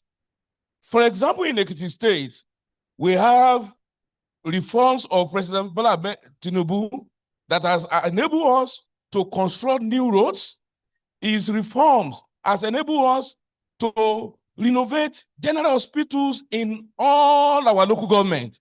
His reforms has brought about, development in every areas in our own state. The only message that my governor even want me to pass across, and I'm going to pass this across, is that we have to stay together to become stronger together. We can only be stronger together when we work together. And as a nation, we must work together. My governor, is a man that strongly believes in God. He said, and I should remind us, particularly those of us who have read the Holy Scripture very well, particularly the Bible, the battle in Exodus 17, that is the battle against the Amalekites. It says that the Joshua of that time now is President Bola Ahmed Tinubu, who is on the battlefront fighting. And he also said, the Moses of that time are the Afeniferes, are the Kabiesis, who must also lift their hands for Joshua to win the battle that we are currently fighting. And the Aaron and the Hor and the other man that went to lift the hands of Moses on the top are the governors, are the legislators, and are the people here. He says we can win this battle together, because that battle, who will you say actually won that battle that day? Is it Joshua? Is it Moses? Is it Aaron and Hor? It was together. And my governor said that we should also inform you that for us, we must work together as a Yoruba nation, so that we become stronger together and we'll win the battle together. Now, that is the message from my governor, that we must stay together, work together, and we can win our battle together. The interlude between my governor's speech and that of the Southwest Conference of Speakers is my personal message. And I will take a cue from what our leader from Ekiti, the Minister of Solid Mineral, have said, particularly on our culture. He spoke around our language. That I also realized that we are losing our identity because we are jettisoning our culture. And so Obama, taba wo aṣọ etu, tí mo bá wo aṣọ etu, kí n kó àkúnsí, tí mo bá wo church, wọ́n á wò pé ibo ló ti ń bọ̀, pé kí ló ń ṣẹlẹ̀. Because, and that when we lose our identity, then already we have lost all. And to that, again, apart from the language, our own language, is issue of history. I don't know why history has been taken away from our curriculum. Àwa ọmọ torí ọmọdé ṣì ni mí, àmọ́ history mọ́, àmọ́ bó ṣe ṣẹlẹ̀. And I think it is important. And I must appreciate our father, Archbishop Ladigolu. I listened to you, sir. I was torn by that message is the keynote. And I saw the way you were bringing in, our culture, bringing in and merging it together. Èmi náà dẹ̀ rí pé bàbá wọ́n sọ̀rọ̀ nípa kọ̀ǹpútà lénìí. Ọ̀rẹ́kù náà wà ń bẹ̀ ńgbà yẹn náà. Tá bá dá ọ̀pẹ̀lẹ̀, gbogbo nǹkan tí kọ̀ǹpútà ń ṣe, òun náà ni. I think there is the need for us to also go back to our origin. And there is nothing bad. Kábẹ̀ sí máa kọ́ mathematics ní èdè Yorùbá. Ká máa kọ́ English gan. Bó bá ṣe wù wá, ká kọ́ lédè Yorùbá. Science, Mandarin ní China, ó mà náà ń lò. Nígbà tó lè ń lò, ó jẹ́ kó máa yé àwọn èèyàn yékéyéké. Now to the speech of the chairman, conference of speakers. That one is for governor and my own. For us, I will just take one aspect of the speech. I will not read the whole speech. And this will be directed to our governor. Let me say that I want to say that as we bring this remarkable Southwest Stakeholder Dialogue to a close, I am deeply encouraged by the spirit, sincerity, and shared purpose that have animated our discussion over these past days. This theme, strengthening democracy through dialogue, assessing progress, and charting the future, has not merely guided our sessions. It has become a living testament to the strength of citizen government when voices from all corners of our region comes together in constructive exchange. Let me just go to what I want our governors to hear. I want to, sorry, please. I am asking for something. Yes. I want to request for regional legislative summits. And I put it this way, to advance the regional collaboration I have highlighted, and I seek the support and collective endorsement of our governors to convene a Southwest Legislative Summit. The objective of this summit would be to, one, align regional policy priorities that promote socio-economic development, establish a regional legislative agenda with shared milestones and accountability to create cross-border working groups to address critical issues such as infrastructure, trade facilitation, health, education, and security. Agree on a framework that will have a joint oversight, transparency, and citizen engagement in the lawmaking process. I am confident that with the governor's backing, a regional legislative summit can accelerate reforms and demonstrate a unified, proactive approach to governance that benefits all communities in the Southwest. I thank you. God bless.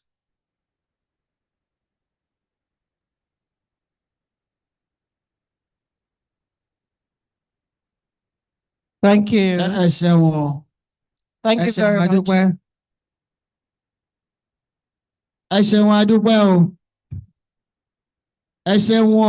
Thank you. Thank you very much. That was the Speaker, Ekiti State House of Assembly, Honorable Adeoye Aribasoye. And he's also the Chairman, Southwest Conference of Speakers, representing the Ekiti State Government.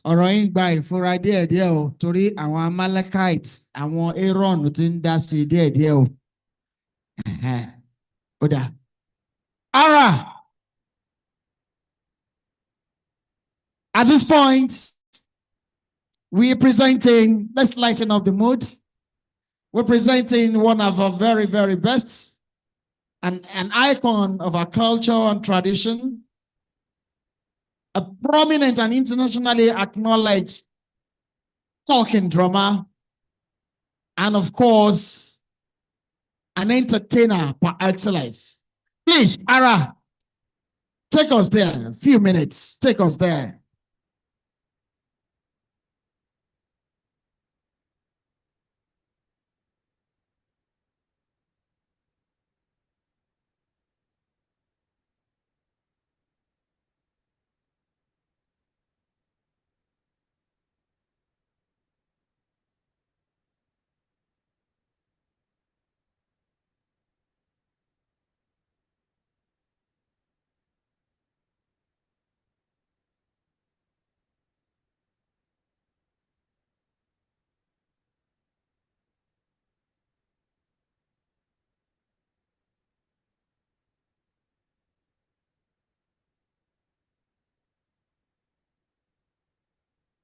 Can we project it on the big screen, please? Go on. Go on. Can we have it on the big screen, please?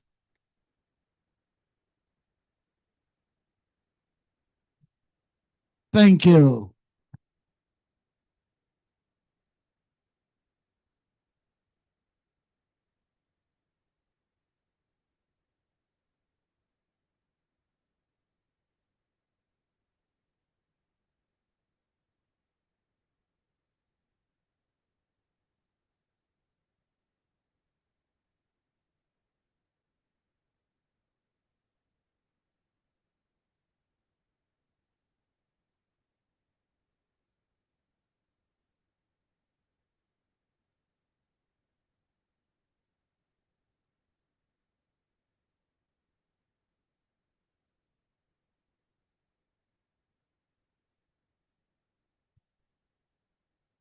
Lead mic, engineer, lead mic.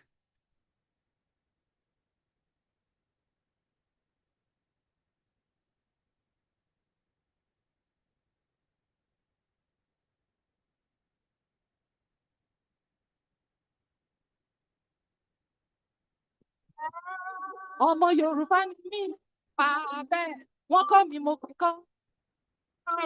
Láti Yorùbá.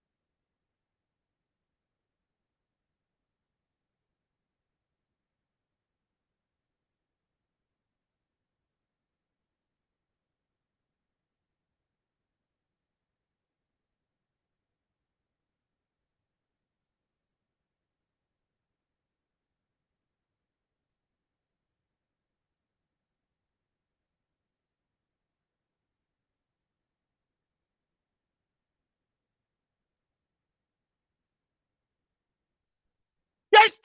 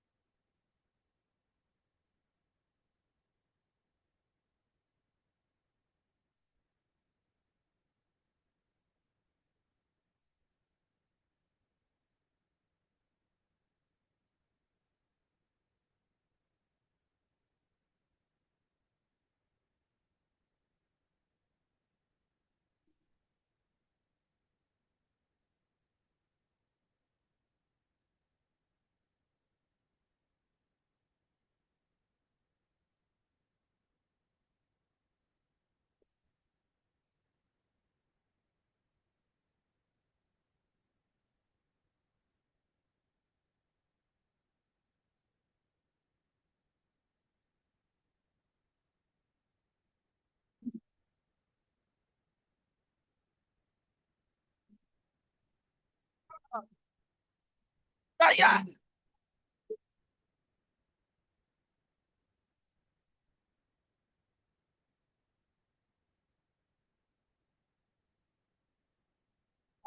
Now, a very big round of applause for Ara, ladies and gentlemen. Thank you very much. Thank you very much, Ara. Well done. Well done. Quickly, we are moving on to the panel discussion. We're moving on quickly to the panel discussion. And I would like to invite Engineer Olajide Agbola, Director of Federal Highways Southwest. Engineer Olajide Agbola, Director of Federal Highways Southwest. Can we clap for him, please? Let's encourage him, please. Let's encourage him. Engineer Olajide Agbola. Can we have also a representative of the National Primary Health Development Agency, Dr. Adebiyi? Dr. Adebiyi. Let's clap for her, please. Let's clap for her. Ẹ pàtẹ́wọ́ fóbìnrin. Báwọn ọkùnrin ò tiẹ̀ pàtẹ́wọ́, ẹ̀yin obìnrin ẹ pàtẹ́wọ́ fára yín.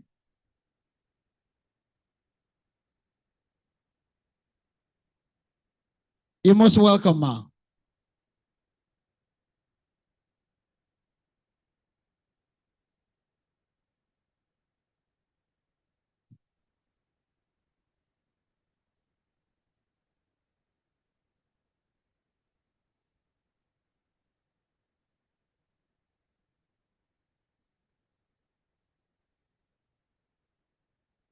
Ẹ ṣé.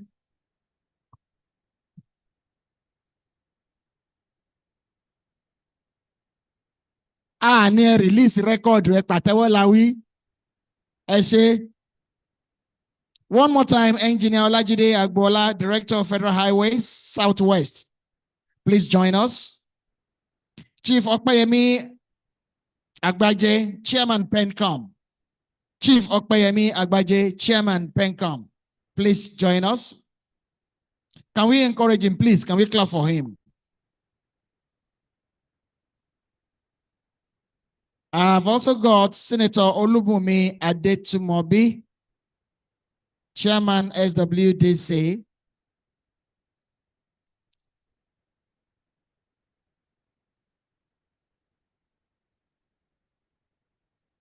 Tomisi, this is your show. Please come up.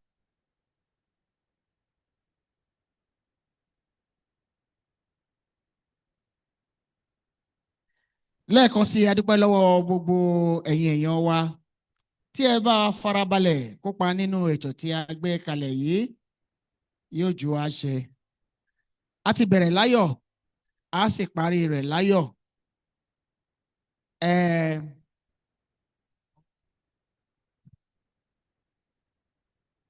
Lágbára Láùràbí, lágbára àwọn tó tẹ̀lé ìdó, àṣeyẹ, àṣeyẹ, àṣeyọrí láṣẹ.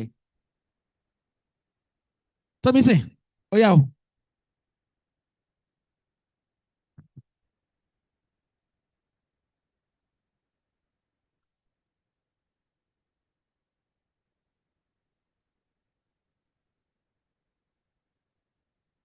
Distinguished ladies and gentlemen, thank you for joining us again.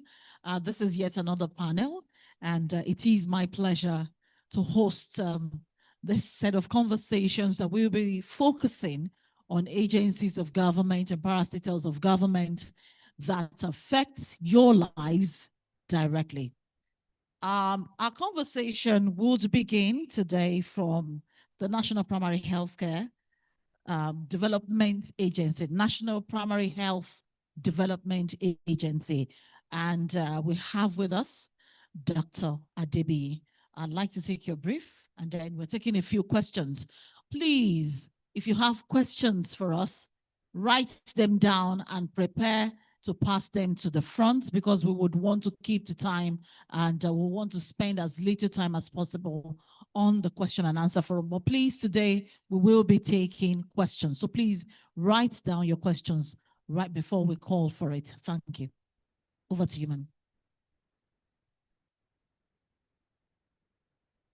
I'll take care of it. Yes. Thank you.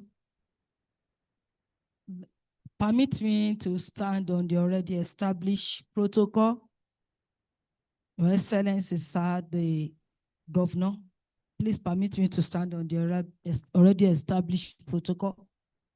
For National Primary Care Development Agency, I'm here representing my Executive Director, Dr. Muyi Aino. For policies that is being implemented in the agency, we have training and kitting of frontline health workers. We have recruitment of skilled birth attendants. We've worked on maternal and neonatal mortality reduction, innovative and initiative. We have Hope Health agenda. We've done medical outreaches. Medical equipment and commodities has been supplied. We've had recruitment of community-based health workers. Disbursement of basic health care provision fund has gone to all our states in the Southwest, and PAC revitalization, it's ongoing. If you look at the achievements in the health workforce strengthening and service delivery, training has taken place in all the states of the nation and all the 6 states of Southwest states. A total of 8,549 health workers, frontline health workers has been trained, and more are still going to be trained. Recruitment of skilled birth attendants has taken place in all the states of the Southwest, and a total of 221 has been employed. For service delivery, federal government has identified 172 highest priority LGA with the highest maternal mortality rates, and 12 of those LGAs are in the Southwest states. We have 1 in Lagos, 2 in Ogun, 5 in Ondo, and 4 in Oyo states. Also, part of the achievements that the agency have done is we've worked on the Hope project. This is a series to improve quality of essential services and to increase the utilization of our health facilities.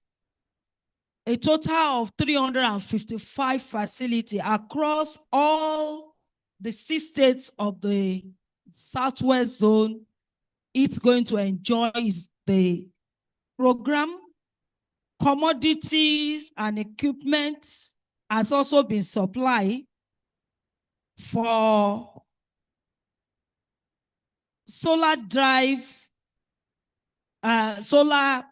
direct drive refrigerators. 389 has been supplied to the various states in Southwest. The freezer 20 has been given to various states. Vaccine carriers that is meant so that we have potent vaccines that will be given to our children has been supplied. I don't know whether the data is being shown, and it shows what has been supplied to each of the states in the Southwest. I don't want to be mentioning each of the states. If the slides can be shown. For Ekiti, they have 580, Lagos 1,900, Ogun 1,322, Ondo 622. So this has been supplied to the various states in the Southwestern zone. Also, medical outreach has been carried out, and a total of 46,000 has been reached. When it comes to community-based health workers, recruitment is also ongoing. Presently, only Ogun State in the Southwest has recruited 533. And we're also talking about basic healthcare provision fund, which is 1% of the federal government consolidated revenue given to each of the facility. And presently, for 2023, a total of 2.99 billion has been disbursed to the various states in the Southwest zone. 2024, 3.79, and 2025, 2.46 has been distributed to all our facilities. We have 1,471 PSC facility that are currently enjoying this, and additional facilities is also to be added to the facilities that we enjoy these facilities. Also, we have so many other programs. Facility revitalization is also taking place. And in the Southwest, planned was 791 facility to be revitalized for the phases to be changed. And presently, 249 has been revitalized. Ongoing, we have 426. And those that are yet to start, we have 116. We can see a picture of some of the ones that are going on in the southwestern states, both before and after of each of those revitalizations that has taken place in all the 6 states of the southwestern zone. If the screen can show it. Thank you. Thank you so much.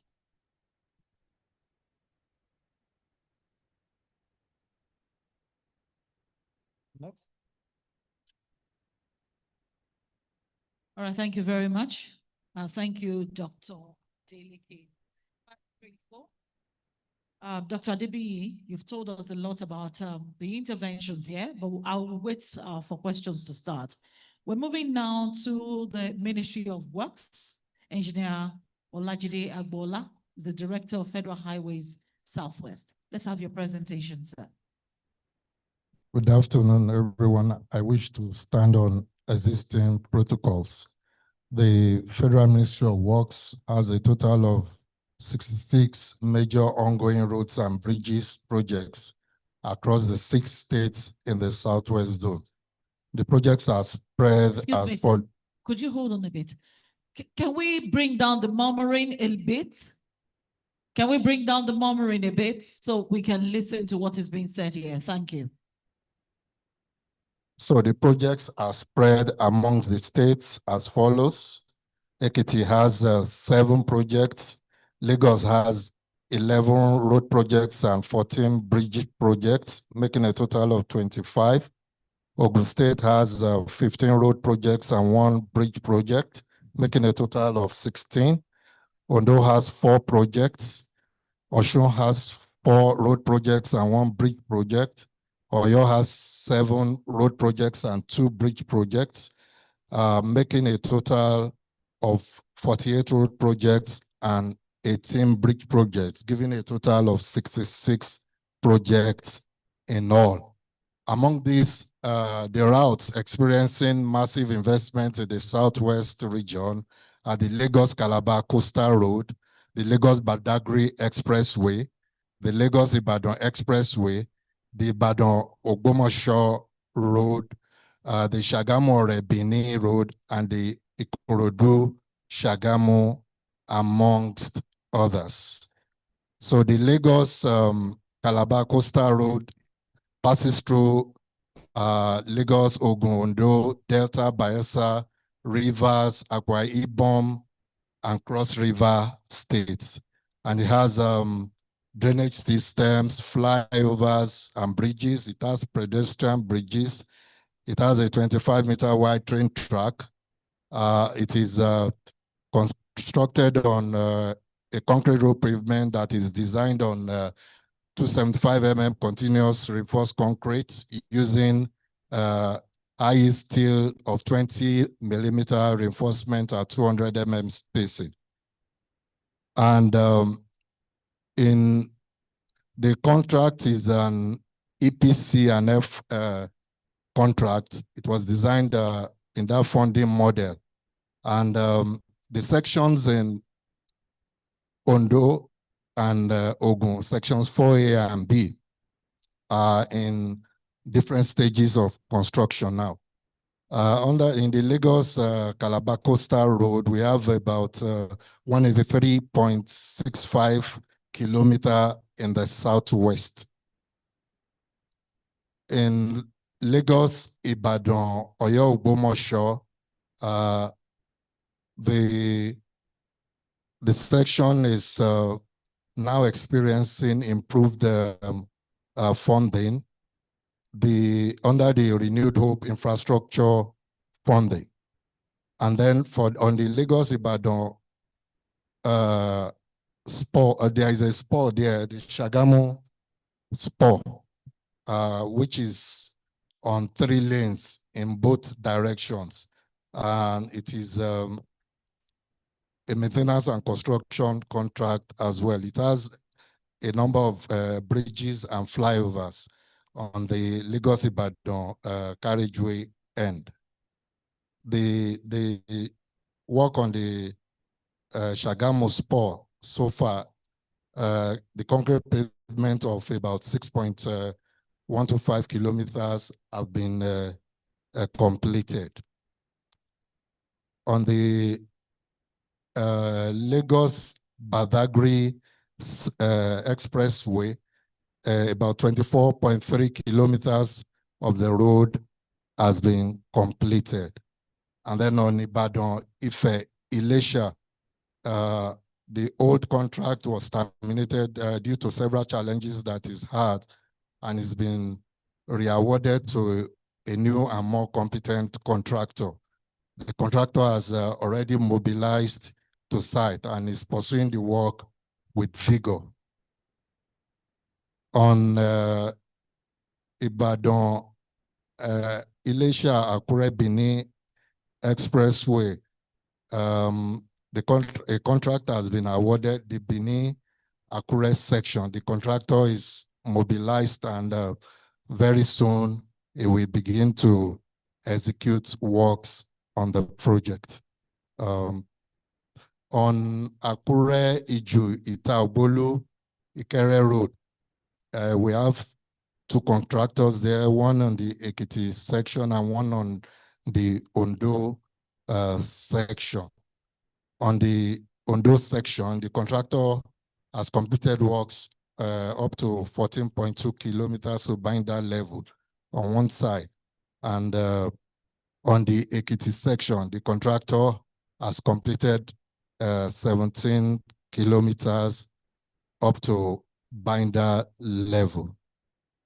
The benefits of all these critical road corridors, when they are completed, are that they will improve tourism development, they will improve shoreline protection and environmental sustainability, they will encourage regional integration and development, they will add to the carbon credit of Nigeria by the use of concrete pavements and solar lights, and they also have the benefit of windmill power generation.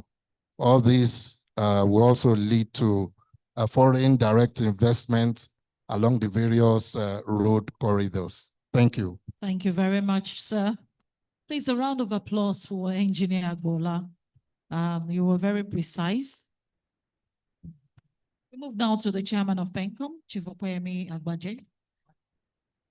We'll take your brief, sir. Please don't forget, questions are already coming, comments and questions. Write them down and please pass them to us. We will take them right after this. Thank you. Thank you very much. My key point is that President Tinubu is overseeing massive reforms of the Nigerian pension sector. being carried on through, of course, the National Pension Commission. And for those who retired before the commencement of the contributory pension scheme, which PENCOM oversees, the PTAD department. The commitment the president has demonstrated to the pension sector is unparalleled since the return to democracy.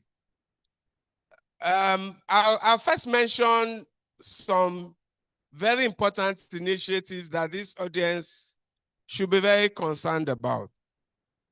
So today, the contributory pension scheme that PENCOM oversees has accumulated pensions to about 26 trillion naira. The biggest source of capital for development, for long-term economic development in Nigeria today is the pension system. And now PENCOM has decided that we have to rechannel pension funds as a catalyst for national development. So in the last 20 years, of course, we know the contributory pension system started in 2004 with the Pension Reform Act of 2004, which was revised in 2014 to the Pensions Reform Act of 2014, which is our current legislation. Since that, roughly 20 years of operation of the contributory pension system, pension funds have mostly gone into fixed income securities, treasury bills, bonds, things like that, essentially into funding the governments of Nigeria, the federal government and the state government. This PENCOM, under President Tinubu's guidance and leadership, and in compliance with his vision for Nigeria, we have passed new guidelines, and pensions are going to be rechanneled largely, significantly, towards infrastructure, towards housing and mortgages, real estate, towards venture capital, private equity, towards agriculture. In short, pension funds are being rechanneled towards long-term national economic development. But there's an implication for us in the Southwest. PENCOM's guidelines will not allow any entity, whether state or federal or private, to benefit from pension funds if you are not fully compliant with the Pension Reform Act. I know, as chairman of PENCOM, based on the briefs I've seen, that mostly Lagos State is the most compliant state in Nigeria in terms of remitting pension contributions, in terms of complying with all our guidelines, and consequently, for those who have followed Lagos State's financing strategies, they have been the one that has benefited from the capital market, mostly from pension funds, in terms of developing the states. So I want to use this special occasion. Unfortunately, many of our governors have left, but there are still enough dignitaries from all the 6 states of the Southwest. Please comply with the Pension Reform Act. I'm willing to be a resource, to be of assistance in ensuring that compliance. But if you don't, going forward, you could afford to not comply before.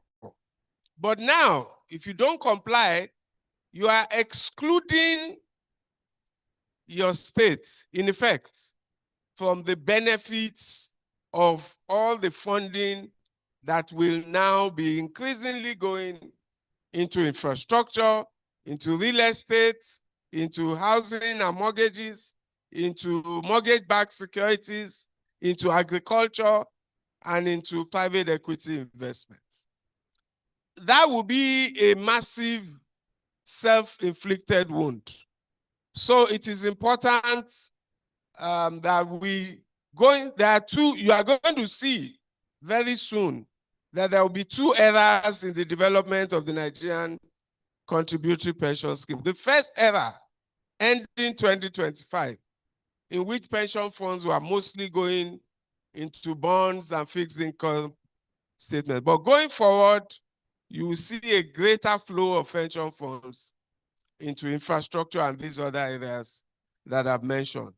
It will be in the interest of our states if we all begin to comply with the Act in order that we can then be accessing the funds in the pension system to do infrastructure developments, public-private partnerships to access pension funds.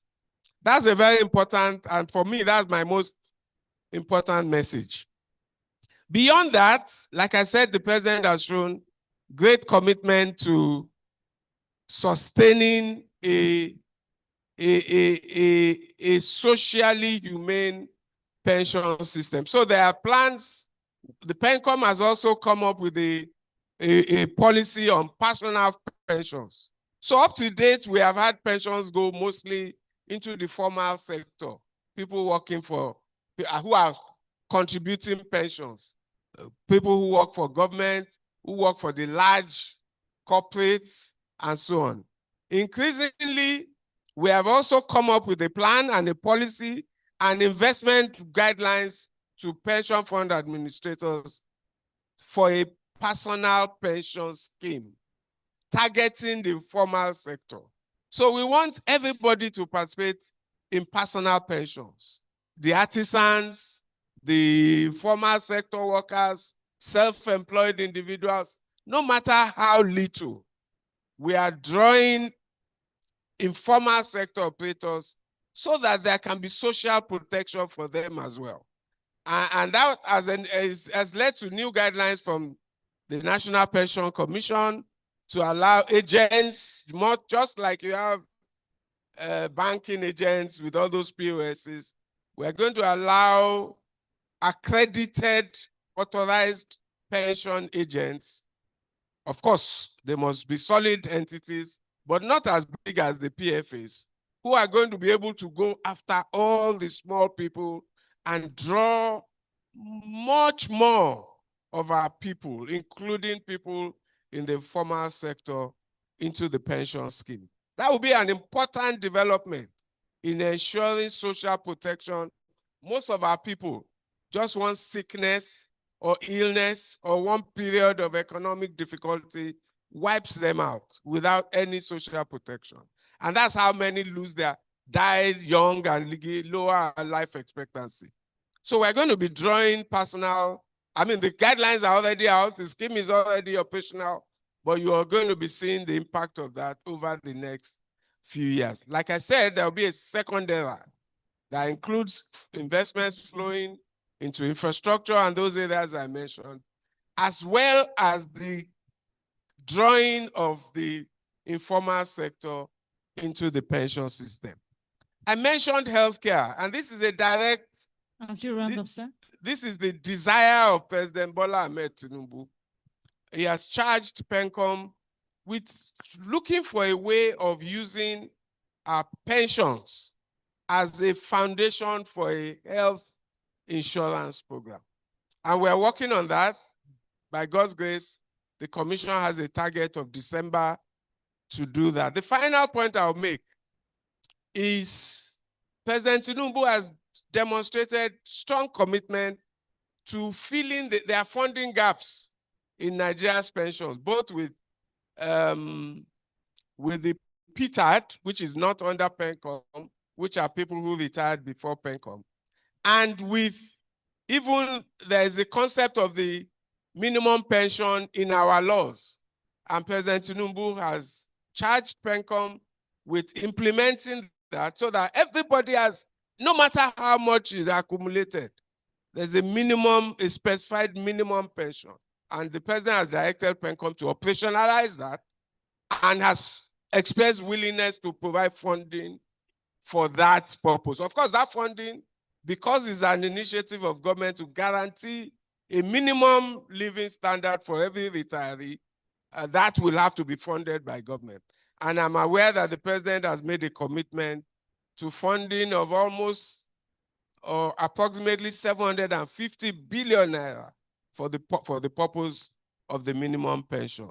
So I want to stress here that both the president and we, his appointees on the board and management of PENCOM, are determined to use the Nigerian pension system as a catalyst for national development and a vehicle for ensuring humane and humane standards of living of our retirees. Thank you very much. Thank you very much, sir. You can hold on to the mic. Right, we've taken the briefs from the three presenters here. We'll be going straight into questions. Coincidentally, the first two questions are for the chairman of PENCOM. The first one says, we have seen repeated pensioners protests in our country over the years. What is PENCOM doing to clear this backlog and put an end to pensioners' protests? Hold on, sir. The second one is a scenario painted.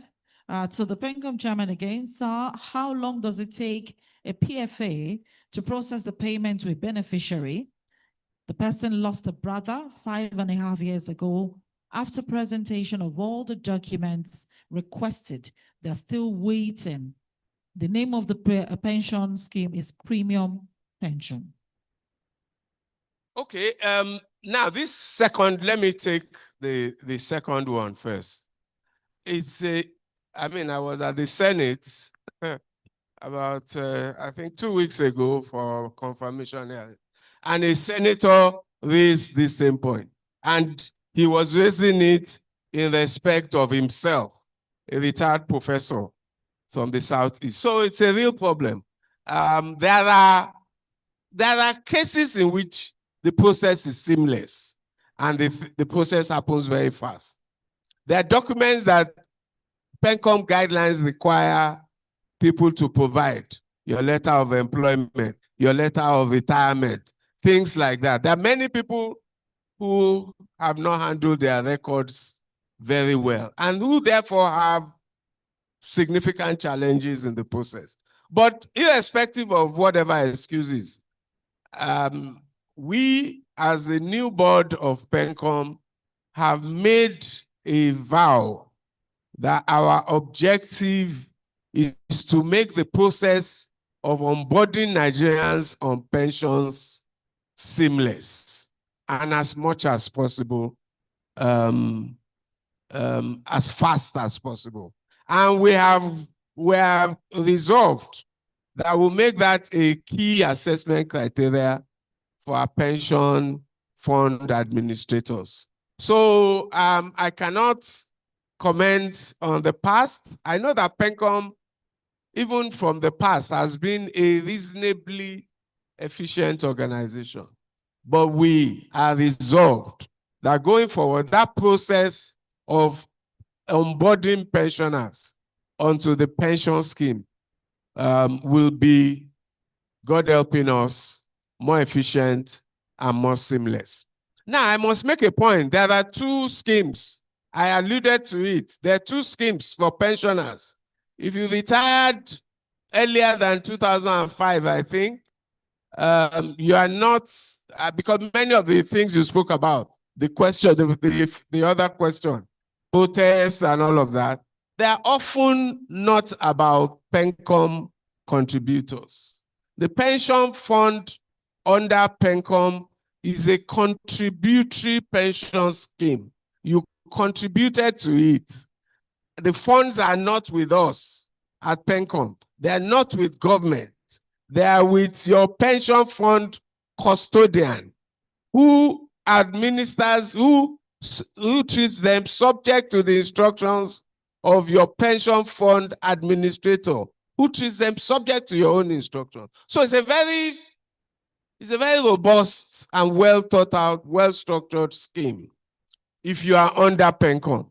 The unfunded pensions, which are historical liabilities of the government of Nigeria, are under PTAD, Pension Transitional Administration Department, because it's a scheme that will, a bad word, but let me use the only word. It's a scheme that will die off as all those who are under that scheme are diseased. It's an expiring scheme. So there is unfunded. It was a gratuity scheme that the federal government had to fund. But like I said, President Tinubu is providing huge funding to fund all those outstanding liabilities, whether it's for the unfunded schemes under PTAD or for the minimum pension scheme that pension is now creating. So I even if I say so, I want to commend the president for his commitment to a humane pension system and appropriate standard of living for our pensioners. Thank you. Thank you very much, sir. All right, moving straight to Engineer Agbola. Engineer Agbola, this one is a comment. I dare say personal experience. I took down notes while you were talking. So you've answered the question, but I'd like you to shed a bit more light because there is one of the roads mentioned here that wasn't on your list. So this person says, Southwest roads are death traps. For instance, number 1, Ibadan, Ile-Ife, Ilesha, which you mentioned, Ijebu-Ode Ore, which you also mentioned, Ikole-Ekiti to Kaba, which you didn't mention, and many others. He said they can do minor repairs to reduce the hardship. Do you want to pass a few comments about that? Just a few words. Yes. What had happened in the past, like I said, is that there were challenges with the previous on the Akure, Ibadan, Akure, Ilesha. But if you go there recently, you will see that the contractor has started work on that axis. Starting from Ilesha, he has started work. We can see sand on the way. Being a bit sand. A bit delivery of sand. He has also started work. He has started excavation of the road. He has started from Ikoromoja Junction to Ilesha Junction. There's sand being delivered on the way. The road construction would not be done in a day. It will take some time. Okay. So, but all right, sir. The important thing is that the work has. Question for her. Yes. And the last question here is for, thank you so much, Engineer Agbola. And the last question for Dr. Adeleke, we have who is responsible for monitoring the state of the primary healthcare center and ensuring they are habitable for patients? Also, who ensures that PHCs have drugs and other equipment required to attend to patients? Thank you so much for that question. That is the responsibility of National Primary Care Development Agency in collaboration with the State Primary Care Board to see that the primary care facilities are in good condition. And I think I mentioned that revitalization of primary care, it's already ongoing. There's some pictures I put on the slide that shows before and what it is now. So it's ongoing and we are monitoring it to see that the PHC's facilities in our various community, it's good. Everybody should be able to use it. Thank you. Right, that's where we call it a wrap on this first panel session.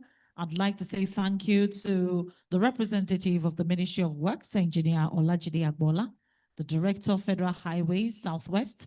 I also want to say thank you to Dr. Adebiyi, representative of the National Primary Health Development Agency. Thank you. And of course, Chief Okpeyemi Agbaje, Chairman of PENCOM. Thank you so much for your contributions, sir. We look forward to seeing these translate to direct impact on the lives of Nigerians. We take a few pictures and then we hand over to the moderator of the event. Thank you very much. Please, can we put our hands together for the panelists? Thank you. Thank you so much. We'll have a quick one, a group picture here, and then that will be it. Thank you so much for throwing lights on the activities of your agencies and bodies.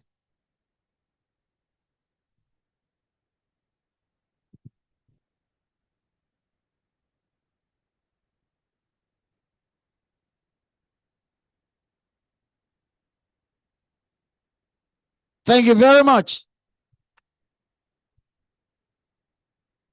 Ẹ ṣeun. Ẹ ṣeun.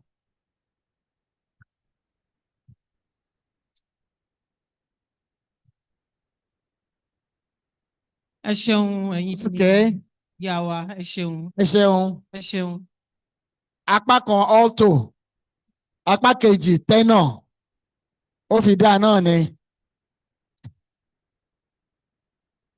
Green and white. Thank you. Lemon and white.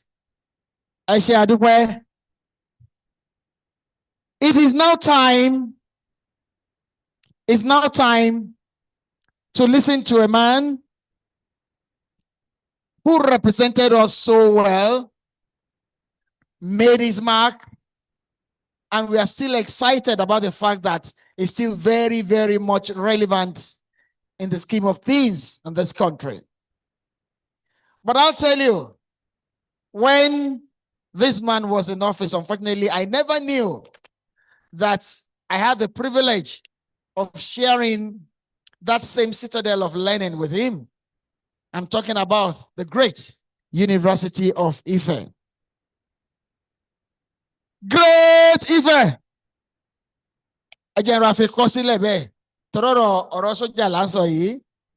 Right now, ladies and gentlemen, our distinguished guests, our royal fathers, we have the privilege of bringing up for a few minutes a former Chief of Defense Staff, General Abayomi Olonisake.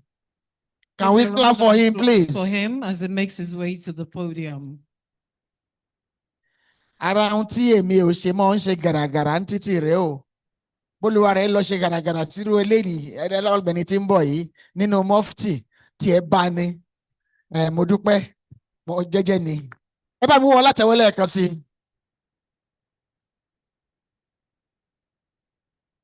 Your Royal Highnesses, our Royal Fathers, thank you for your patience.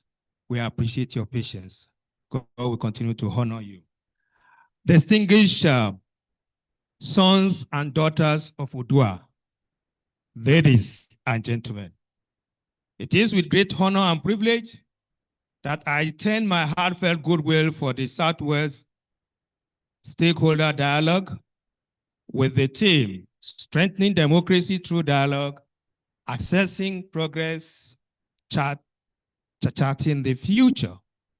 This remarkable event stands as a testament to our shared commitment to shaping a brighter and more prosperous future for the Southwest region and by extension, our beloved nation, Nigeria. This event is of utmost importance because in convening diverse voices, expertise, and experiences, we are provided with a unique platform to reflect upon our journey, evaluate our achievements, and chart a purposeful course for tomorrow. The theme is both timely and appropriate. It encourages us to celebrate our successes while remaining vigilant and proactive in addressing emerging challenges and opportunities.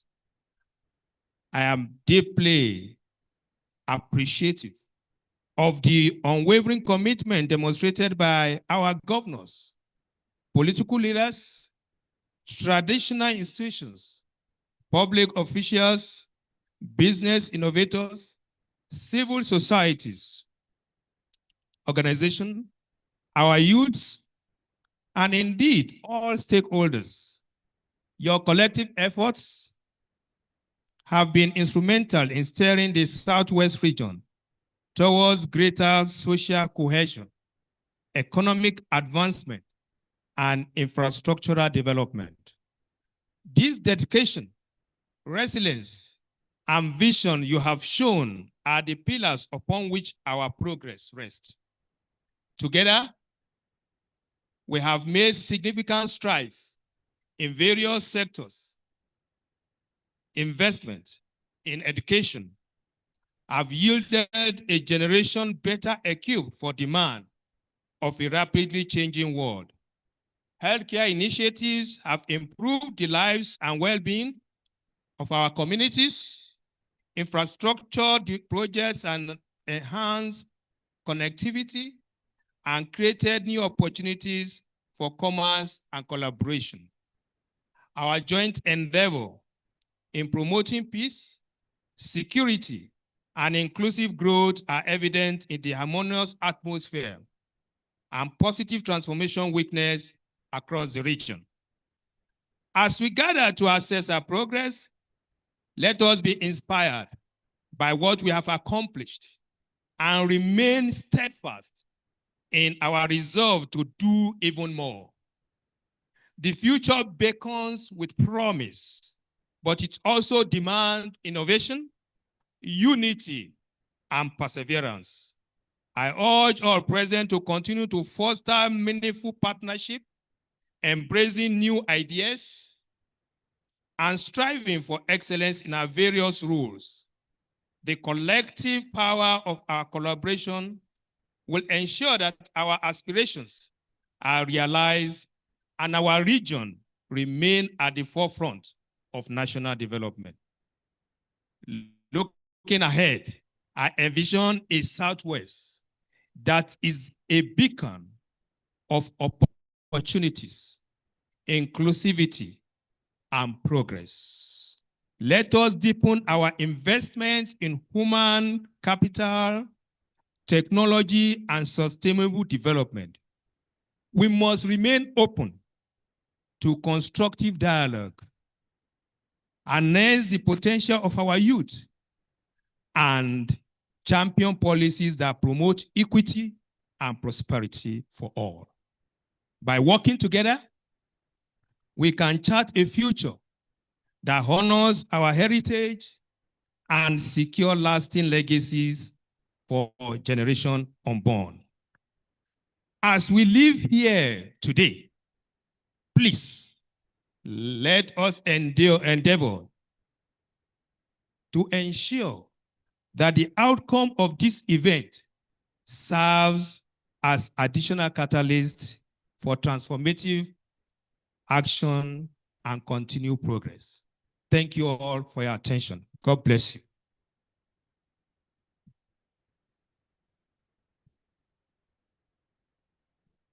Can we clap for him one more time, ladies and gentlemen, please? General Abayomi Olonishakin, former Chief of Defense Staff, we say thank you so much, sir. Yes, I know. We are now moving on to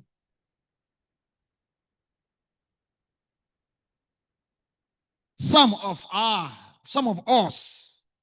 We are moving on to these people that are actually part and parcel of us. We share blood, we share language, our culture, our tradition, very similar. There is no way you're going to write the history of the Yorubas without adding the Shekiris to it. Is somebody clapping in this place? May I invite Mr. Patrick Doyle to come up and speak for the Shekiris. Let's encourage him, please. Let's encourage him, please.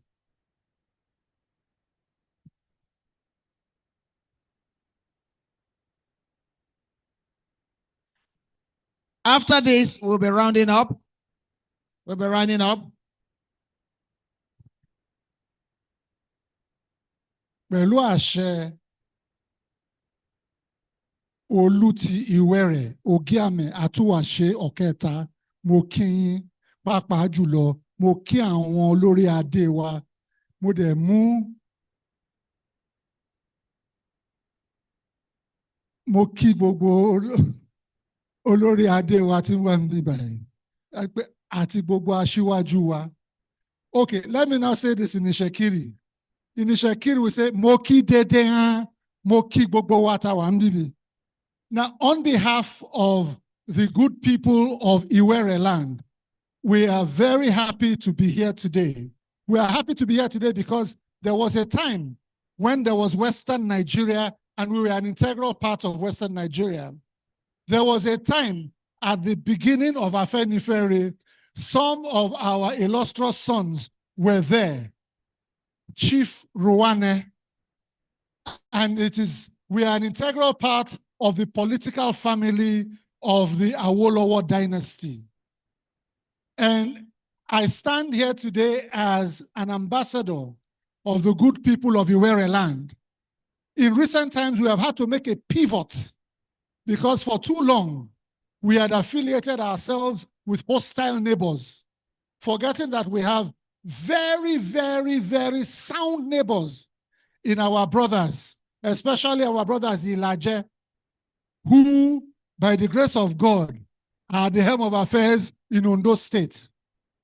We would like to say that we consider ourselves at this time, because of the present hostilities that we have had to endure in the hands of our hostile neighbors, we now consider ourselves an integral part of the Yoruba nation, and we intend to fully assimilate and make our presence felt with the general Yoruba nation. Thank you very much, and God bless you. Ogiame Suo. Thank you, my brother and friend and colleague, Patrick Doyle. Thank you so, so much. Thank you. Commander Kunle Olawumi is coming up. He's coming up. Please, let's encourage him. Let's encourage him. We've just heard from the Shakiris. Commander Olawumi has a very brief one. Thank you, sir. Thank you very much. I know our time is well spent. My name is Commodore Kunle Olawumi, and the purpose of coming here is actually to look at the security architecture of Southwest.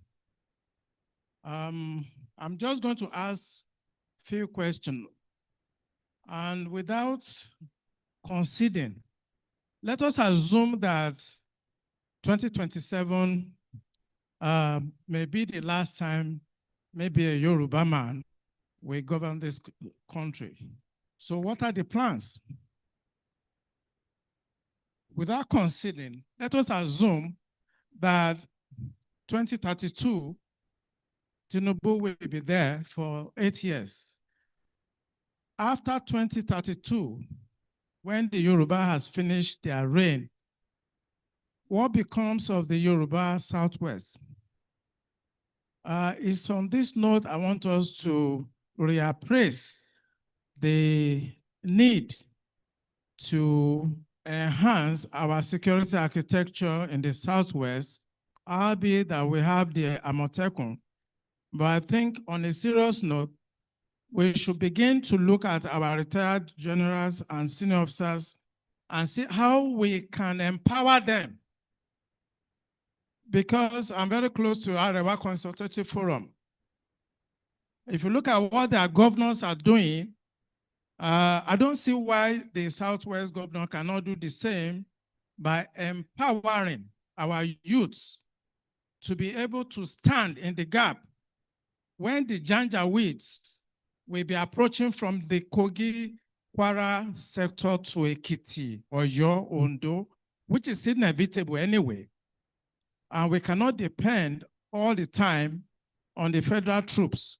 So on this note, I just want to say that the Southwest governor should try to set up an endowment fund, a way to actually get tools for our youths and train them to be able to defend the Southwest when the time comes, because this is inevitable as we approach 2027. Thank you very much.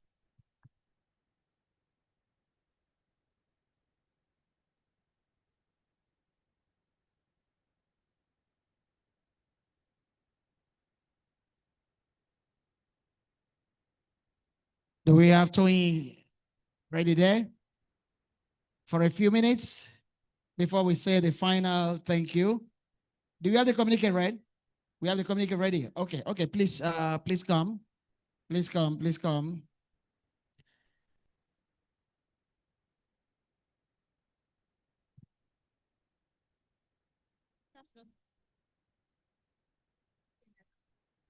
Kehinde Adebayo is here. Just 1 second, Tony. Just 1 second, Tony. 1 second. Kehinde Adebayo to deliver the communique. Yes. Starting on the existing protocol, I'll be reading the resolutions and recommendations from this two-day event, the Southwest Stakeholder Dialogue. Having deliberated extensively on the state of governance, development, and citizen welfare in the Southwest region, we hereby resolve and recommend as follows. The summit resolves to submit this communique to His Excellency, President Bola Ahmed Tinubu, GCFR, for consideration and action, and also to transmit the resolutions to the relevant federal ministries, departments, and agencies. Yoruba unity and governance. The summit calls for strengthening Yoruba unity and solidarity across all Southwest states and extended Yoruba communities, committing to transcend partisan political differences in pursuit of collective regional development and the advancement of our shared cultural heritage and economic prosperity. The Southwest region resolves to reclaim and strengthen its historical position as Nigeria's pace setter in development, innovation, and good governance, committing to serve as a model for democratic engagement, economic transformation, and social progress. Support for federal government economic reforms. The Southwest stakeholders express strong support for the bold economic reforms being implemented by the federal government under the leadership of His Excellency, President Bola Ahmed Tinubu, GCFR, acknowledging that while these reforms may present such short-term challenges, they are essential for Nigeria's long-term economic stability and prosperity. We call on the federal government to intensify public enlightenment and information dissemination on the government policies, programs, and their expected impact, recognizing that citizens require clear, transparent, and regular communication to fully understand policy rationale and implementation timelines, as well as measurable outcomes. We also have the political leadership and governance. Political leaders at all levels of government must be guided by vision, integrity, and unwavering commitment to the welfare of the people rather than narrow partisan interest. Good governance requires prioritization of citizens' needs in all policy decisions and resource allocations, and this should be done with accountability and transparency. Also have the regional integration and infrastructure development. The summit strongly advocates for accelerated regional integration through strategic infrastructure projects, including intra-regional railway networks, industrial hubs, and farm settlements. These transformative projects will enhance trade, create jobs, boost food security, and strengthen economic ties among Southwest states, while strengthening the region's position as Nigeria's economic powerhouse. It calls for the attention of the federal government to the deplorable conditions of some of the federal roads in the Southwest, including the Ibadan-Ife-Ilesha Highway, the Lagos-Abeokuta Expressway, and the Ita-Ure-Ado-Ekiti Highway, and the Ifaki of Lokoja Highway. We also have the institutional framework for continuous engagement. The Southwest Summit shall be institutionalized as an annual event to ensure sustained dialogue between government and citizens, providing a consistent platform for policy assessment, stakeholder feedback, and collaboration for regional development. Sector-specific working groups shall be provided to provide continuous input on policy development and implementation, meeting regularly to review progress, address challenges, and make evidence-based recommendations to the government. The Development Agenda for Western Nigeria, Dawn Commission, shall be strengthened as a technical secretariat for the Southwest Summit. We express our gratitude to His Excellency, President Bola Ahmed Tinubu, GCFR, for approving the participation of the federal government representatives, His Excellency, Governor Lucky Mr. Aiyedatiwa, and the government and people of Ondo State for their exceptional hospitality and organization of this historic summit. All Southwest governors for their solidarity and commitment as co-hosts of the summit, Chief Ruben Fashoroti and the entire Afenifere leadership for their vision and guidance, the Development Agenda for Western Nigeria, Dawn Commission for technical partnership and coordination, federal ministers and government officials who engaged meaningfully with citizens during the summit, traditional rulers, religious leaders, and all stakeholders who contributed to the success of the summit, the media for comprehensive coverage and dissemination of summit proceedings. In conclusion, this inaugural summit, Southwest Citizens Government Engagement Summit, marks a watershed moment in the history of democratic engagement in Nigeria. We have demonstrated that structured dialogue between government and citizens is not only possible, but essential to effective governance and sustainable development.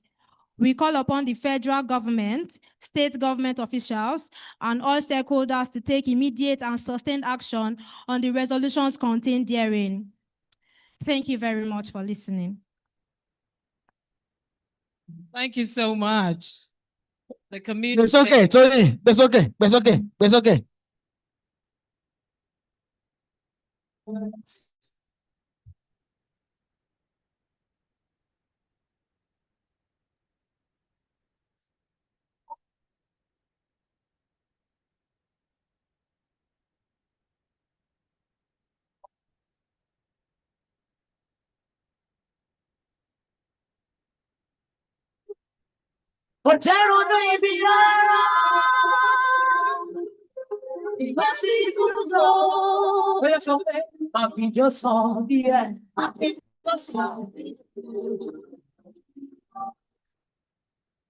Tóyìn, kán tó wọnú ẹ̀mí, kí wọ́n fúnra rẹ̀ tó wọnú ẹ̀mí, ẹ mú wálẹ̀ díẹ̀. Ẹ mú wálẹ̀ díẹ̀. Because the DG Dawn Commission is going to say thank you to us. Àjò ṣára mú wálẹ̀. Àwọn ará bíi ó ti wà lára wọn látàárọ̀. Ṣára mú sùúrù. Okay, DG, ẹ jẹ́ kó wálé. Ẹ ṣeun. Ẹ mú sùúrù, ẹ má ìwọ̀nú ẹ̀mí. Ẹ mú sùúrù.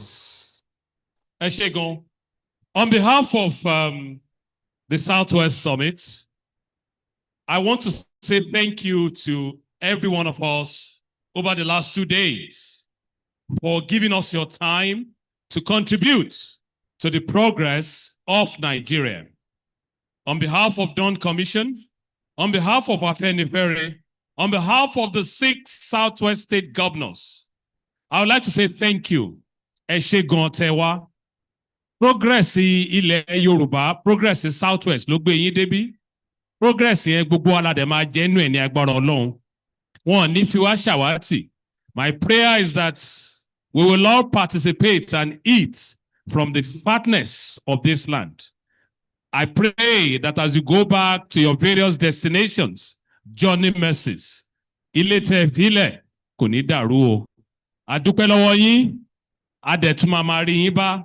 Ọdún tó ń bọ̀, a tún máa ṣerú ẹ̀. Gbogbo yín lẹ́dẹ̀ẹ́ máa péjú síbí ní ayọ̀ àti àlàáfíà. Àwọn bàbá wa tán jókòó títí di ọjọ́ ìní, àgbà yín á túbọ̀ máa dalẹ̀ o. Ojú yín ò dẹ̀ ní rí bí. Ire Nigeria, ire Western Nigeria, á ṣojú yín o. Thank you very much, everybody, and God bless. Thank you, Dr. Shaye Oyeleye. Thank you very much. Professor Kila Abagun Kole Omololu, we say thank you so much. Congratulations. That's okay, Toyin. That's okay. That's okay.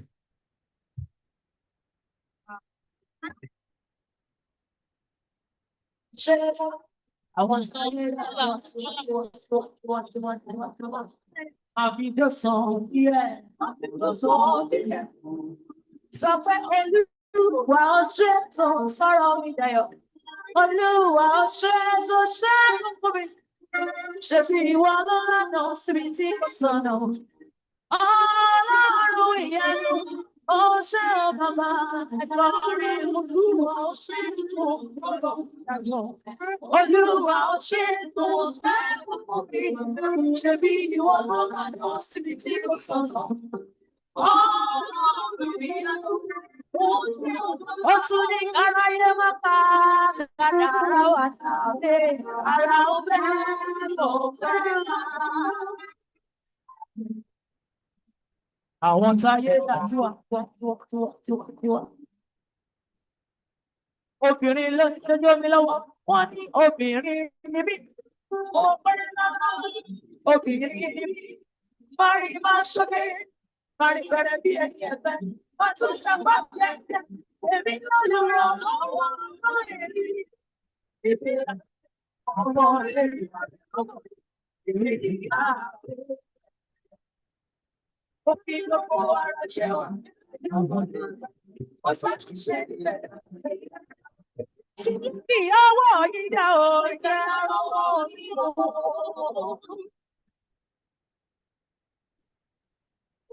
Ẹ̀yin táyé dà tiwa lóńdó state. Ẹ̀yin tí lọ́kì ọwọ́ yìí dá o, ẹ̀jẹ̀ ọwọ́ yìí o. Ó ní ìpínlẹ̀ Oǹdó lọ́kì orí wa sàn. Ìpínlẹ̀ Oǹdó lọ́kì ayédàtiwa. Ẹni táyé tí o lè kún láyé ṣe tirẹ̀. Ẹni táyé tí o lè kún láyé dà tirẹ̀. Ìpínlẹ̀ Oǹdó lọ́kì ayédàtiwa. Ó yá sọ pé ọ̀nà tí Eba, Oda tiwa. Oda tiwa. Oda tiwa. Sọ̀rọ̀ ní ẹgbẹ́ mo níyẹ àpáta ńlá ni ẹ́. Ẹnìkan ò lè rí bí rẹ̀. Lọ́kì ayé dà tiwa. Àpáta ńlá ni ẹnìkan ò lè rí bí ewé tí ó fún kò gbọdọ̀ bí inú afẹ́fẹ́.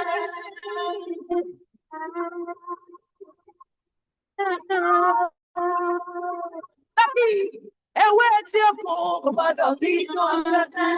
Afẹ́fẹ́ tó ń bẹ́ létí òkun. Iṣẹ́ Olúwa ni lẹ́yìn owó ń bá ẹgbẹ́. Ọmọ bá ẹgbẹ́ alábíyà tún tẹ̀lé lábí òkìkí bọ̀ sí wọn ò mọ̀ bó ṣe jẹ́ ọ̀tá fẹ́ mọ̀ díẹ̀ Olúwa ní òkú wọ́n ṣe yẹ ó yá torí lọ́kì sún síwájú àwìwíwí ṣẹlẹ̀ ògbó àpọ̀pọ̀pọ̀ ṣẹlẹ̀ òdìgbà. Lucky, ọmọ ayé dà tiwa. Àwìwíwí ṣẹlẹ̀ onígbọ́, ṣẹlẹ̀ ògbó, àpọ̀pọ̀pọ̀ ṣẹlẹ̀ onígbà. Ohun tó ṣe yìí wá darí ẹ̀yìn. Ẹ̀tún wá padà sábí ní àláwòrán. Ohun tó ṣe yìí wá darí ẹ̀yìn. Ẹ̀bá ti rí wa ọmọ lórí. Ṣẹ̀gbọ́n ti rí ọmọ lórí. Àtẹ̀lé ti sẹ́, ọmọ lórí. Assistant ó lè wéwé fìlà. Ọba ìwéwé fìlà. Yẹmi ṣòdì fún. Ẹ̀yà kọ́lé wálé ti dé o. Ẹ̀sìn bí ẹ̀sìn. Yẹmi ọmọ ṣọ́ọ̀dì fún tiwa. Ẹ̀sìn bí agbada. Ẹ̀sìn bí agbada. Ẹ̀sìn bí agbada o. Ó yá torí lọ́bì gbogbo aláìdá ọmọ rẹ̀ sáyidá. Yẹmi Ṣọ́dìmù, èèyàn tí tó yìí má bàdàn.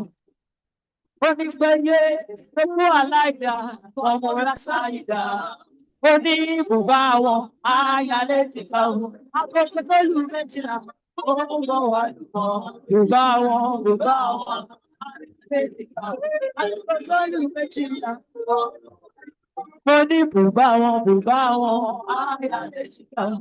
Akọ́kọ́ tó lù méjìlá. Òjò ní wá, àwọn bẹ́ẹ̀ ní kan ṣọ̀tá o, ẹni etí ilé kíkà. Sórí lọ́kì ayédà tí wọ́n ó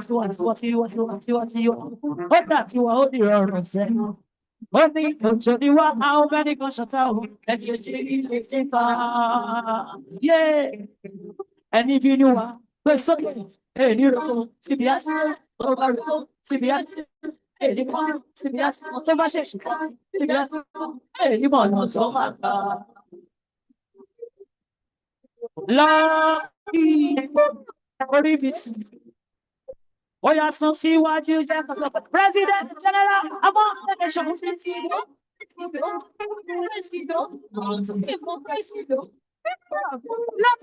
President. Among the Nation. We salute you. We salute you. Let me, we salute you. We salute you. Àwọn ọmọ ọba ti fẹ́rí ká wọ́n láwọn ò ṣe fẹ́.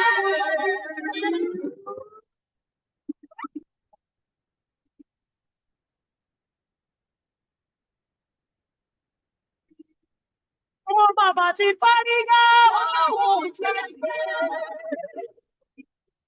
Lórí tí ọ̀sánmọ̀ yẹn, wọ́n sanwó ọ̀sánmọ̀ yẹn lọ́wọ́lọ́wọ́. Ìtọ̀sánmọ̀ yẹn yọwọ́ yíyá o, ẹ̀ṣẹ̀ lọ́wọ́ yìí o.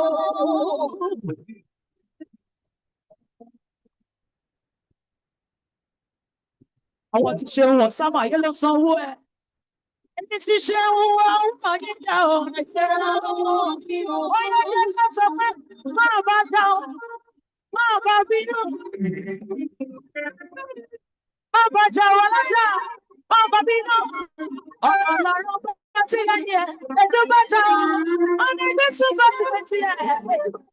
Bàjá, ọbàjà òun ló sọ̀kè.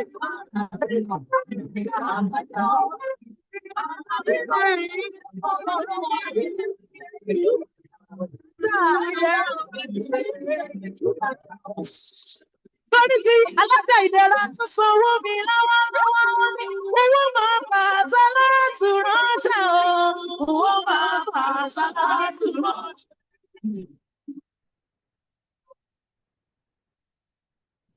Alága ìdẹ̀ra ló sanwó ẹ̀. Ó ní owó máa bà sálátù ránṣẹ́ ní tèmi o. Nígbà tẹ ò tẹ máa kéré.